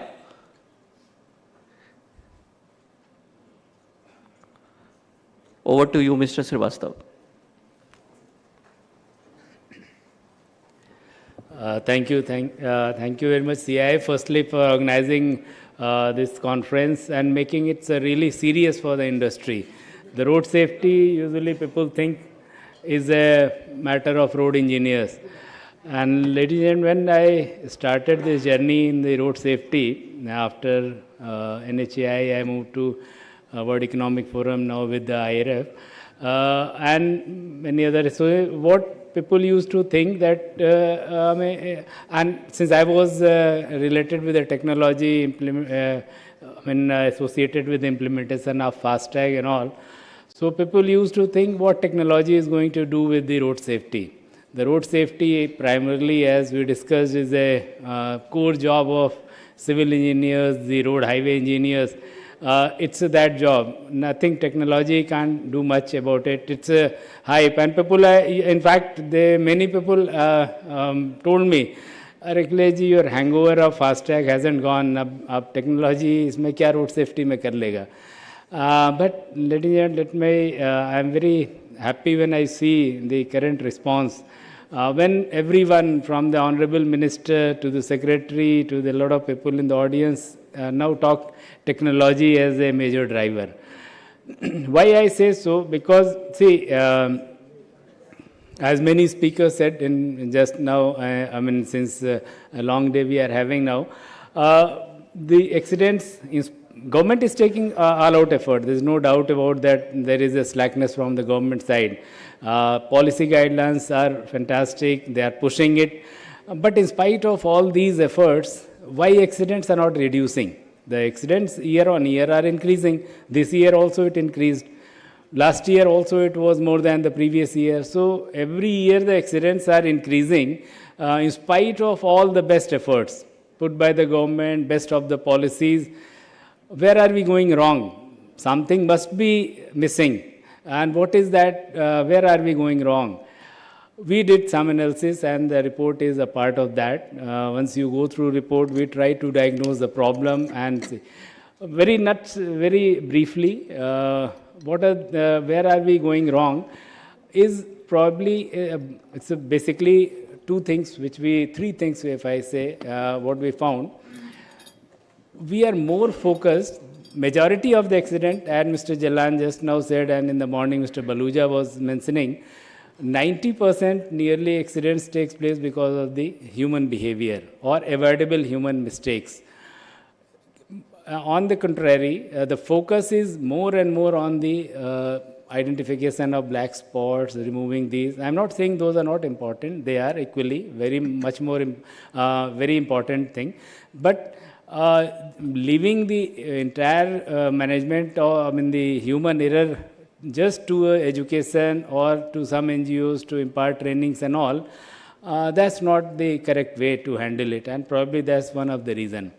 You have to reach to the every masses, and a lot of people say, how can we reach to so many drivers are in the country, there are 7 crore vehicles and other things are, how can we reach? We can reach the technology. Now here comes the technology. With the help of technology, we can reach to each and every. There are billions of accounts in the country, but the technology monitors each and every account. Same way technology can monitor each and every driver's behavior. It can track the driver, it can identify the driving pattern of a driver, convert into a normal, easily understandable kind of scores, and it can give a real insight about the drivers. Similarly, your engineering faults. Engineering faults, what we are trying to do, there is a black spot, there is a definition for black spot. If so many accidents more than the national average has taken place at a particular point, it is called black spot, more than number of deaths. Why to wait for a death to happen and then you declare a black spot? There are technologies, they are AI based, our panel experts will be talking about. Those AI-based technologies can very well identify you run for some time, it captures data and tells you these are the potential black spot. Why to sacrifice few lives and then say it is a black spot? Same way, there are enough, and another interesting data is if you see our report, it says around 4 lakh plus accident took place and fatalities are 1,68,000. It means 1/3 people who met the accident, they die. When we drill down into this, we found that the major reason for this is lack of emergency response system within the golden hours. This can be again improved with the help of technology. You put a e-call button, use the Google Maps, get it connected, monitor the ambulance, give some bystander training to the people, people how to handle trauma, such minor accident or accident cases. These things can, so technology can cut across all the 5 Bs, bring them on a single platform, and fortunately in India, we are very good at adoption of technology, which is evident from our UPI, the number 1, we are highest number of transactions take place through UPI, FASTag we did, Aadhaar, wonderful. So we may not be very good in the, following the route traffic, but at least we are very good in the adoption of technologies. That's the strength. So why not use those strengths and improve the road safety? And probably this is the discussion we are going to do. I will be requesting my Mr. Som to speak about what MORTH is doing with respect to technology in the road safety. May I request Mr. Som to please take it on further?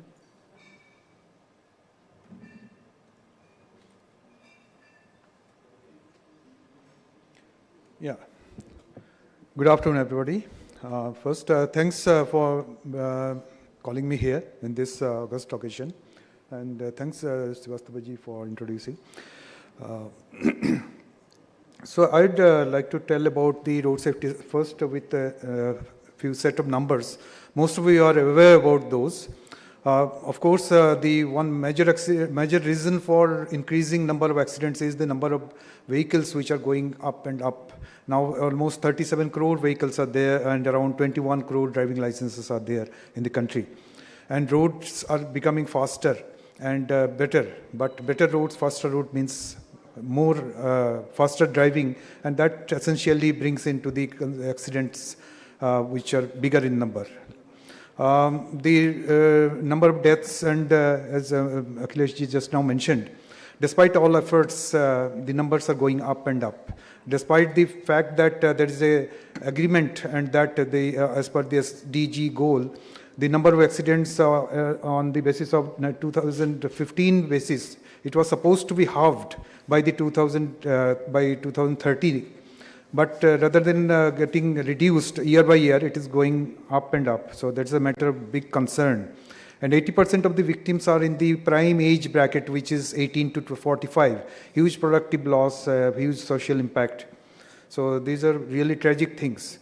The reasons, of course, everyone knows this is of course, driving behavior is a big thing. But the other aspects are also there. The weather condition, road condition, the lighting condition, all these contributing factors are also very important. And also the non-use of safety devices, unsafe vehicles, these are also major issues. And one thing is actually the very fact that the 90% of the driving the accidents are attributed to the driver's neglect. This is actually something which is also has to be taken with a pinch of salt, because of the fact that in the police stations, by default, they will put the first reason for the accident, because they have to write the reason for accident. Without applying mind, the very basic thing they will do is overspeed or careless driving. So in some forums it has been discussed that that point should not be considered at all, because it is there. By default it is there. It should not be considered. We should consider other aspects, because this is a given fact that the driver is careless. But at the other aspects should be highlighted and not to neglect those, because the driving aspect is giving too much prominence. Now, I'll just talk about the major actions that those are being taken by the government. Actually, the enforcement system is being enhanced with the technology intervention. This is something that the government is increasingly doing for the last few years. In the year 2017, MORTH introduced e-Challan. I am from NIC and we are the technology service provider for that. We have introduced the solution for e-Challan. Initially, we started with a mobile app that you might be seeing the policemen using, they will stop people and then issue challans. Earlier it was done manually, now it is being done electronically through this. And this is linked to the backend systems like Vahan, Sarthi, etc., which immediately you give the vehicle number or driving license number, the backend information is coming immediately. And if you stop the vehicle for some reason, say for red light violation, when you get the details from backend, you will find other violations also, like the vehicle has not paid challan, paid tax, or insurance is invalid, or pollution is invalid, or maybe the permit has lapsed, many other things. You also get to know whether the vehicle has been involved in past accidents, how many accidents, if it was a repeat offender or not. These information are there because everything is tied up to a common database across the country. So if a person has made an offense, a driver has been caught for overspeeding, you can know that this vehicle or driver has been involved in overspeeding for 5 different offenses in other places, maybe other states also. But you get to know because of the technology which unifies everything and provides everything from a single database. So a policeman, whether he is in Delhi or Noida or Chennai, everyone gets to know what is happening in other states and in the mobile app itself. Then the other aspects is the electronic enforcement also means that you link it to the cameras. So now you see the increasing number of cameras everywhere in the junctions and highways. These are also sending the data of overspeed or say red light violation, etc. They are also being captured. So technology intervention is one big thing. The government is also doing other things also, changing acts and rules. Like the electronic enforcement, there was no rule or no act related to that earlier. In the motor vehicle amendment, which was done 3 years back, the section 136A has been introduced and corresponding rule section 167A has been introduced, which give a platform, a legal framework for introducing the electronic enforcement through cameras, through overspeed devices and other types of devices which can do the enforcement without intervention of a human being on the spot or a policeman on the road. Then the identification of black spots and rectify the defects. Now this was done manually so far. Now it can be done electronically also, because another system I'll just talk about is the IRAD system, which is a collection of accident details from the spot. And once you analyze the accident details, which are actual accident details with all the parameters which have been captured, you know which roads have been involved in more number of accidents, which road stretches. So this has already been collected with the IRAD. I'll talk about it. It's almost like 10 lakh accidents have already been collected. Now there is analysis which has shown that a lot of black spots, it can be automatically be checked. You need not go to the place and take feedback from all the stakeholders and collect the information with black spot. You can just see from the analytics of the data from IRAD and find out the black spot on that, and that is much more authentic also. Automated fitness. Government is also introducing other methods, other things like automated fitness, and because fitness is also very important for road safety purposes. And then there are other schemes which have come, Good Samaritan, cashless treatment, trauma, golden hour, etc. Then the Bharat and CAP for safety assessment of cars. These have come. And another is vehicle location tracking. Nowadays, for the safety of the passenger, particularly the woman and child, the commercial vehicles are supposed to get tagged with a GPS-based tracking device. This has been implemented in a number of states. Around 10-12 states have already introduced this. And this is going in a big way. Now MORTH is supporting all the states also for that. So there the GPS system will send parameters like speed or acceleration or any other way. 40 parameters are collected, and every 30 seconds the parameters are being transmitted to a command and control center. So you get to know whether the vehicle is having any issues. And also there is an emergency alert button connected with that. So any passenger in distress can just press that and immediately the alert will come to the command and control center. The distress alert will be automatically transmitted to the emergency response system, which is a nationwide system. It will also go to the police, it will also go to the vehicle owner and many other stakeholders as defined by the states. So this has been introduced and it's going in a big way.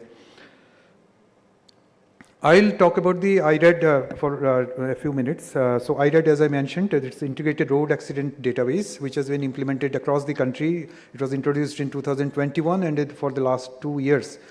All the states have gradually joined. Now all the states are connected to this system and traffic policemen are going to every accident spot. Whenever it is reported, they go to the spot and collect the information on a mobile app.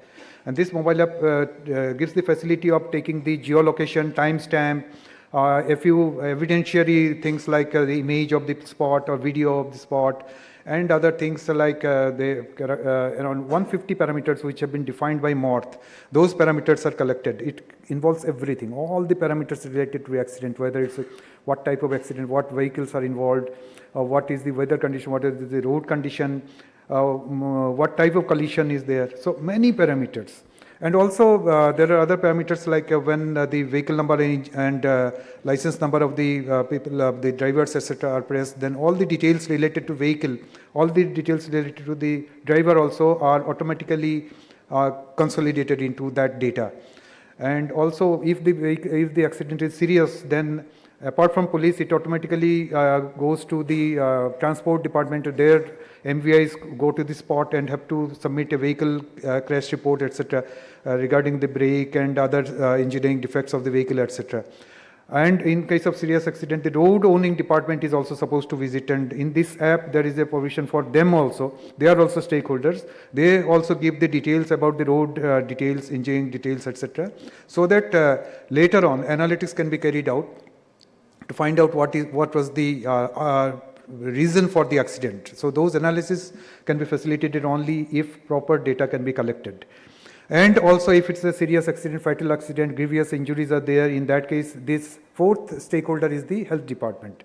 So the app has got facility for providing the information from the health providers. So if there is any injury, what type of injury, what is the treatment, what is the, like in case of death, what is the reason of death, what are the details of the accident, injuries, etc., including post-mortem report, everything is collected in this app itself. So you can see this app is a comprehensive system where you can provide all the information. And this information is very important not only for the analytics and immediate relief to the accident victim, it is also required for the purpose of further case management. That's when it goes for the compensation, insurance companies also get involved to this. This IRAD has now been enhanced to a new system called EDAR, Electronic Detailed Accident Report, which is also engaging the insurance companies also, and MACT, this Motor Accident Claim Tribunals, they are also linked to this. So you can see the accident victims can get better claim settlement because all the data is there. And time-bound action can be taken. Supreme Court is putting a lot of emphasis on this, and a number of monitoring sessions has been done by the Honorable Supreme Court. On this app itself, they have seen, themselves, the judges have seen that, and they have given direction to the concerned authorities to implement it in a further detailed manner. So here in this app, there is a provision for analytics also. NIC is doing the implementation part. IIT Madras is doing the analytics part also. So hopefully they will also give much more details which will be helpful for accident analysis in future.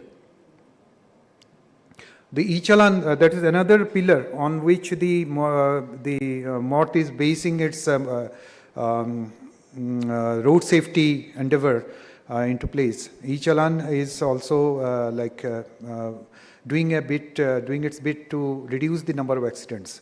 As I mentioned that the electronic enforcement started 3 years back. So when it started in Delhi, Delhi was one of the first states to start the electronic enforcement through cameras and speed monitoring devices or red light violation devices. So when Delhi police started in say 2020 or 19, it started with 100 cameras. So at that time, On a single day, the number of offenses which were detected was approximately 50,000 per day. And we had these numbers coming through APIs to our system, and challans were issued, notices were issued to these concerned people. Now, the Delhi police has increased this number from 100 to 1,000 and going further up. But can you imagine that it is from that number of 50,000 per day, it's not going to 5 lakhs because the tenfold jump in the number of cameras. Actually, the number has come down to 15,000 per day. Can you imagine why? Because now people have become more aware. People have now much improved in their in their behavior, in their driving behavior. In Delhi, you can see much improved driving behavior on the streets in the last few years, and that is reflected in the number of challans or notices which are captured by the cameras. Despite Delhi is now almost saturated with the number of cameras, the number of offenses are coming down drastically. I'll say it is more than around by margin of, say, it has come down to 5% of the violations which were done earlier. They were detected at the initial stages. Now they are not getting detected despite all the machines, because now the driving system has improved, behavior has improved. So these cameras have got other things also. AI-enabled cameras are there. There you can see even the drivers or riders who are riding without helmet, or tripping riding a bike, or maybe without driving without seat belt. So these offenses can also be detected. Now there is another Supreme Court committee has been set up, Supreme Court Committee for Road Safety. They have also introduced recently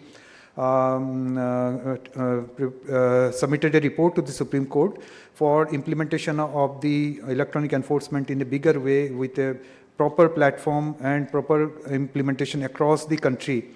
The system that is currently involved is like in a state specific. States are doing and they are customizing on their own way. But now it is going to be in a very systematic way, and that guideline is going to come shortly. But even without that intervention till now, you can see that almost 24 crore challans have been issued in the last 3-4 years. Almost 12,000 crore penalty amount has been collected. Of course, there is a bigger amount of around, I think around 18,000 crore, which has not been collected. That is another point actually. The collection issues are there. But you can see that there has been a big jump in the electronic system implementation. Earlier it was all manual, no one used to know, there was a lack of transparency. Now there has been much improvement in this. And of course, because of this, the ultimate aim is not to collect money by the government, but the ultimate aim is to enhance the road safety, enhance the driver's behavior, and enhance the quality of the roads and to improve the road safety aspects. So that is something that is happening in a proper manner. I think going forward in the coming years, it will improve further. And also these, you can see that each challan is also linked to the virtual court also. It's automatic, the linkage is automatic. So if a challan is pending for certain days, it automatically goes to a virtual court. Virtual court is also another new concept which has been introduced in the last 2-3 years for managing the challans, traffic challans particularly, where large number of challans can be settled by the court in a virtual manner. This is also something NIC has done in collaboration with the court judicial system, and Supreme Court itself, its committee of IT committee has been involved in this, and it has been a big success. And huge number of cases are getting settled through virtual court, and people need not go to the court and face the hassles. They can settle these online by paying the challan online. So this is the last slide.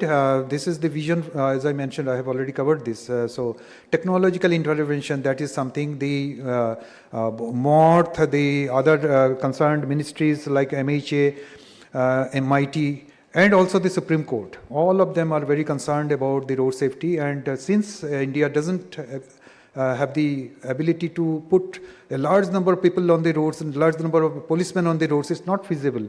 So the best solution is to provide electronic eyes on the roads. And these eyes are being put up on the traffic junctions, on the highways, in the smart cities. All the smart cities are doing, traffic police departments are doing, all the transport department, transport enforcement wings are doing. And these are generating the traffic violations in a big way. And the challans are generating. And when the challans are generating, it's not just earning money for the government, but the bigger goal is to tell the drivers that you cannot escape the law, you cannot escape the rule. The eyes are there everywhere, and so you better drive properly. So that compulsion has been increasingly being put on the drivers, and I definitely see a lot of changes have happened, and more changes will come in the coming years. The compliances will go definitely higher and higher. And of course, we are going for a better time, because this committee for Supreme Court and all the ministries concerned, they are currently working on this in a big way. And I think in the next few months' time, the new guidelines for enforcement of electronic enforcement through technological means will come, and the proper guidelines will be set up. And I hope that the things will be much more improved compared to what they are. And all this together will contribute a big way to the road safety of the country. Thank you all. Thank you, Mr. Som, for giving a very clear insight about the electronic enforcement, and that's one of the best use case of technology towards the enforcement. There are many more. For example, our experts will be talking about the technology in vehicle, the ADAS system. Technology, like our next speaker is Ms. Lita Ramani, GM of Google Maps. She will be explaining how this Google Map, how AI and GIS services can be helpful in improving the road safety. Another role of technology. Over to you, ma'am. Thank you, thank you.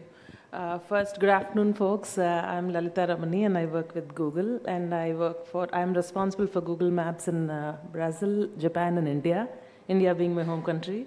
So very proud to be associated with Google, and actually I'm very, very grateful for the CIA to call a techie to this conference. Like, I've seen I'm like literally in awe of all the stalwarts I've been hearing, talking through like years and years of experience associated with the government, associated with a lot of the civil works, the highways. It's very, very impressive. And in this setup, to be talking through some of the technology points, actually, I'm so grateful that most of them did mention technology as one of the important facets of like improving road safety in India. And I wanted to cover that part here, nothing that you haven't heard of since morning. Let me start with how many of you have used Google Maps in the last 1 week?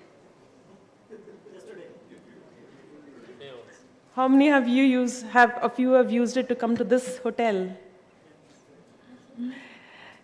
Yeah, that's the power, and I know some folks have been discussing on the consumer side of things too. How do we get in the facet of road safety to be touching those drivers, those millions who actually drive cars, those millions who take public transit? How do we bring in this concept of road safety? To begin with, let me take a step back. Like looking at Google, Google's mission is to organize the world's information to make it more accessible, more helpful to all, and in that specifically Google Maps. We pride ourselves as a mission of bridging the connection between the real world and the digital world, and how we are able to bring that difference to millions of users, to millions of businesses and societies. And road safety for us is an important part of the aspect of impact we are able to bring to societies. Coming to the points of what directly or indirectly Google Maps is already able to help in road safety, though they might not have a direct connection, but indirectly they have a very strong influence on road safety. I'll begin with the very obvious one, which is giving the real-time traffic information. And as you're like able to take those routes, the alternate routes, the ability to navigate on paths which are where to give you that awareness to the users about which road to take to avoid congestion, that itself is able to like take away the congestion from like very congested areas and are able to avert those kind of hard braking events is what we call it. These are the sudden braking events or very highly congested areas causing accidents. So that's one point which like these are the, as some of you have pointed out, these are the averters of those kind of accidents. The second is there is a lot of nudge towards public transit. The more we push towards buses, metros, the more we push towards every other mode of transport, it takes vehicles off the road in its own way, indirectly helps the road safety aspect of it. One other thing I'm hoping all of you have been contributing, because I do contribute a lot to, is what we call mid-trip user-generated content. You would have seen the small pop-ups which come up as you drive saying that object on the road has been identified here. Do you still see it? This road is showing as closed, or is being reported as closed by a user who's gone on this road before you. Do you still see the road closure? So those kind of mid-trip, as you're going in the trip, the ability to give that inputs and take those inputs from like millions of users. In fact, that particular road having like 10, 15 different signals itself is a big, I think, mover of the road safety aspect. The other is we partner with a lot of governments across different cities and states to be able to track road closures, disruptions. A good example is the G20 event in Delhi.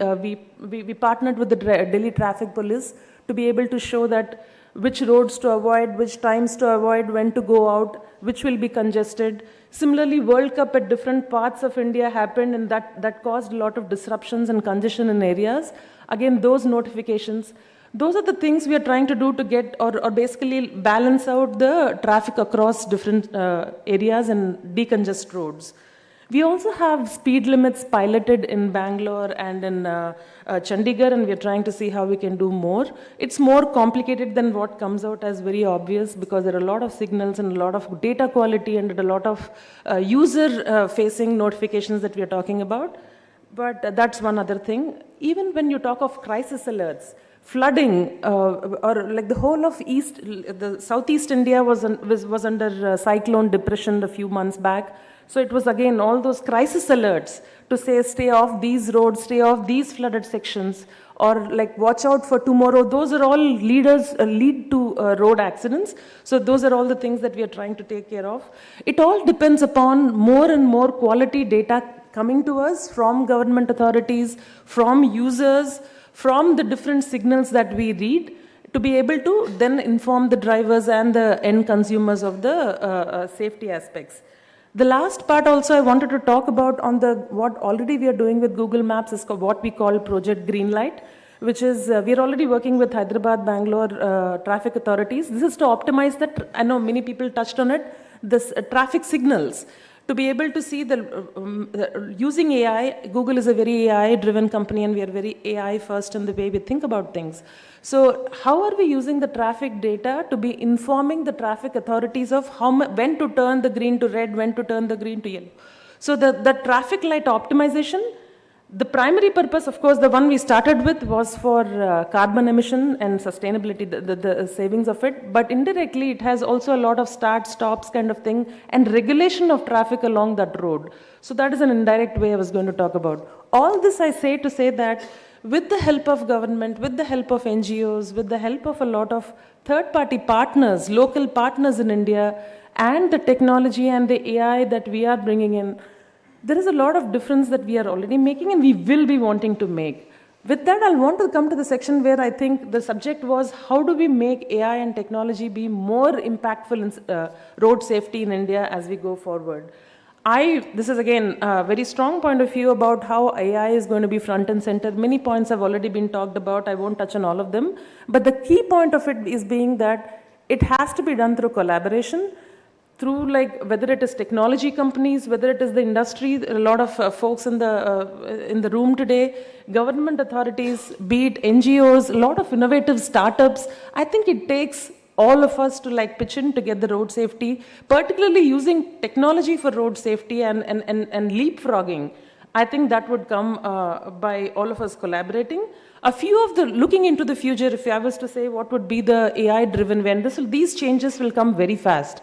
Because I already see from a lot of advancements and sophistications happening in the AI world, And we spoke about how we are talking about AI-powered cameras, right? And Sir spoke about a few of them, like how they're able to like already help in the enforcement part of it, whether it is jumping signals, not wearing helmets, be it about over-speeding. So all those is one aspect of it.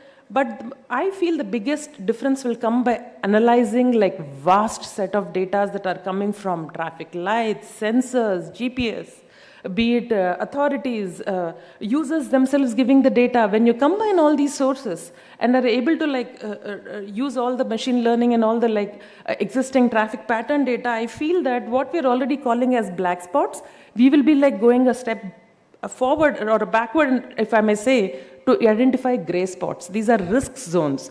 If you're able to identify segments of road that are risk prone because of various conditions, you can actually use like already spread thin traffic forces. You probably can deploy traffic police in those segments which are termed gray spots now. It could also be that the infrastructure or some of the engineering, the advancements that are happening can be applied to those prioritized road segments first. So that is one part of it. The other is about AI-powered traffic management systems. Here, again, one thing I spoke about was... you may be. Yeah. I'll just very quickly finish it off. Intelligent speed limits. Based on the weather, based on the time of the day, based on the rain or no rain condition, based on season, if you're able to like have dynamic traffic light, speed limits, set for roads, and again enabled through AI, I think it would actually make a lot of difference. To conclude, I would say even in the emergency response rate, something like technology providers like us can do is like have routes specifically given at that dynamic moment for the ambulance or the paramedics to reach the fastest. So those are the kind of thing I feel will change. Even another last aspect I want to touch on was in the gamification part of it. How you can gamify the learning. I heard a lot of speakers speak about education. Educating the end user, the drivers, how can we make it better? Particularly if you come to Bangalore roads, you can see a lot of Swiggy, Zomato, Amazon, Flipkart kind of drivers who are like zipping past in two-wheelers. And the first thought that comes is there is so much we can do to actually help in using AI for gamifying their learning, their simulation of how they're taking their the vehicle operation part of it. In all, I would say there is a lot of developments, and I think I'm very, very hopeful of the future. Thank you. Thank you, ma'am, for a wonderful insight you gave. Geolocation itself is a game changer. Added with AI, no boundaries are there. I'm sorry, I have to, because I'm in paucity of time, I have two more speakers. So I will, without wasting further time, we'll go to Mr. Teja Gudena. He is going to talk about the ADAS system.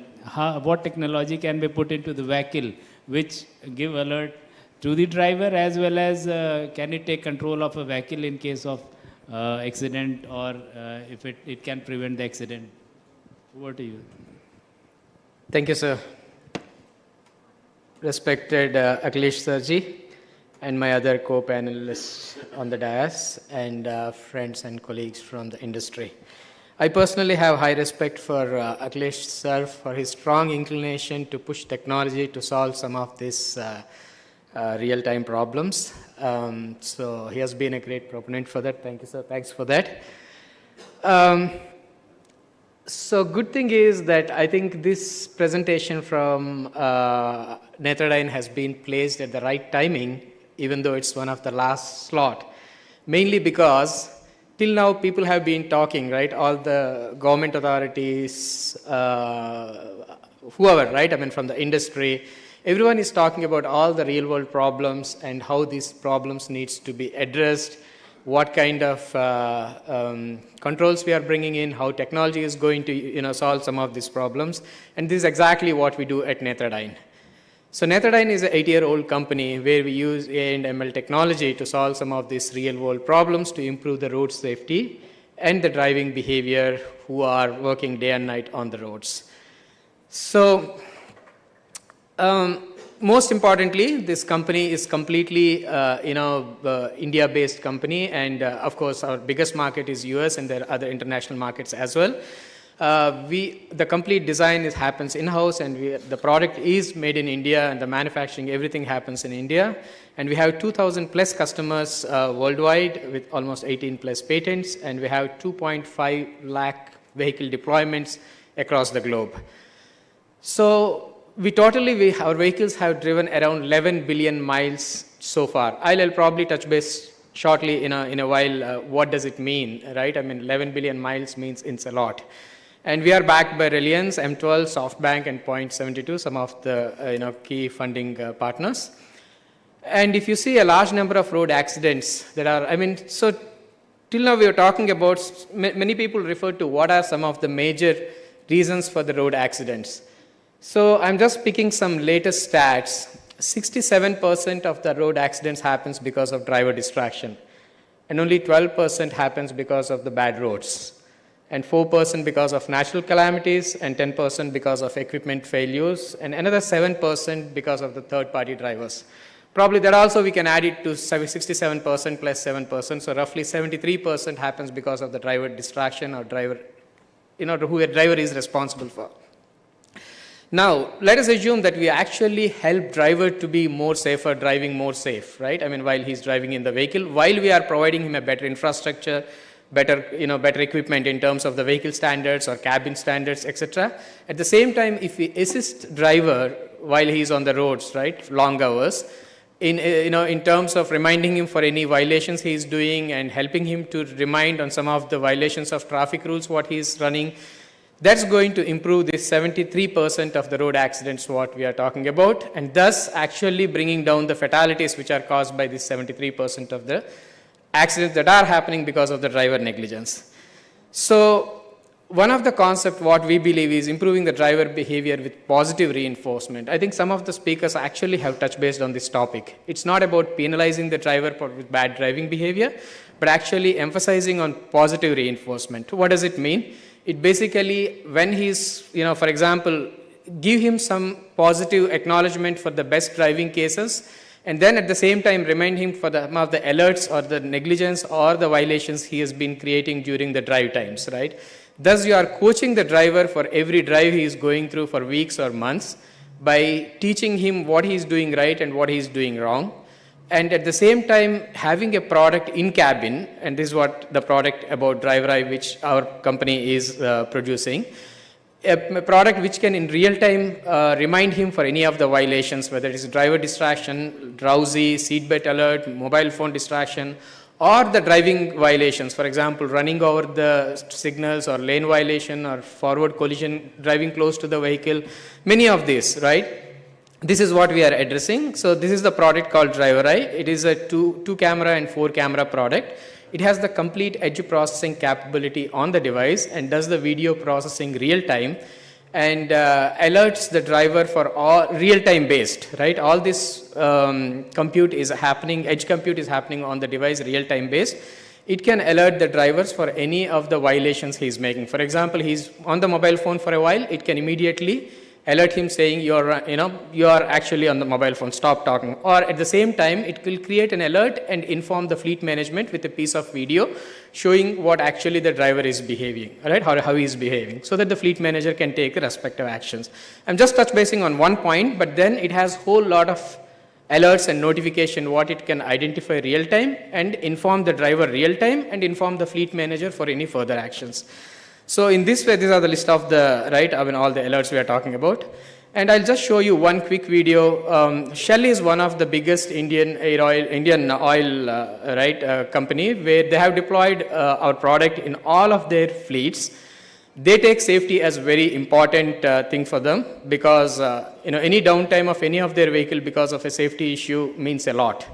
So for example, if you see how it is detecting all the driver drowsy conditions, and this is the real-time monitoring, 24/7 monitoring facility what they have, and they will be getting all this data real-time from our vehicles, from the vehicles from our device, where they can actually immediately, if they see an alert from any specific driver, they can immediately call a vehicle driver and see, for example, this driver is, because he was drowsy, he got a call from their monitor room, so he's actually pulling off, and then they will be, he'll be advised to probably take rest or get some sleep or whatever as per their norms.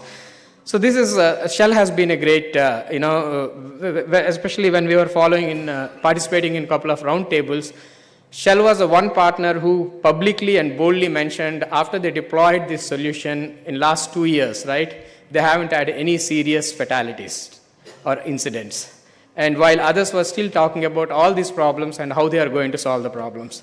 So this is one thing, how the outward camera alerts happens and how it actually detects all the forward collisioning or lane departure or traffic light signal, etc.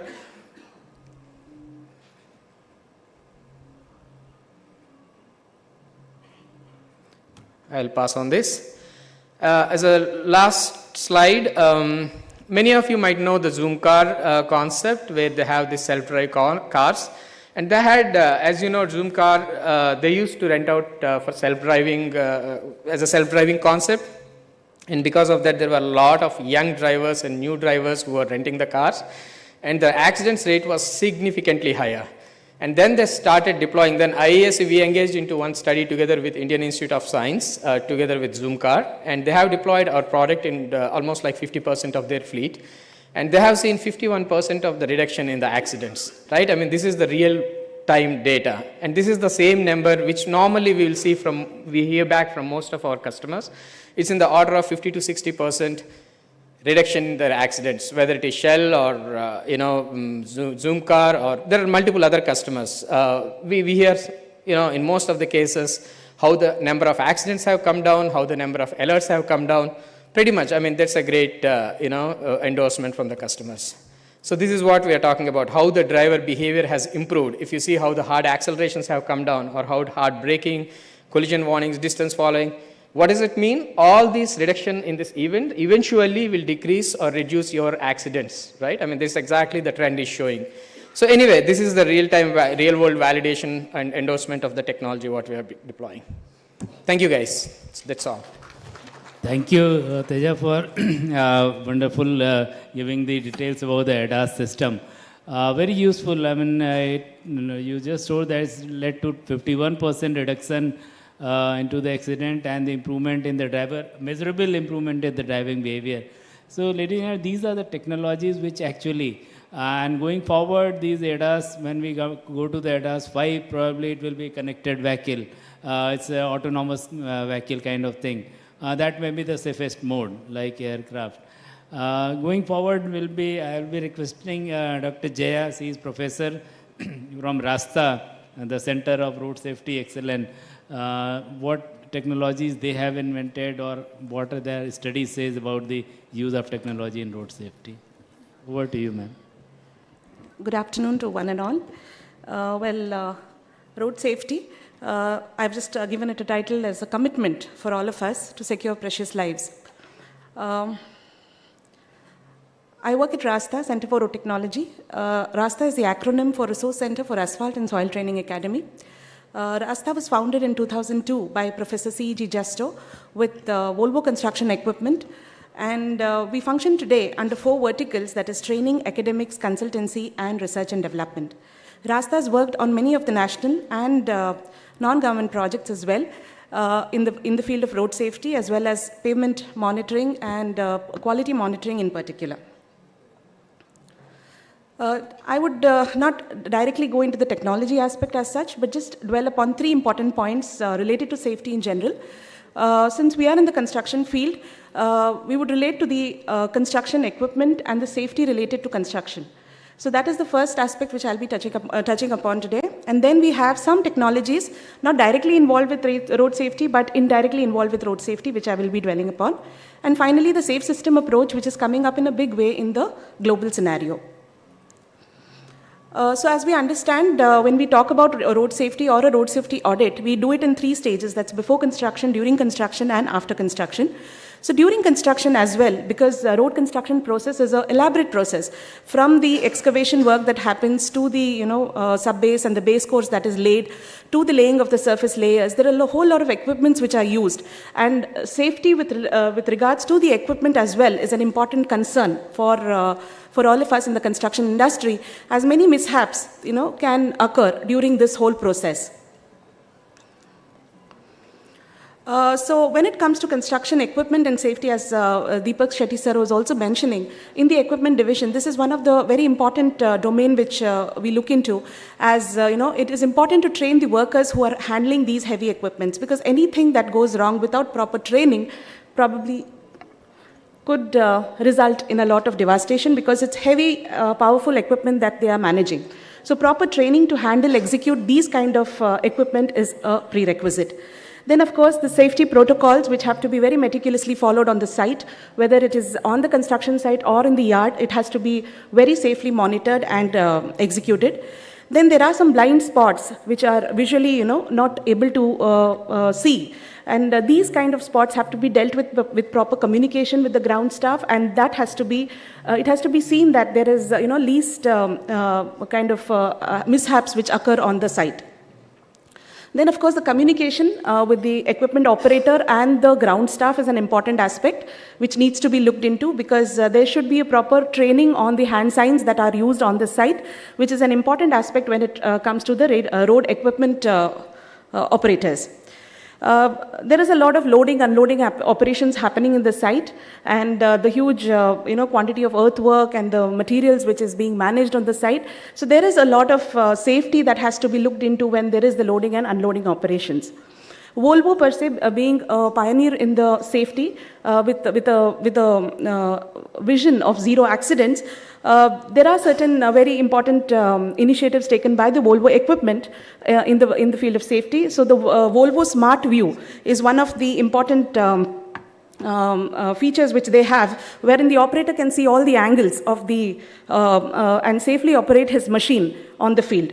There is this front, rear and side view cameras which combine and can kind of give a very real-time overhead view of the scenario in his vicinity. Then there are there is a speed limiter. So where there is a speed restriction on the work site, and when the construction equipments are moving along with the traffic in certain zones, there are speed limiters which does not allow the equipment to go beyond a particular operating speed. So this is one of the feature in the Volvo equipments. And then there is the collision mitigation systems, which is an automatic braking system, and especially useful when the equipment is actually going in reverse. So these are some of the technologies which are in the Volvo equipment, and also the remote control excavators, which are very helpful when there is a heavy duty work like demolition work happening.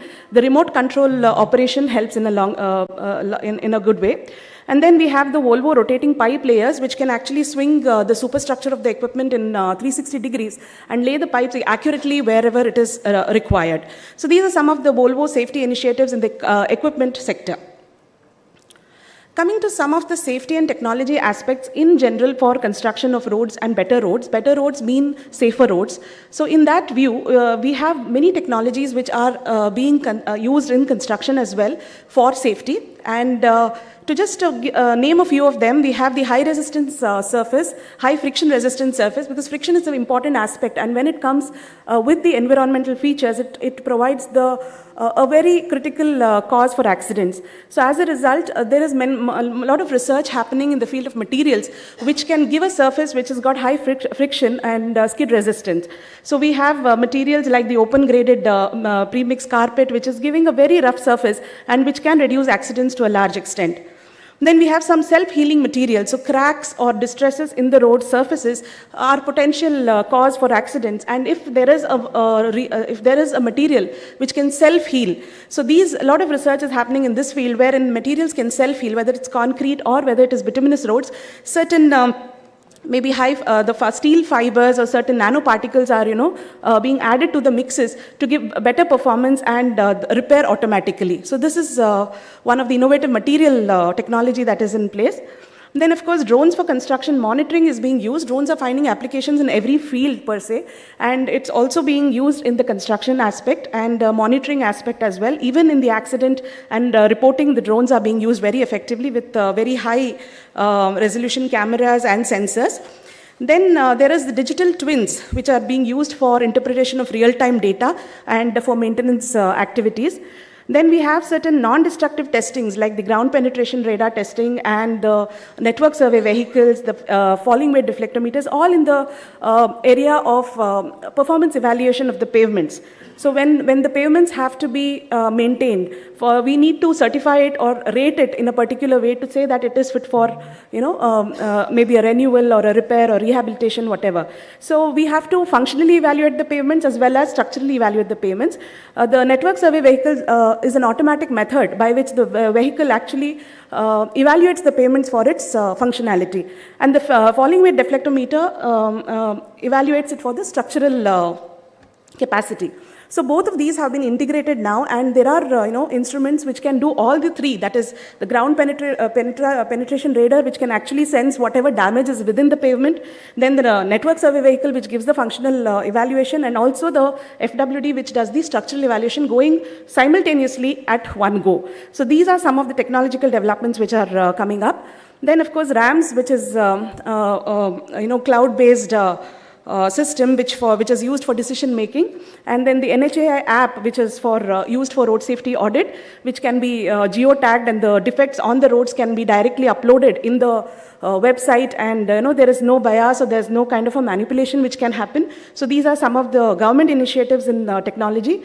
There is ASTRAM, which has recently been taken up by the Bangalore Police for congestion issues in Bangalore city. So this is actionable intelligence for sustainable traffic management taken up by the Bangalore Police, which is again a data-driven decision-making tool for reducing congestion in the cities.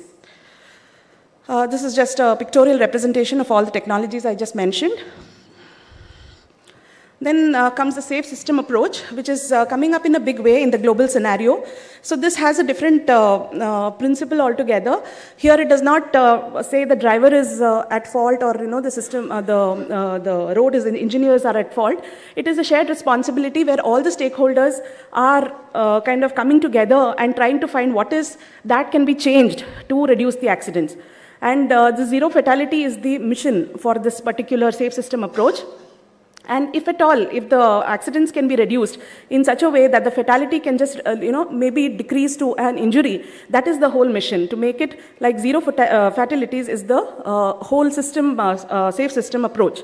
So it focuses on the human vulnerability, because human can make mistakes and it is going to always be there. So how we are going to tackle this to reduce the impact of the accident, that is being looked at. And of course, the safe road infrastructure comes into picture, the safe vehicles. The automobile industry is doing their bit to enhance the safety of vehicles. And of course, the speed management by different ways of speed calming measures and rotaries, and all this comes into the safe system approach. So, yes, sir. Just winding it up. Just to conclude, yes, we need to address the road safety in a holistic manner. Any measure taken for improving safety is worth a try, even if it can save a single life. Construction safety with importance improved technology to be prioritized. Collaborating and aligning with global initiatives is the need for the hour. Most of the challenges faced in implementing of safety practices can be overcome by the two mantras, that is training and collaboration, that is capacity building, what has been deliberated by most of the speakers today. Adoption of safe system approach, that is the collaborative involvement from the multiple sectors such as the transport, the police, the health, education, the private sector, to design the safe road infrastructure, safe vehicles, and the safe road users. So technological interventions are very much needed, and is going to definitely be a game changer in this present scenario. Just to end, for safety is not a gadget but a state of mind. These are the references. Thank you for patient listening. Thank you so much. Thank you very much, ma'am, for brilliant presentation on touching the other aspect of road safety as well, while construction, the equipment, and many more. We got time for 2-3 questions before we wind it up. Yeah.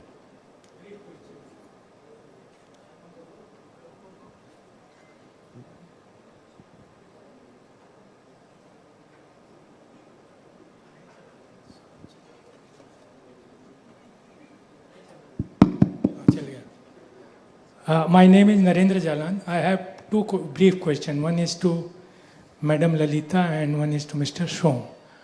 Now, for Mr. Lalita, when the cameras were first installed in Delhi, GPS had a alert facility for the driver that camera had become discipline. So he used to provide, used to be a kind of education to the driver to become disciplined for a small stretch of the road. Now I'll repeat say the second question, then you can answer. So why that has been removed? My question to Mr. Shrom is that 1,000 cameras are installed now, but do you technologically check whether they are working or not? I mean, do you have a technology application to check whether they are working or not? Yeah. Answer first. Yeah. Actually, you're right, sir. We introduced them and we pulled them off because of the pushback we got saying that it actually is not helping. So we said, okay, let's pilot it before we take it broader. We use it in many other countries, but not in India. Because as Mr. Shrom said, that it's not idea of the government is not to earn money, to make them disciplined. So I think you should come back with that product. Thank you.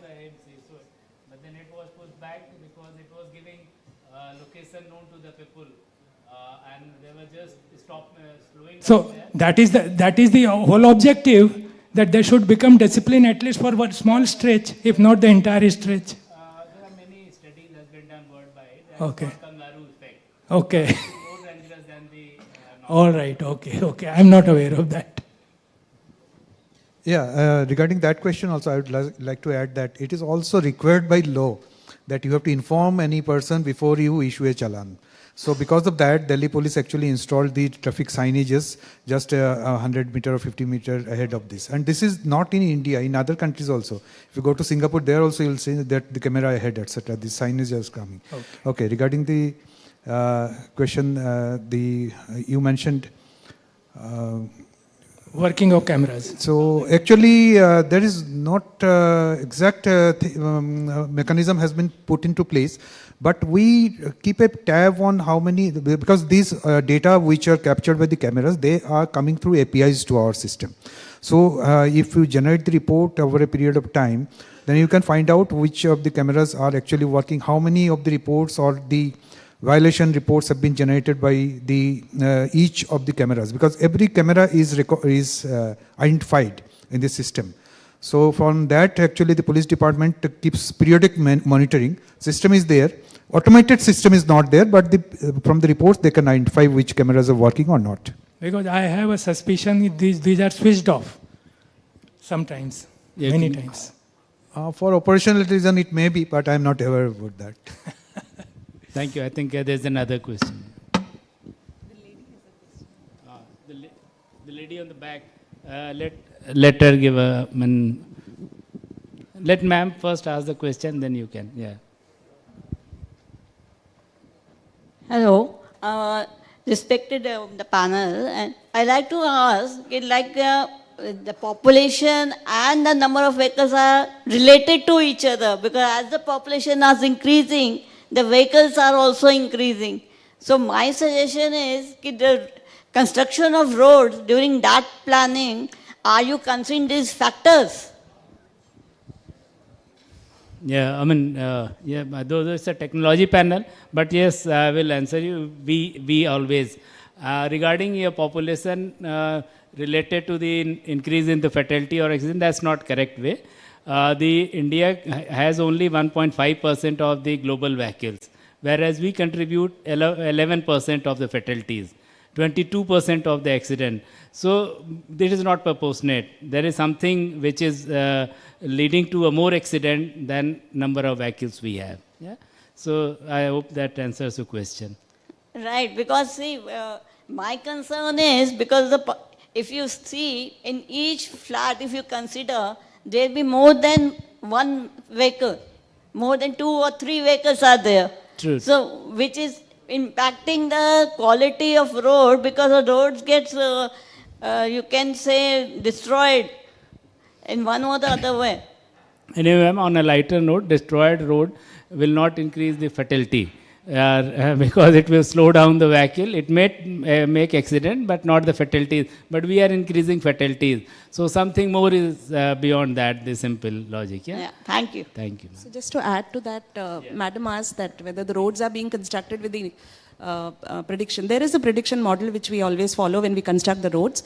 So there is a growth factor which is considered for 10 years or a 20-year period, and that it is based on many factors. It's not only the growth rate of population, it is the economy, it is the GDP and many other things which come in place when we are forecasting for building of roads. Yeah, definitely. Thank you. Hello, my name is Vishal Sanghvi. I'm running my research and product development company, and last 6 years working on IoT devices, telemetry device. My question, like already one of solution provider is working, but still we are facing the problem. It is possible that, like, after G20, we learned that India team should be win. Is it required to have such kind of devices which is much more cost effective? Like, you have devices where I have interacted with one of the FICCI program, it's something 32,000 rupees cost. Can we develop devices working together actually? It's cost and also works in a regional language where, like, because accident drivers, sometimes they don't understand, like keep it in the driver buses. So it play the message also in their own language, okay, what is happening, like, black spot coming and what is the speed coming and all the functionality. So it is possible that how the Team India can work together on this common problem, because 140 crore people, hardly less than 1% has something attached with subject actually, and otherwise sometimes other country become ecosystem makes and device will happen. I wish that Indian ecosystem come together and develop devices which is make for India, but then for all the world actually. So that's fantastic. I think there is no embargo. It's rather welcome. It should be made in India, made in an Indian way, following India, knowing the Indian conditions, heterogeneous traffic over here. Most of the Western countries, the problem, the road safety measures are, on their road you find only four-wheelers moving, passenger vehicle or car. Whereas on Indian road, you find two-wheelers, autos. Yesterday, you see Atal Setu, which was inaugurated by Prime Minister a few days back. Today, three-wheelers were challaned. They entered. But it's only now, maybe after a month, a lot of people will be going. So for those heterogeneous, we require, most welcome, you should try it. And in fact, the Netradine, what he just mentioned, it's a made in India solution only. Yeah. Perfect, and they are exporting it. Sir, BIS, Bureau of Indian Standard, we are making one standard on 3D printing. If we consider road safety during construction, so there is an urgent need. We are making 3D printer code. So anyone who can support us, you can contact BIS or myself. We are making a subgroup. I think Volvo is already involved. So if through network survey vehicle or through something, 3D printing printer is already in the process. So anybody wants to help us, it will be thankful, sir. Thank you very much. 3D printing concrete, already we are making bridge in IIT Hyderabad. Work is going on in L&T is working too much on that. So we have to bring code very urgently. It will save, there is no formwork, very fast construction and most economical also. Fantastic. Thank you very much for sharing this info. I think all industry guys sitting here, everybody must have noted, and everybody is welcome to give their suggestion, or you can discuss with BIS. Another question. Any of panelists you want to add something? So it shouldn't. Good evening. My name is Amit, and I've got a question for Mr. Shom. So we heard about EDAR, which looks like a powerful application which gives the good view of all the accidents that happened across the country. I was just wondering, when the police goes there at the site where the accident happened, it is based on a lot of assumptions, because if it is a fatality, no one knows what happened exactly. So we're making assumptions. And that data is getting fed into the system, which may or may not always provide an accurate system. Then I heard Mr. Teja, which has got a device which captures the real time. So if we marry both of these, I believe we will have the true view of what happened. And it will also capture those accidents which are not reported. Yes, you are absolutely correct. So there is definitely a gap in that, because the traffic policeman doesn't visit on real time. He will visit after a few hours, maybe in some cases, maybe next day also. So the gap is there, but as far as possible, they try to collect the information, and first thing, they collect evidences.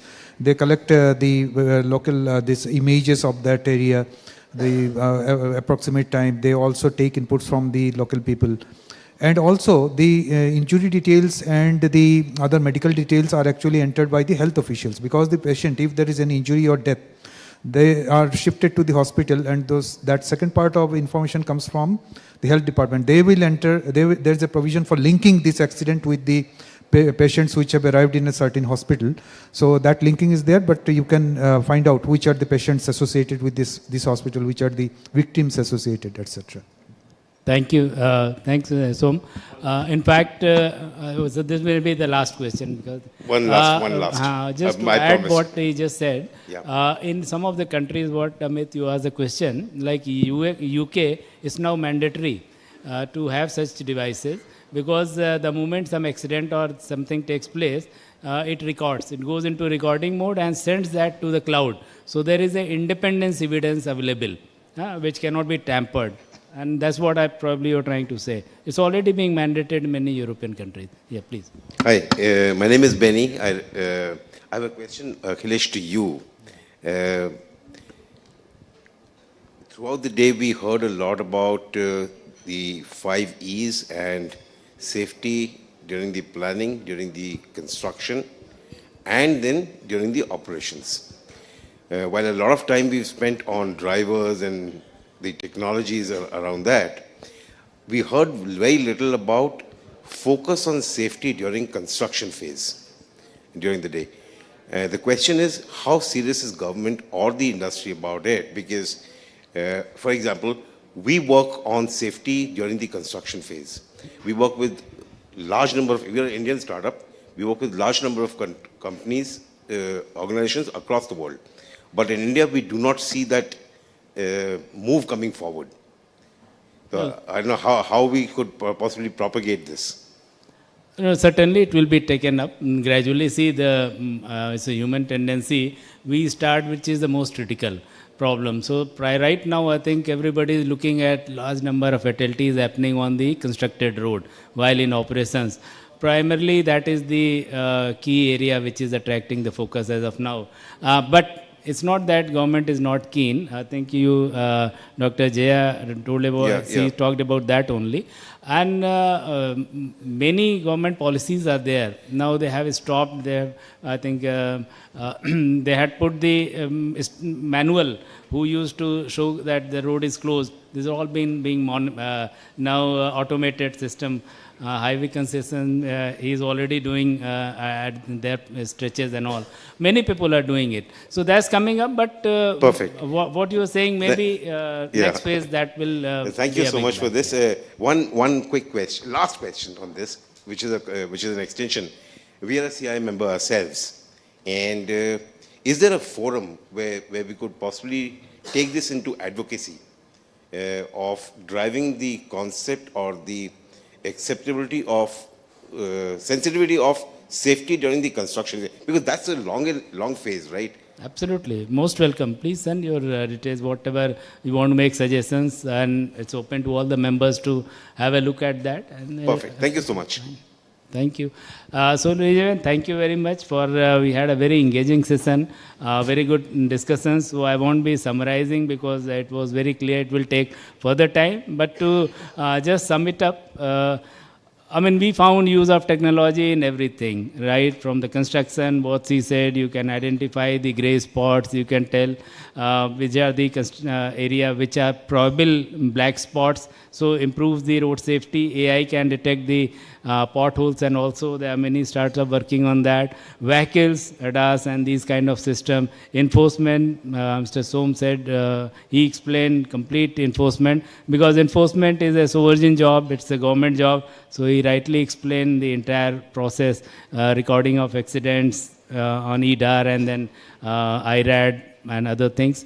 Regarding the education and all, there are a lot of awareness campaigns, and Mr. Teja gave the vehicle ADAS system, which is Indian make in India, being exported worldwide. So we should scale it up more in India. I mean, I'm sure people must have heard, and they will explore more possibility on that. Similarly, the enforcement, like Kerala example, it reduced the accident actually if it is actually implemented. So overall, it was very engaging and good questions were there. Thank you very much, and thank you CI for organizing this wonderful talk.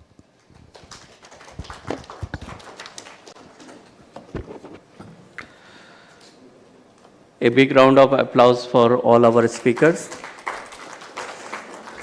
And thank you, lovely audience, for be with us during the entire course of the event. And a round of applause for you as well. Thank you very much.